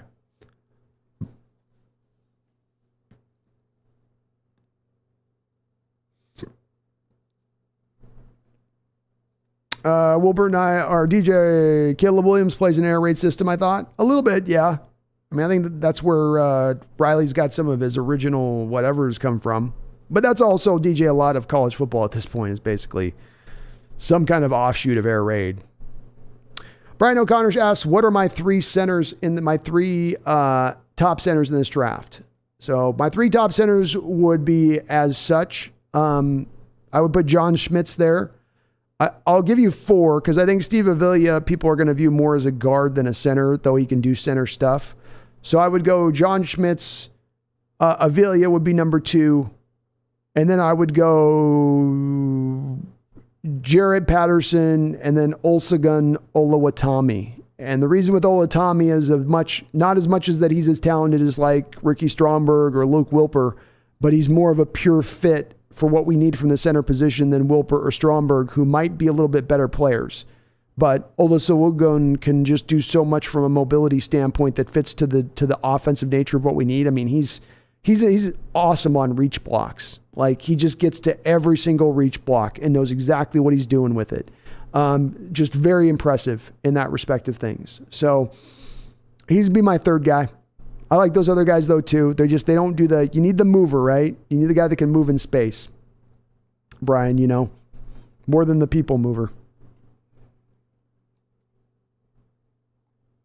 Durgy, thank you for the $5 donation, Durgy. I really do appreciate it. Says, love all the time and effort you put into the live streams and vids. Keep up the awesome work. Well, thank you, Durgy. I really do appreciate the donation, man, and the words of encouragement as well. I'm loving life, man. I love doing this channel. I was working last night on this video, getting this last little bit kind of finished up on that, and it's tickling the creative urge that I have inside me to kind of to tickle and stuff. So I enjoy doing this, man. I'm having a ball, and you guys make it so much fun to always do these live streams. It's always such a great energy, positive energy, just nothing but just great discussion. I love it, but appreciate it. Thank you for the donation. DJ's got kind of the same that I had. Top 3 was JMS, Stromberg, and Michigan. Oh, there we go. Trends I bought, not going to lie, Witherspoon versus Metcalf in preseason camp will be must-see TV. Would definitely call out of work to go see that. Have a great night, B. Thank you, Trent. Have yourself a great night. That would be a great matchup. DK is going to let that rookie have it because he ain't going to come in. Witherspoon ain't coming in all humble, tight-lipped like a rookie, know your place kind of stuff. No. He's going to come in right from the start and let you know. And yeah, Celia Ringo's tape was a little rough. It's part of why I wonder if even if he does fail out at corner, you could move him to safety. But I don't think it's a necessity he fails out at corner. He's also got a lot of zone familiarity. And he's got some natural ability to move, and he's a great tackler that you can't kind of teach. Can you teach a little bit of the technique stuff that's rough with him a little bit? I think you can. But I am a little bit higher on Ringo than others might be a little bit with him. Megan says, Caleb is epic to see live. My dreams would be to get him. Never going to happen. I'd love to get it too, Megan. If we could position ourselves to do it, I'd love to do it. He is awesome. He is far better than any quarterback in this class. And they don't come along very often like Caleb, in my opinion.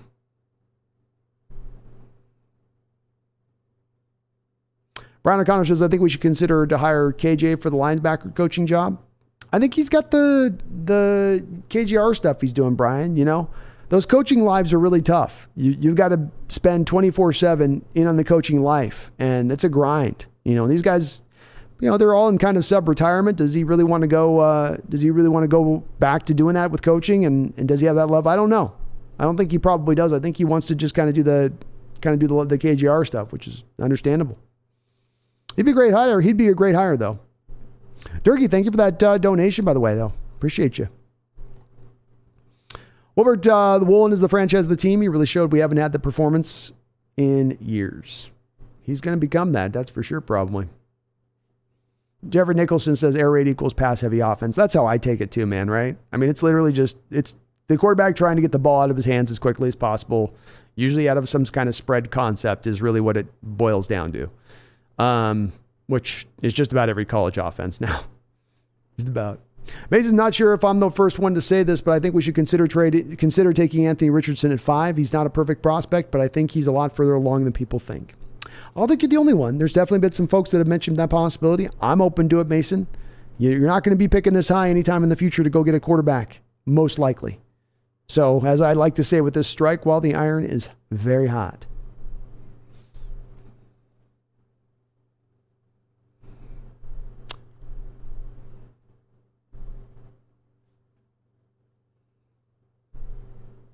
Jack Witherspoon would be awesome here. He would. I hope they would play more man if they brought him in. And Tariq was doing a little bit more man last year as well. But if you're going to bring him in, you got to commit a little bit more to man. Just a little bit. Daniel Bailey says, another reason to consider trading back, say the teams we trade with implodes. The quarterback they get is not it, at least first year. And their first round pick becomes number 1 overall. Probably our best shot at Caleb Williams. There it is, Daniel. That would be the best shot more than accumulating the draft picks. Would to luck out and have that team kind of go in the barrel. But it happened with the Broncos this year, right? Happened with a couple of teams that had traded first-round picks thinking they were going to be better, like the Saints, like the Rams. So it's definitely played out that way in recent times. Why not again next year if you can get that extra pick? Mason Dale says, if Robinson is there at 20, do you take him? I guess if you're going to be willing to take Brian Branch at 20, then you probably could be willing to take Jamie Robinson at 22. Similar players in what they provide. Branch is a bit better, but they both give you the same thing, which is a great slot guy that can transition into strong safety, which is highly valuable. Ryan Ball, Brandon, do you think this year is more up in the air on what direction Pete and John might go in the draft than previous years? Maybe. Hard to say with that a little bit. Hard to say on that, Ryan. I'm not sure. I'm not too sure. Because are they going to go for best player available like they did last year? Or are they going to go back to reaching for need as they had in a lot of the draft years that went bad and went sour? That's a hard prediction to make at this point. I'm going to think that they're probably going to go back to best player available. But if they do that, that makes it highly unpredictable, Ryan, because we don't know how the draft's necessarily quite going to play out. I don't know. Or maybe it won't. Maybe it'll be easier because we'll know who the best players on the board when they're up at that point, right? Tommy says, well, I'm off to watch some female rugby on YouTube. Y'all have a great night. Go Hawks. Hey, go Hawks, man. Thank you. I'm about to go watch some of that myself. Nick says, so can we get Houston's first rounder next year? Is the question. Would Houston be willing to risk that, Nick? Maybe. They've got a couple first round picks in this year's draft, so maybe there's less of a feeling they need to have next year's, but that is a risk for them being as bad as they were this year to think they're going to be good enough to be not giving away a really great pick if they do that. But to your point, they're at number 12. If they wanted to move up to 12 to 5, that's the going rate at that point. That's the going rate. And they did already before that pick of picking at 12, have a pick then at 2 to get their quarterback. Maybe that's the way they want to go with it, man. It's possible. Mason says you meant Bijan Robinson at 20. Yes, I would take Bijan at 20. 100% I would. Yeah. Mason, I think he can do some slot stuff for you in addition to doing running back. I will have to sleep on it, Ryan. I'm not sure on that one. I'm with the recent signings, I'm not quite sure what to think on the last 3 signings we made here of what they're doing exactly. I'm a little confused. Nick, trading down from 5 to 12 would be tough, but we would get Houston's first rounder for next year, and I think it's completely worth it. That to me is a top 3 pick at the very worst. I'd be open to it, man. I'd be open to it, Nick. I think you're right. I think that's a top 3 pick next year. I don't think that team's ready to go yet, especially if they've got the rookie quarterback they're rocking this year. Seahawks Times. What's up, Seahawks Times? And folks do get subbed on up to Seahawks Times. He's got a great little channel he's rolling on his end of things. He said, someone said Bellore got too much money to me today. I sent him a gif of Dr. Manhattan from Watchmen evaporating humans. My caption, Bellore on special teams. That's about right. Yeah, no one can doubt, Seahawks Times, no one can doubt Bellore's impact on special teams. And the team is showing with spending money on Michael Dixon and spending money on Jason Myers that they definitely do value special teams and they're willing to pay for it. You can't deny that.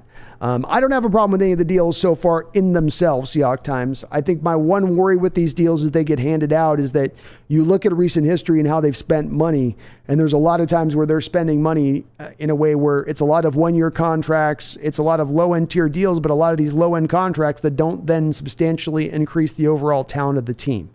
And this happened a couple of years ago, for instance, with that Greg Olsen signings. Remember, you had the Greg Olsen and Benson Mayowa and Bruce Irvin. And we signed the center from Pittsburgh. And, it was a lot of sort of secondhand parts. And not that Bellore's a secondhand part, but it's just that you have the Jason Myers deal, you have the Haynes deal, you got Nick Bellore deal. That's $10 million off your cap. You go sign Geno Smith. At that point, Seahawks time, you're sitting on about $5 million of functional cap space for this year at that point. And that's where you go, ooh, well, I guess we're not re-signing. I guess we're not diving into the free agent pool, which is fine. That's okay.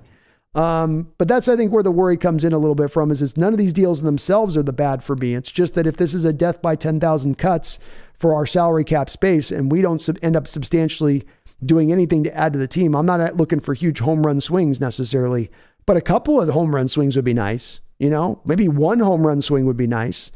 Some kind of move that could be a little more splashier than what they've done in the recent seasons, But Bellore's definitely been impactful on special teams. He's been one of the better special team guys out there in the league. No doubt about that. I definitely is value within that to be had.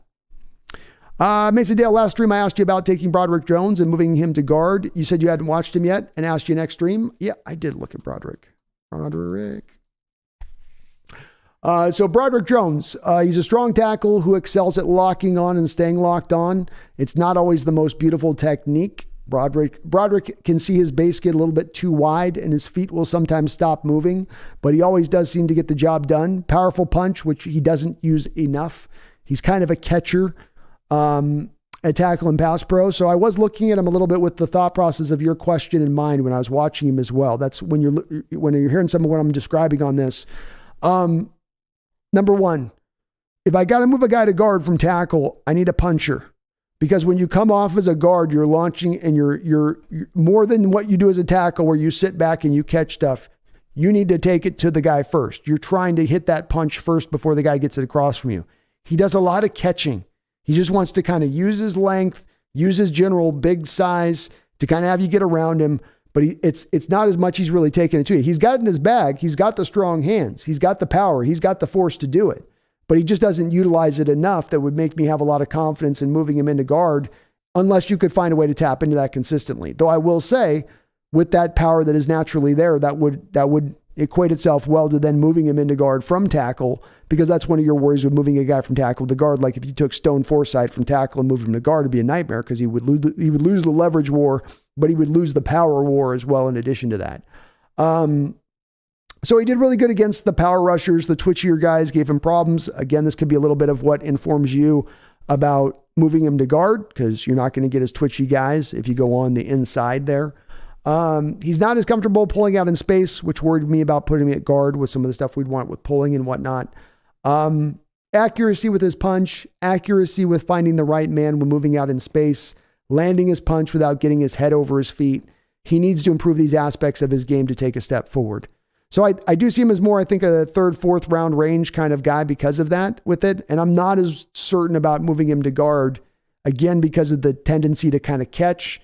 Some of the stuff moving to guard would help him out that are deficiencies in his game, like not moving his feet as much, not moving his feet, his troubles that he can have at times with twitchier edge rushers, the dip and benders. But it's that power aspect. Is he going to still be able to really let it go? And then here's the other thing is moving to guard. I'm going to need my guard to pull out in space. I'm going to need my guard to get to the second level. He just wasn't comfortable going that realm with it. Mason says, who are your 3 favorite players in the draft? Not the 3 best, just your 3 favorite players. 3 favorite players would be Jalen Carter, Will Anderson, and Bijan Robinson. Those would be just my favorite 3. Brian O'Connor, Brian Branch, a strong or free safety? He'd be a strong safety, Brian. You'd want to take advantage of his tackling ability. He could probably do some of the free safety stuff. And when we're talking about safeties right now, we're talking about, stop, Kitty, come on. Kitty, stop. Come on, baby. There we go. Jesus.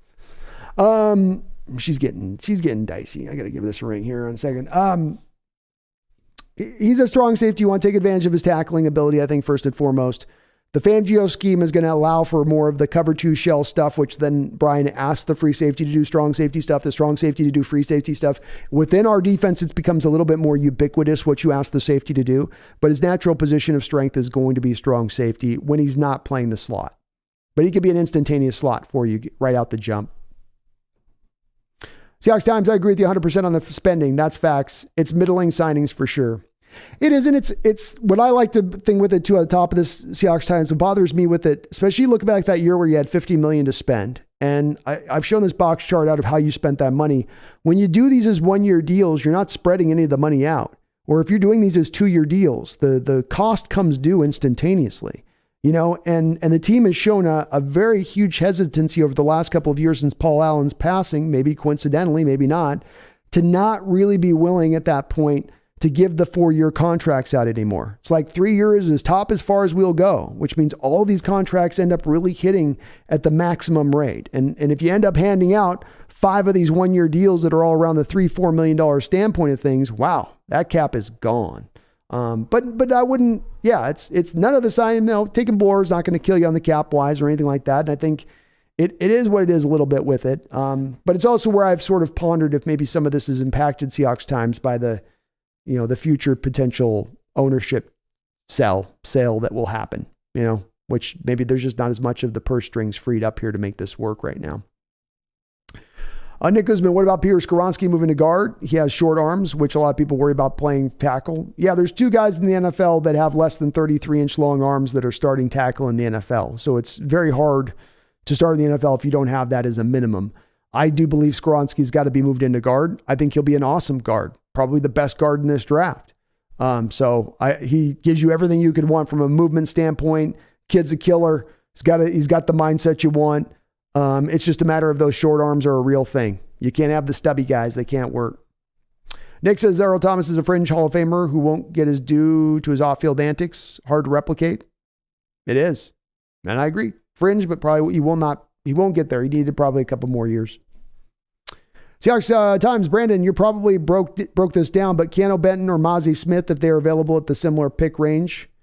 I would go more Benton. I think Benton gives you just about everything Mozzie Smith gives you as a wall in the middle in the run game, but Benton also gives you upside as a pass rusher. I don't think he'll ever be a top-end pass rusher, but he gives you more of the top-end pass rusher, where to me, Mozzie Smith's future is going to reside as the one-trick pony run-stuffing defensive tackle type.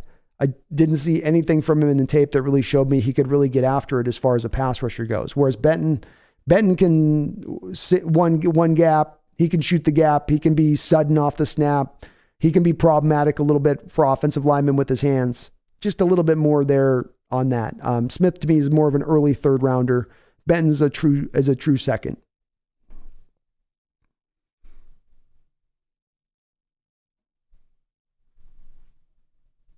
Why do I like CJ the most too?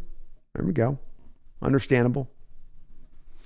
Georgie, what is the safest choice for quarterback in this draft, considering everything from talent to measurables? Great question. I think why do I mention CJ? I think CJ Stroud gives you overall the safest. Bryce Young, you got issues with his size and holding up. With Levis, the man's a wild man. Can you trust yourself to be able to settle him down? And then with Anthony Richardson, you've got to wait 2 years, and you don't even know at the end of 2 years if that cake is fully going to bake. With CJ Stroud, I think there's a little more of a certainty there to him on that. Yeah. Mason Dale says, what are my top 5 wide receivers in this draft class in order, please? Yeah, absolutely. Right off the top, Quentin Jefferson will be my number 1. Or Quentin Johnson, not Jefferson, Quentin Johnson, thinking about our own guy. My number 2 is Jordan Addison. My number 3 is Jackson Smith-Jigba. My number 4 would be Zay Flowers. And my number 5 would be Nathaniel Tank Dell. Number 6, Jaden Reed. Number 7, Tyler Scott. I'm a little bit not as high on Jalen Hyatt, Rasheem Rice, or even Marvin Mims. Those are more third-round guys for me.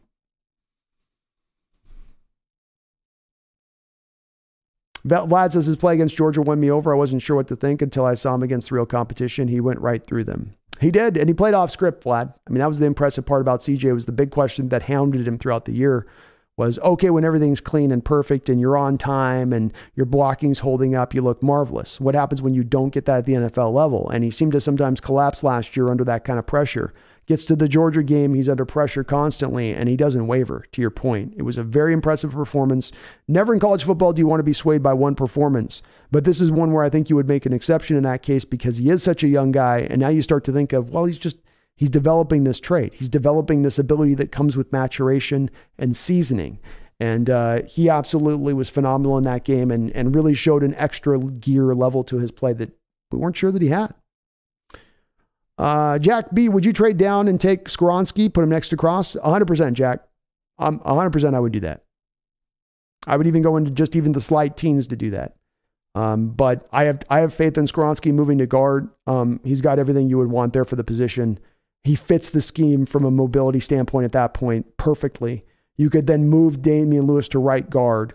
I've wanted for a very long period, I've looked at our offensive line and wanted to turn it into a top 5 unit as a purposeful approach, as we mean to do this. Not that we accidentally fell into a top 5 offensive line, but we were trying to make one.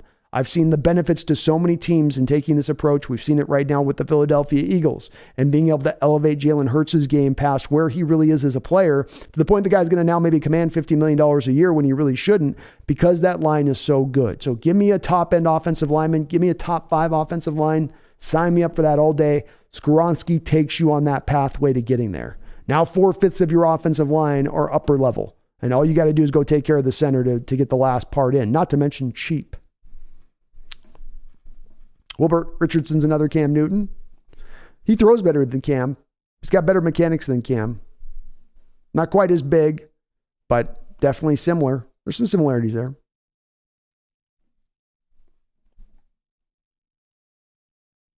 Seahawks Time says, thank you. Thank you. You and Brendan are the best at doing this. Would love to do a video someday, not to improve my sub count, but to talk Hawks and flex our cats on Niner fans. Good night, y'all. Hey, have a good night. Good night, Seahawks Times. And look, man, yeah, I'm definitely down, especially with it being off-season time right now. Would love to sync up at some point on this. So let's definitely try to make something happen with that. And folks, do please get subbed up over there to Seahawks Time on his side of things. He's got his channels ever growing on his end of things. And he's running a great show over there. Appreciate you though, man. And yeah, let's get synced up. Nick says Richardson has shown better accuracy than Cam ever did. Agreed. That was the one place you just said in the way that I was going. Cam was the better power runner. Perfect, Nick. That's the way I would put it. Exactly. Yeah. Richardson a better natural thrower. You know, Cam it wasn't over natural. The body never all went together. He was always just an upper arm thrower of the ball. The lower half never did much of anything for him. Deadly Content, what is this that we're interested in Josh Allen? I don't know, Deadly Content. It's kind of an odd move. Don't really need an edge right now. I don't know if they're looking to make that move because they're looking to maybe trade one of the current edges we've got as a tandem move to make. But you'd have a bit of a logjam if you were to bring Josh Allen in at this point. And he's not that insanely crazy of a player to bring in where he really moves the needle that much, in my opinion. Mason Dale, realistically, where do you think Kalijah Kancey goes in the draft? To me, he's one of the most polarizing prospects. He's going to go in the teens. The problem for him that would hold him up from being drafted higher than his talent depicts is the fact that he is scheme specific. He's a 4-3 tech defensive tackle. So all the 3-4 teams, I think, kind of go no. And that's going to limit him down a little bit. He's probably a top 12 player in this draft, but he probably goes like 17, 18 or something like that, Mason. I love him a lot, though. He would be my number 2 defensive tackle behind Carter, if not for the fact that we don't run a 4-3. So I don't have him as highly rated for that reason. Why? Give me your top 5 edge. Anderson, Tyree, McDonald, BJ, and Murphy are mine. Okay. Anderson's number 1, obviously.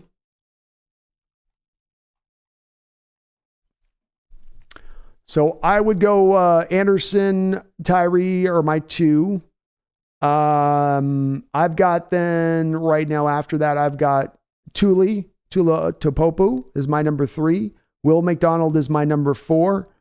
And kind of have a tie at 5 right now. So my tie at 5 are Derek Hall and Felix Undunki Uzuma. They're both kind of in the sort of tied up a bit. I'll go with Derek Hall if you make me pick a guy. I'll take Derek Hall over him. BJ Ojolari, I'm just not as high on him. Why do I? He's a late second round guy to me. So I still right behind these guys. He's right near me on my list with it. I guess I would have put Murphy.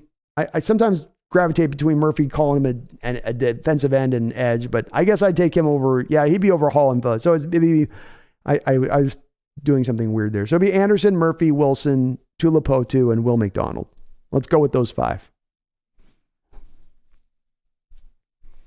Vlad says, I would really like to give him a belly rub. Can't wait to give mine a belly rub in a few days. Oh, the kitties. Yeah, she's a good girl. She's a good one.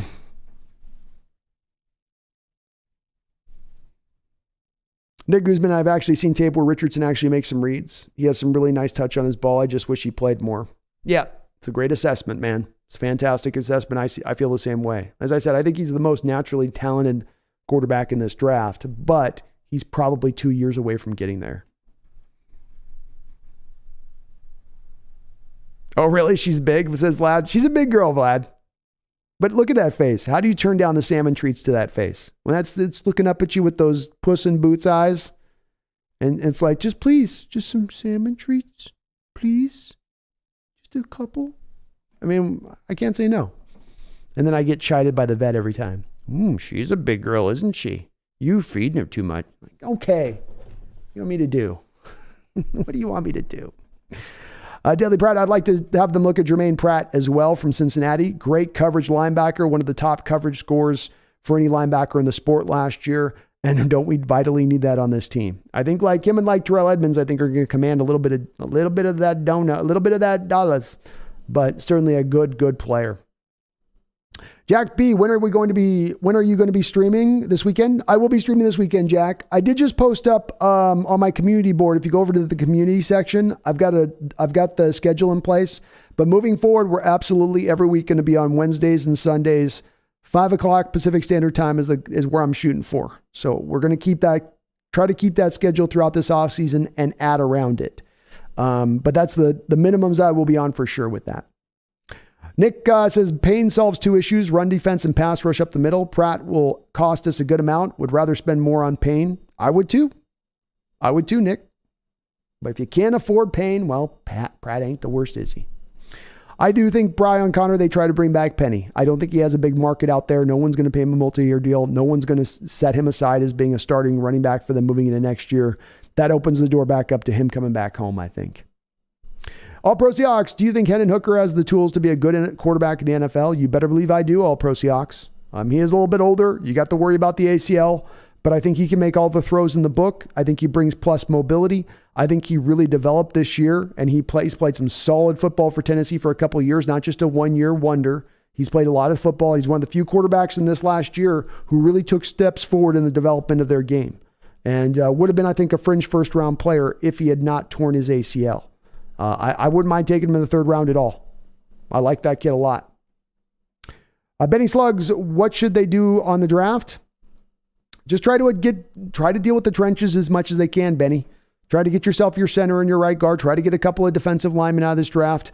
The game is won and lost at the end of the day. We can talk about all the snazzy spread offenses and the passing the ball all over the field, but at the end of the day, the game is won and lost in the trenches. And if you lose in the trenches, you're going to lose a lot of football games. And if you win in the trenches, you're going to win a lot more games than you lose. And so just continue to double down in the trenches, especially early. would be where I would really like to see them as far as a general strategy here, address that in this draft in that way. Nick says, Washington doesn't have any money. I can't see them tagging Payne when they have so many other needs, and Chase Young is coming up for an extension despite minimal production. I do think they're going to move him too, Nick. They do, once they clear out Wentz, I think they're in they're in a better position, but your point does stand, and I think it is on point with it that are they wanting to pay him? Don't forget too, Nick, they've got Jonathan Allen as well that they're going to have to pay as well on that line. So, Daniel says probably won't happen at 20. You got Bijan Robinson and Anthony Richardson both sitting there. Who are you taking?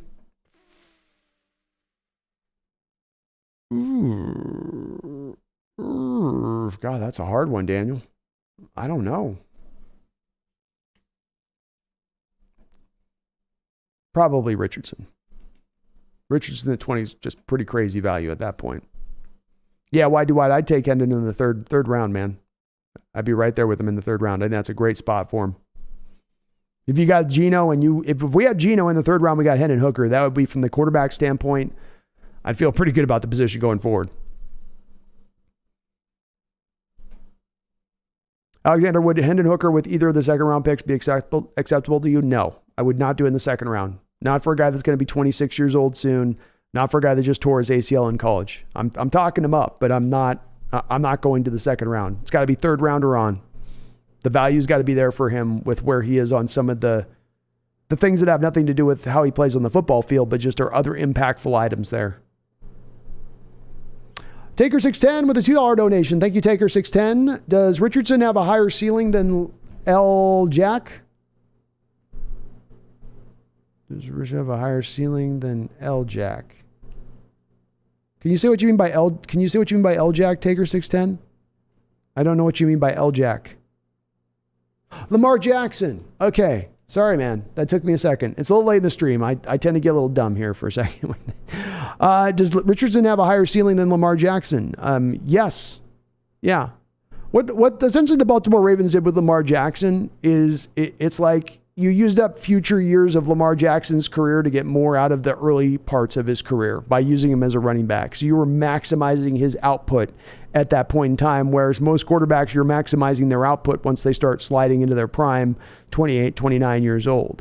So yeah, Richardson's a way better natural passer than Lamar Jackson. He's better at going through his reads. He's got more touch on the ball. He can layer balls in. I think he's probably got a stronger overall arm than Lamar Jackson does. So yeah, I think he's a superior prospect to Lamar overall. But Lamar was also more accomplished when he came out. Lamar had won the Heisman Trophy. Lamar had, had 2 years of amazing production, not just 1 year of production. So there was a little bit other things that aren't directly impacted to the talent-wise of it. But yeah, I would say he is a higher ceiling, and fairly significant. So because he's not diminished as a passer like Lamar is. You don't have to do this Mark Roman offense that's built around making your quarterback a running back. Richardson can do running back like things as a quarterback, but he is a quarterback. Whereas to me at times Lamar is like a running back playing quarterback sometimes, and the way he goes about the position.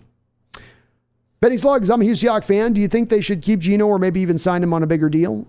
I wouldn't like to sign him with where the numbers are going, Benny. They're talking about $35-40 million a year. That's too high for me. $25 million a year, you could maybe sign me up around that spot, but the price has gotten a little bit too rich from my standpoint of things. Why do I ever, at 20, I would rather have the best wide receiver, center, tight end, etc. over the fourth best defensive end or third best defensive tackle. Best player, baby.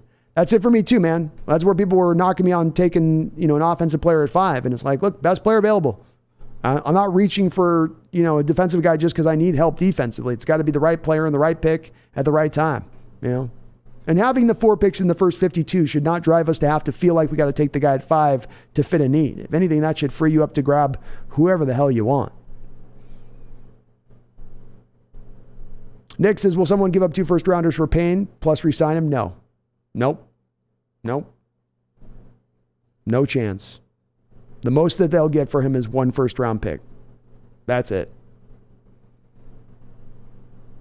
Alexander says, didn't realize Hooker was going to be 26 soon. Oh, yeah. No third round to the highest makes sense. Yeah.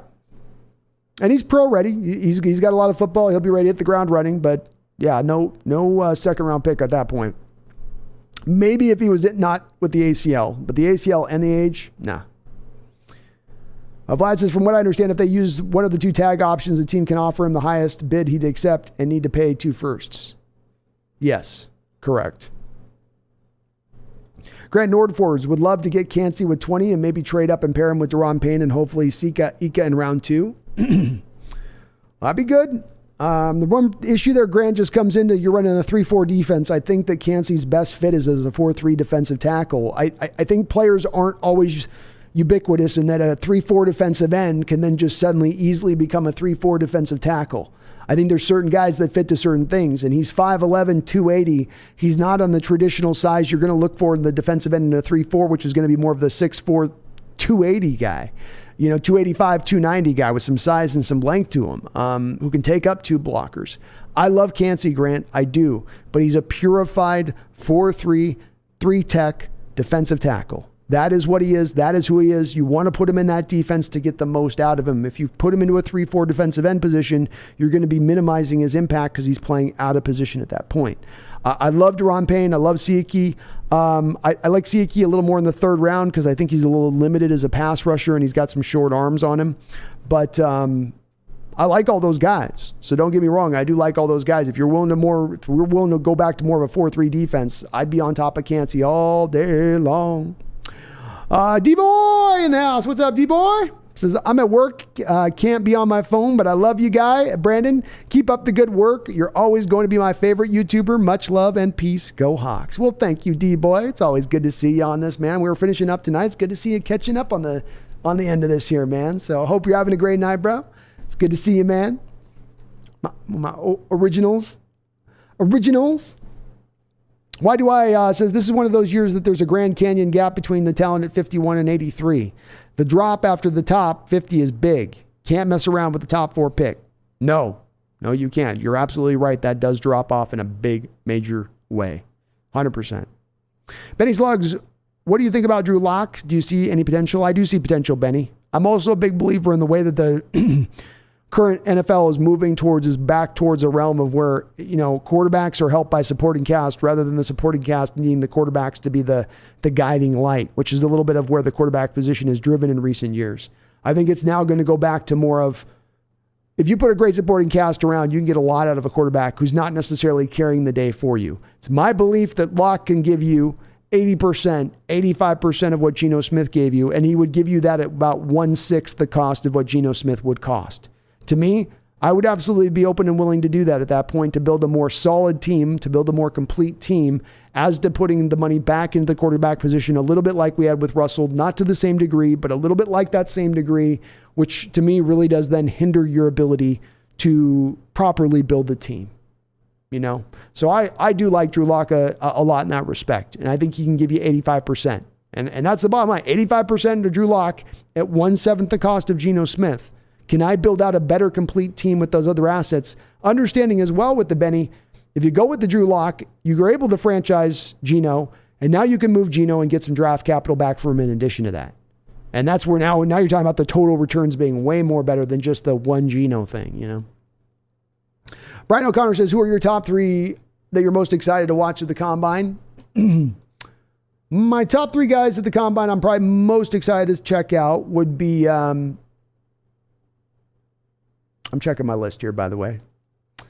So I'll go with oh,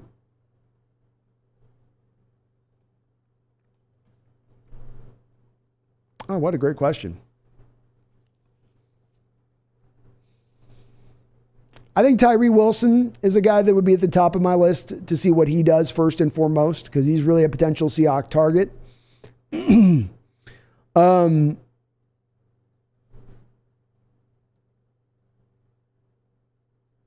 Christopher Smith is another guy in this draft that I'd like to see how he kind of tests out. I really liked his tape quite a bit.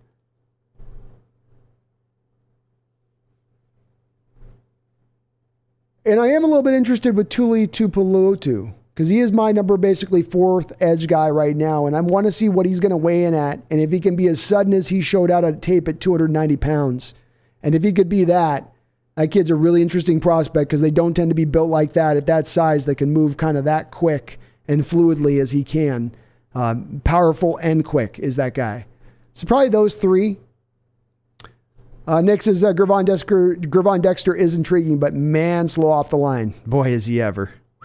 It jumps out. All Pro Seahawks is at Hawks Nest. Cansey is still a very productive pass rusher. No, he is. He definitely is. And as I said with him, All Pro, I mean, if we're running a 4-3 defense right now, he's my number 2 defensive tackle prospect in this draft behind Jalen Carter. He would be ahead of Brian Breezy on my deal. But the 3-4 defensive ends just don't do what 3-tech defensive tackles do in a 4-3. They don't have the protection around them that the 4-3 defensive tackles do in order to not have to deal with as much of the double team blocks. And if Cansey gets double teamed as a 3-4 defensive end, he's going to get driven back. He's not going to hold up at the point of attack. So it's just, I think he's just more purified. I could be wrong on this, but he just strikes me as more purified 4-3, 3-tech defensive tackle, right? Like you wouldn't ask Cansey to play a 1-tech as a 4-3, right? You wouldn't be asking him to take on a guard and a center on every other block. I think the same thing's equivalent, kind of true to the 3-4 defensive end aspect of it. I love him, man. I do. But I think he does just fit as that 3-tech. Why do I says I've seen talk we could happen is trading for Buckner. We would need to extend him, so it would depend on how much he views his value, but it makes so much sense. A 4th or 5th might do if he's getting cut. I think it's going to cost you more than that on that. Why do I? I think you're looking at least a 2nd-round pick for him. It's only 2 years removed for him going for the number 12 overall pick in the 1st round with the Niners to the Colts. And I don't know if you have to necessarily sign him to extension. You could. It would make it easier to do that. I don't know if it's a necessity, though, within it, because I think he still has a couple years remaining on that deal.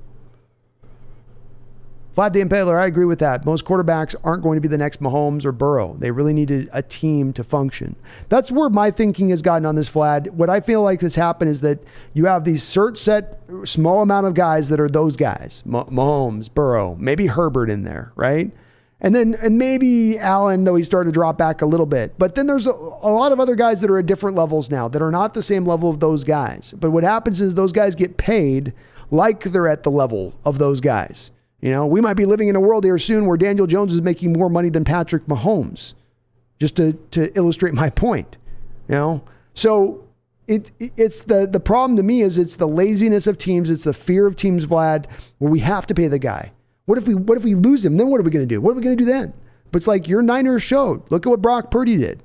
And look, I know it does seem like you're high on Brock Purdy, but I do feel like a lot of the success you're getting on Brock Purdy is like Christian McCaffrey and Deebo Samuel and George Kittle, and I got a good offensive line, and I got a defense that's the best in football.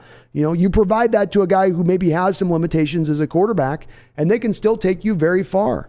It's not necessarily the requirement that you have to have the Mahomes-Burrow type. It's great to have, but like you guys have seen with Trey Lance, just picking at the top of the draft and grabbing the guy doesn't mean that's a guarantee you're going to get that same equivalent guy. And I think it's in a lot of ways, Vlad, it's the tougher pathway to go to be searching out that creme de la creme quarterback versus the easier path, which is build up the super team, put it around the guy that's a proficient game manager, and let's see what you can do. You know? Grant, signing Deron Payne and drafting Sika would give Cansey one-on-one opportunities where he excelled at. The big guys would take on those doubles to allow Cansey to fit at 3-tech.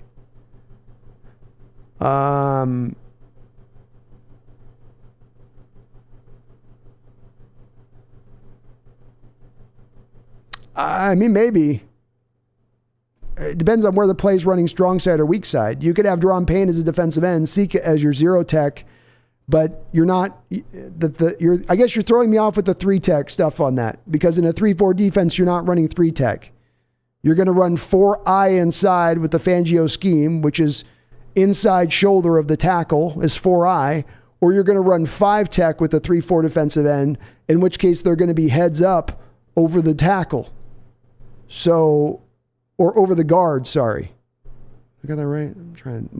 I'm 4 hours and getting confused. So you're not running 3-tech. You're not going to run a 3-tech, a 4-3, 3-tech positioning out of a 3-4 front. If that makes sense on that. But again, don't get me wrong, Grant. I love Cansey. But I think that you've got Deron over here. You got the 0-tech here. You got Cansey here. nothing with what's happening with Daron Payne is going to be affecting Yancey on the other side of the line of scrimmage. And if the play is getting run away from Daron Payne, which if I've got a 285-pound or 280-pound 3-4 defensive end on one side of the football field, I'm going to have my quarterback audible to attack that side of the football field. I'll give you that Ika would take some of the doubles up at that point, but you're going to get combo blocks inside where Ika gets doubled and he gets doubled, and people leave Daron single blocked on the backside because they don't think he's going to get to the backside of the play, especially if you're trying to swing it as a wide pitch play or you're going to run a fly sweep around Yancey's side. But he may be right on this. Maybe he can play it. Maybe he's that good with it that he can just do it. I just haven't seen a lot of 5'11",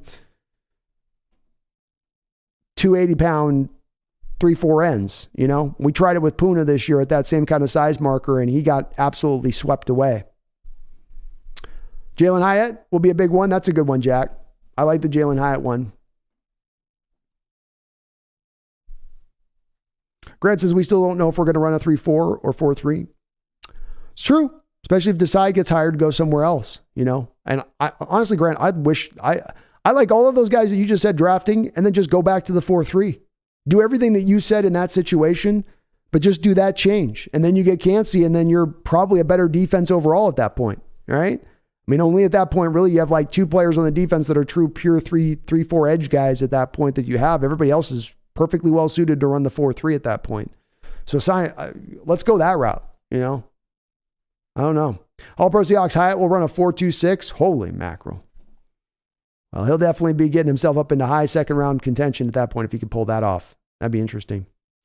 Michael Ponikowski, Gino had a year on the bench learning the playbook with Waldron as coordinator, which probably helped him a lot last season. Intrigued with what Locke can do with that exact situation. Well said. He's had his starting time with Denver, got thrown right into the fire, thrown into the deep end of the pool, learned to swim. Then he gets that year of kind of, okay, sit back from the situation, take a peek back, have a little perspective on it now. Do you learn from that? I agree with you. Yes, you would learn from that. Yes, you would get better. Yes, you would continue to develop.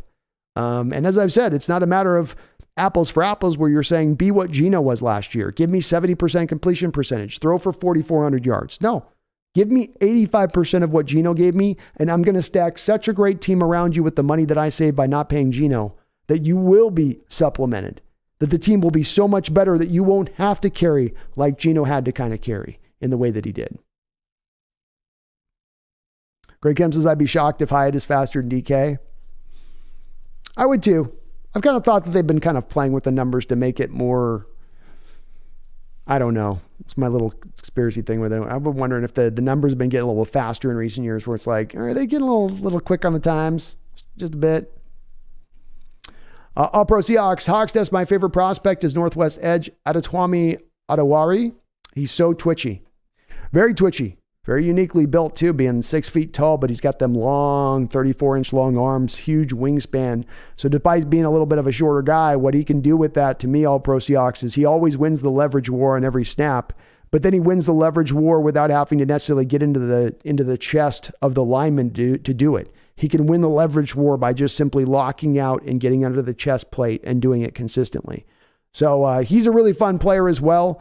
I've got him kind of fringy second, third round territory just because I'm not quite sure where his fit in goes to the next level exactly. I think he's can be inside, outside a bit.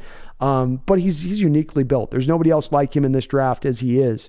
Good, quick first step, going to win the leverage war, and those long arms show up on tape over and over. And boy, did they show up on in the Senior Bowl. He was really putting some guys on the ride by just locking them out with his arms and getting under them. Very impressive. Taker610, thank you for another $2 donation. Appreciate you, brother. Says, judging by Denver's season, is Elite O better than Elite D? Yes. There's a reason why generally offensive-minded head coaches are having more success than generally defensive-minded head coaches in this league. Offense is ruling the day at this point. Even if it's just a small degree, it is ruling the day. Yeah, it's easier, I think, to build more of an elite offense. I think D is tough to sustain. I think D is a violent edge of that things. Guys get wore down like our Legion of Boom guys did. They age quickly when you got an elite one like that. Not to mention when you create the elite D, it's like you're going to go a little softer on O, which means that then that elite D is probably going to be out on the football field more often than not, lose the time of possession battle, be out there for more snaps, get more wore down over time. Yeah, I think it's a better way to go offense. I really do. It's why I would like to see our next head coach be an offensive-minded coach. Georgie, you have a good night, man. Jack says Bryce Young's going to weigh in at 201 at the combine. The media will make a big deal out of it. You know they will, Jack. I'm not going to buy it, though. Benny Slugs, what do you think the Seattle's record is going to be next year? And do you think Seattle's a solid playoff contender next year? I mean, it's hard to kind of predict this at this point, Benny. I don't have any offseason to go off of here. You know, this next year is built upon what you do in the draft and what you do in free agency. I mean, I think they're going to do good in both of those elements, but you're spending up your money right now on three guys that are going to take $10 million that have eaten up a lot of that free space already off the boat. You re-sign Geno. I don't know if they're going to re-sign Geno or not. You know, I mean, it's kind of hard to make that prediction at this point as to what the record will be because I need to know that other stuff. Otherwise, I'm just making a blind guess for you in the dark. 8-9, I guess, not knowing how we're going to play out the next year. I don't think the schedule is going to be as easy as it was this year next year. I think it's going to get significantly harder. And I think you're going to have a lot of young guys you're going to try to hope can jump in here and suddenly just be great from the moment they walk in a little bit. And I think that's hard to predict that that's going to be a team to go there.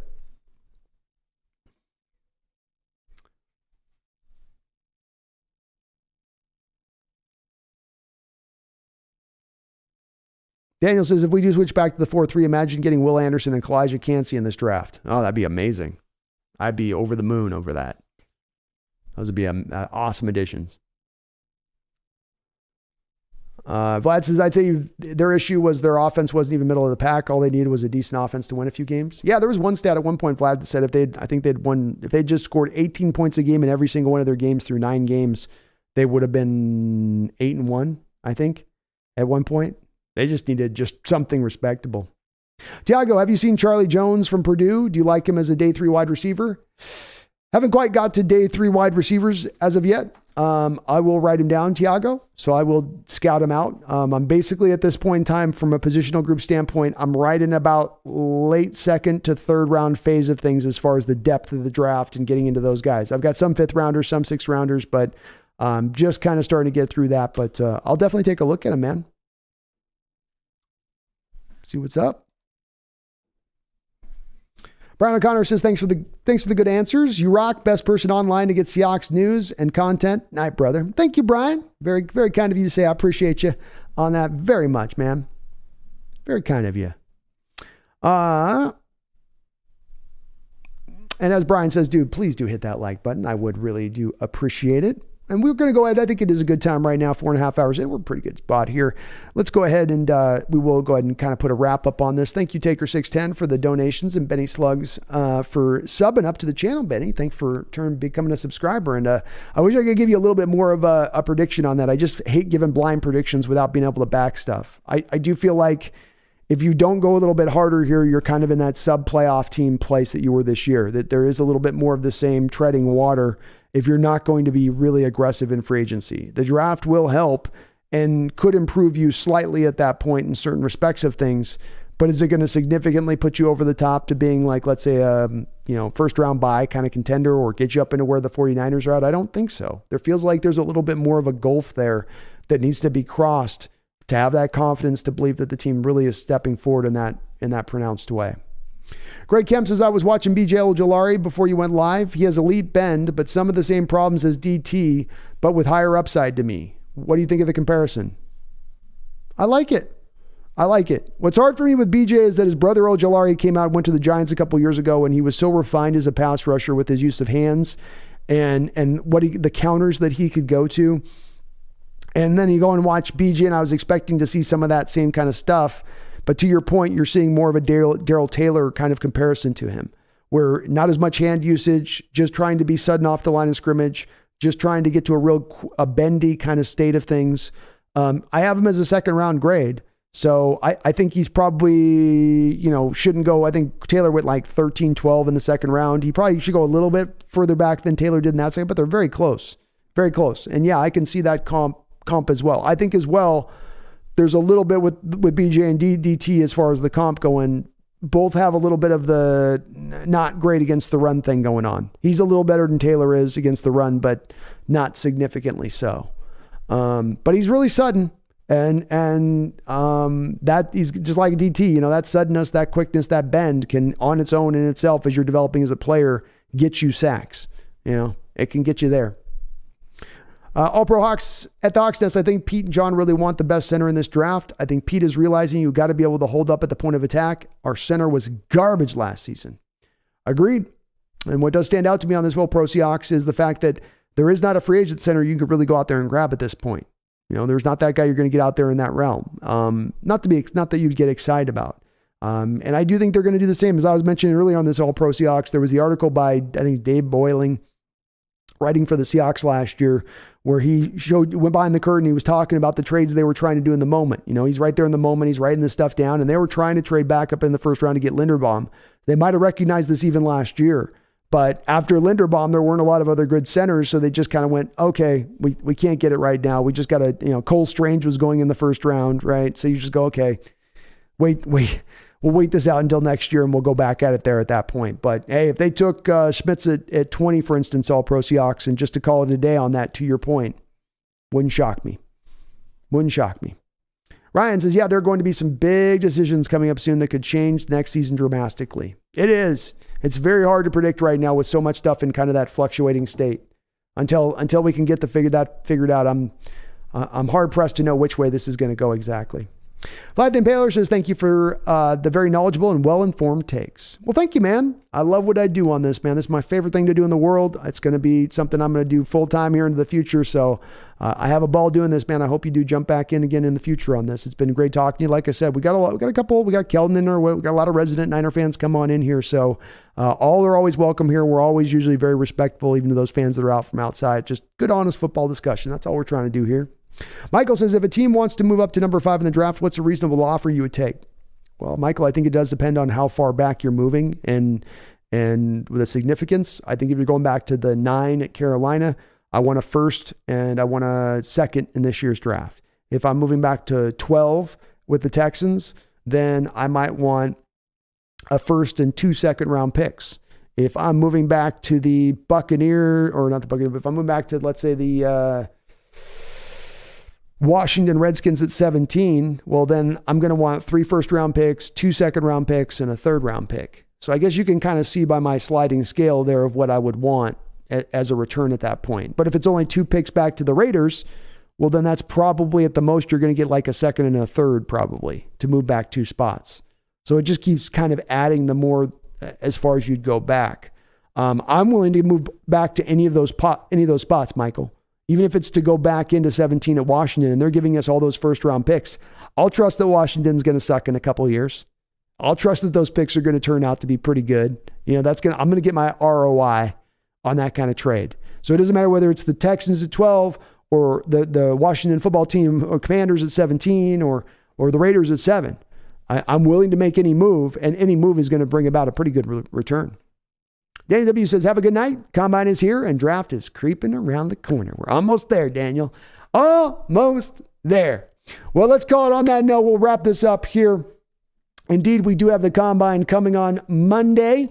I will be back on Sunday. Actually, I'm going to be on Thursday on Brendan's channel. I'm doing a B&B show on Brendan's side of it. And then I will be back on Sunday as we discuss, we might be discussing a little bit in regards to our defense on that day. So we'll be back 5 o'clock or maybe a little early, 4 o'clock on Sunday. We'll be doing a stream as well on that. So thank you to all of you guys for jumping in the chat. Thank you to all the people that donated. Just another great, awesome. It seems like I say this every time because it's this way every time. Another great discussion, lively discussion. A lot of awesome ideas coming from the outside with you guys as far as getting me thinking, just not things I hadn't even considered. Which I should be considering, quite frankly, on some of this stuff. So thank you guys for bringing in that outside brain trust as you guys do in those outside ideas. Always thinking creatively, always thinking outside the box. And that's what makes you guys so amazing. It really is. Appreciate you on that. 1023 says, have you, you were Ross between them. Greg, I just looked at BJ Ojolari, only 20. He has way higher upside with versus DT, who was 23.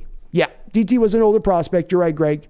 I didn't know he was that young. So I didn't see that he was that young, but that does give you a little bit more confidence that maybe he can grow in that way. And look, you just got to go to his brother, man. You know what I mean, Greg? Just got to tap into that same spirit his brother had with that hand usage and stuff like that. And if he can do that and pair that with what he's got as far as natural quickness and bend and lean, then that's going to definitely take him far in the sport if he can get there with it. But it's just Darrell Taylor-like, and it's just that you're watching him snap after snap, just kind of launching off the snap, dipping and bending, trying to get around that arc before the tackle can get set and out of his stance, which just worries you a little bit with a pass rusher because you have that with Taylor, where that hasn't developed in Taylor in the couple of years. He still kind of just does that stuff, and he doesn't have really a counter to it.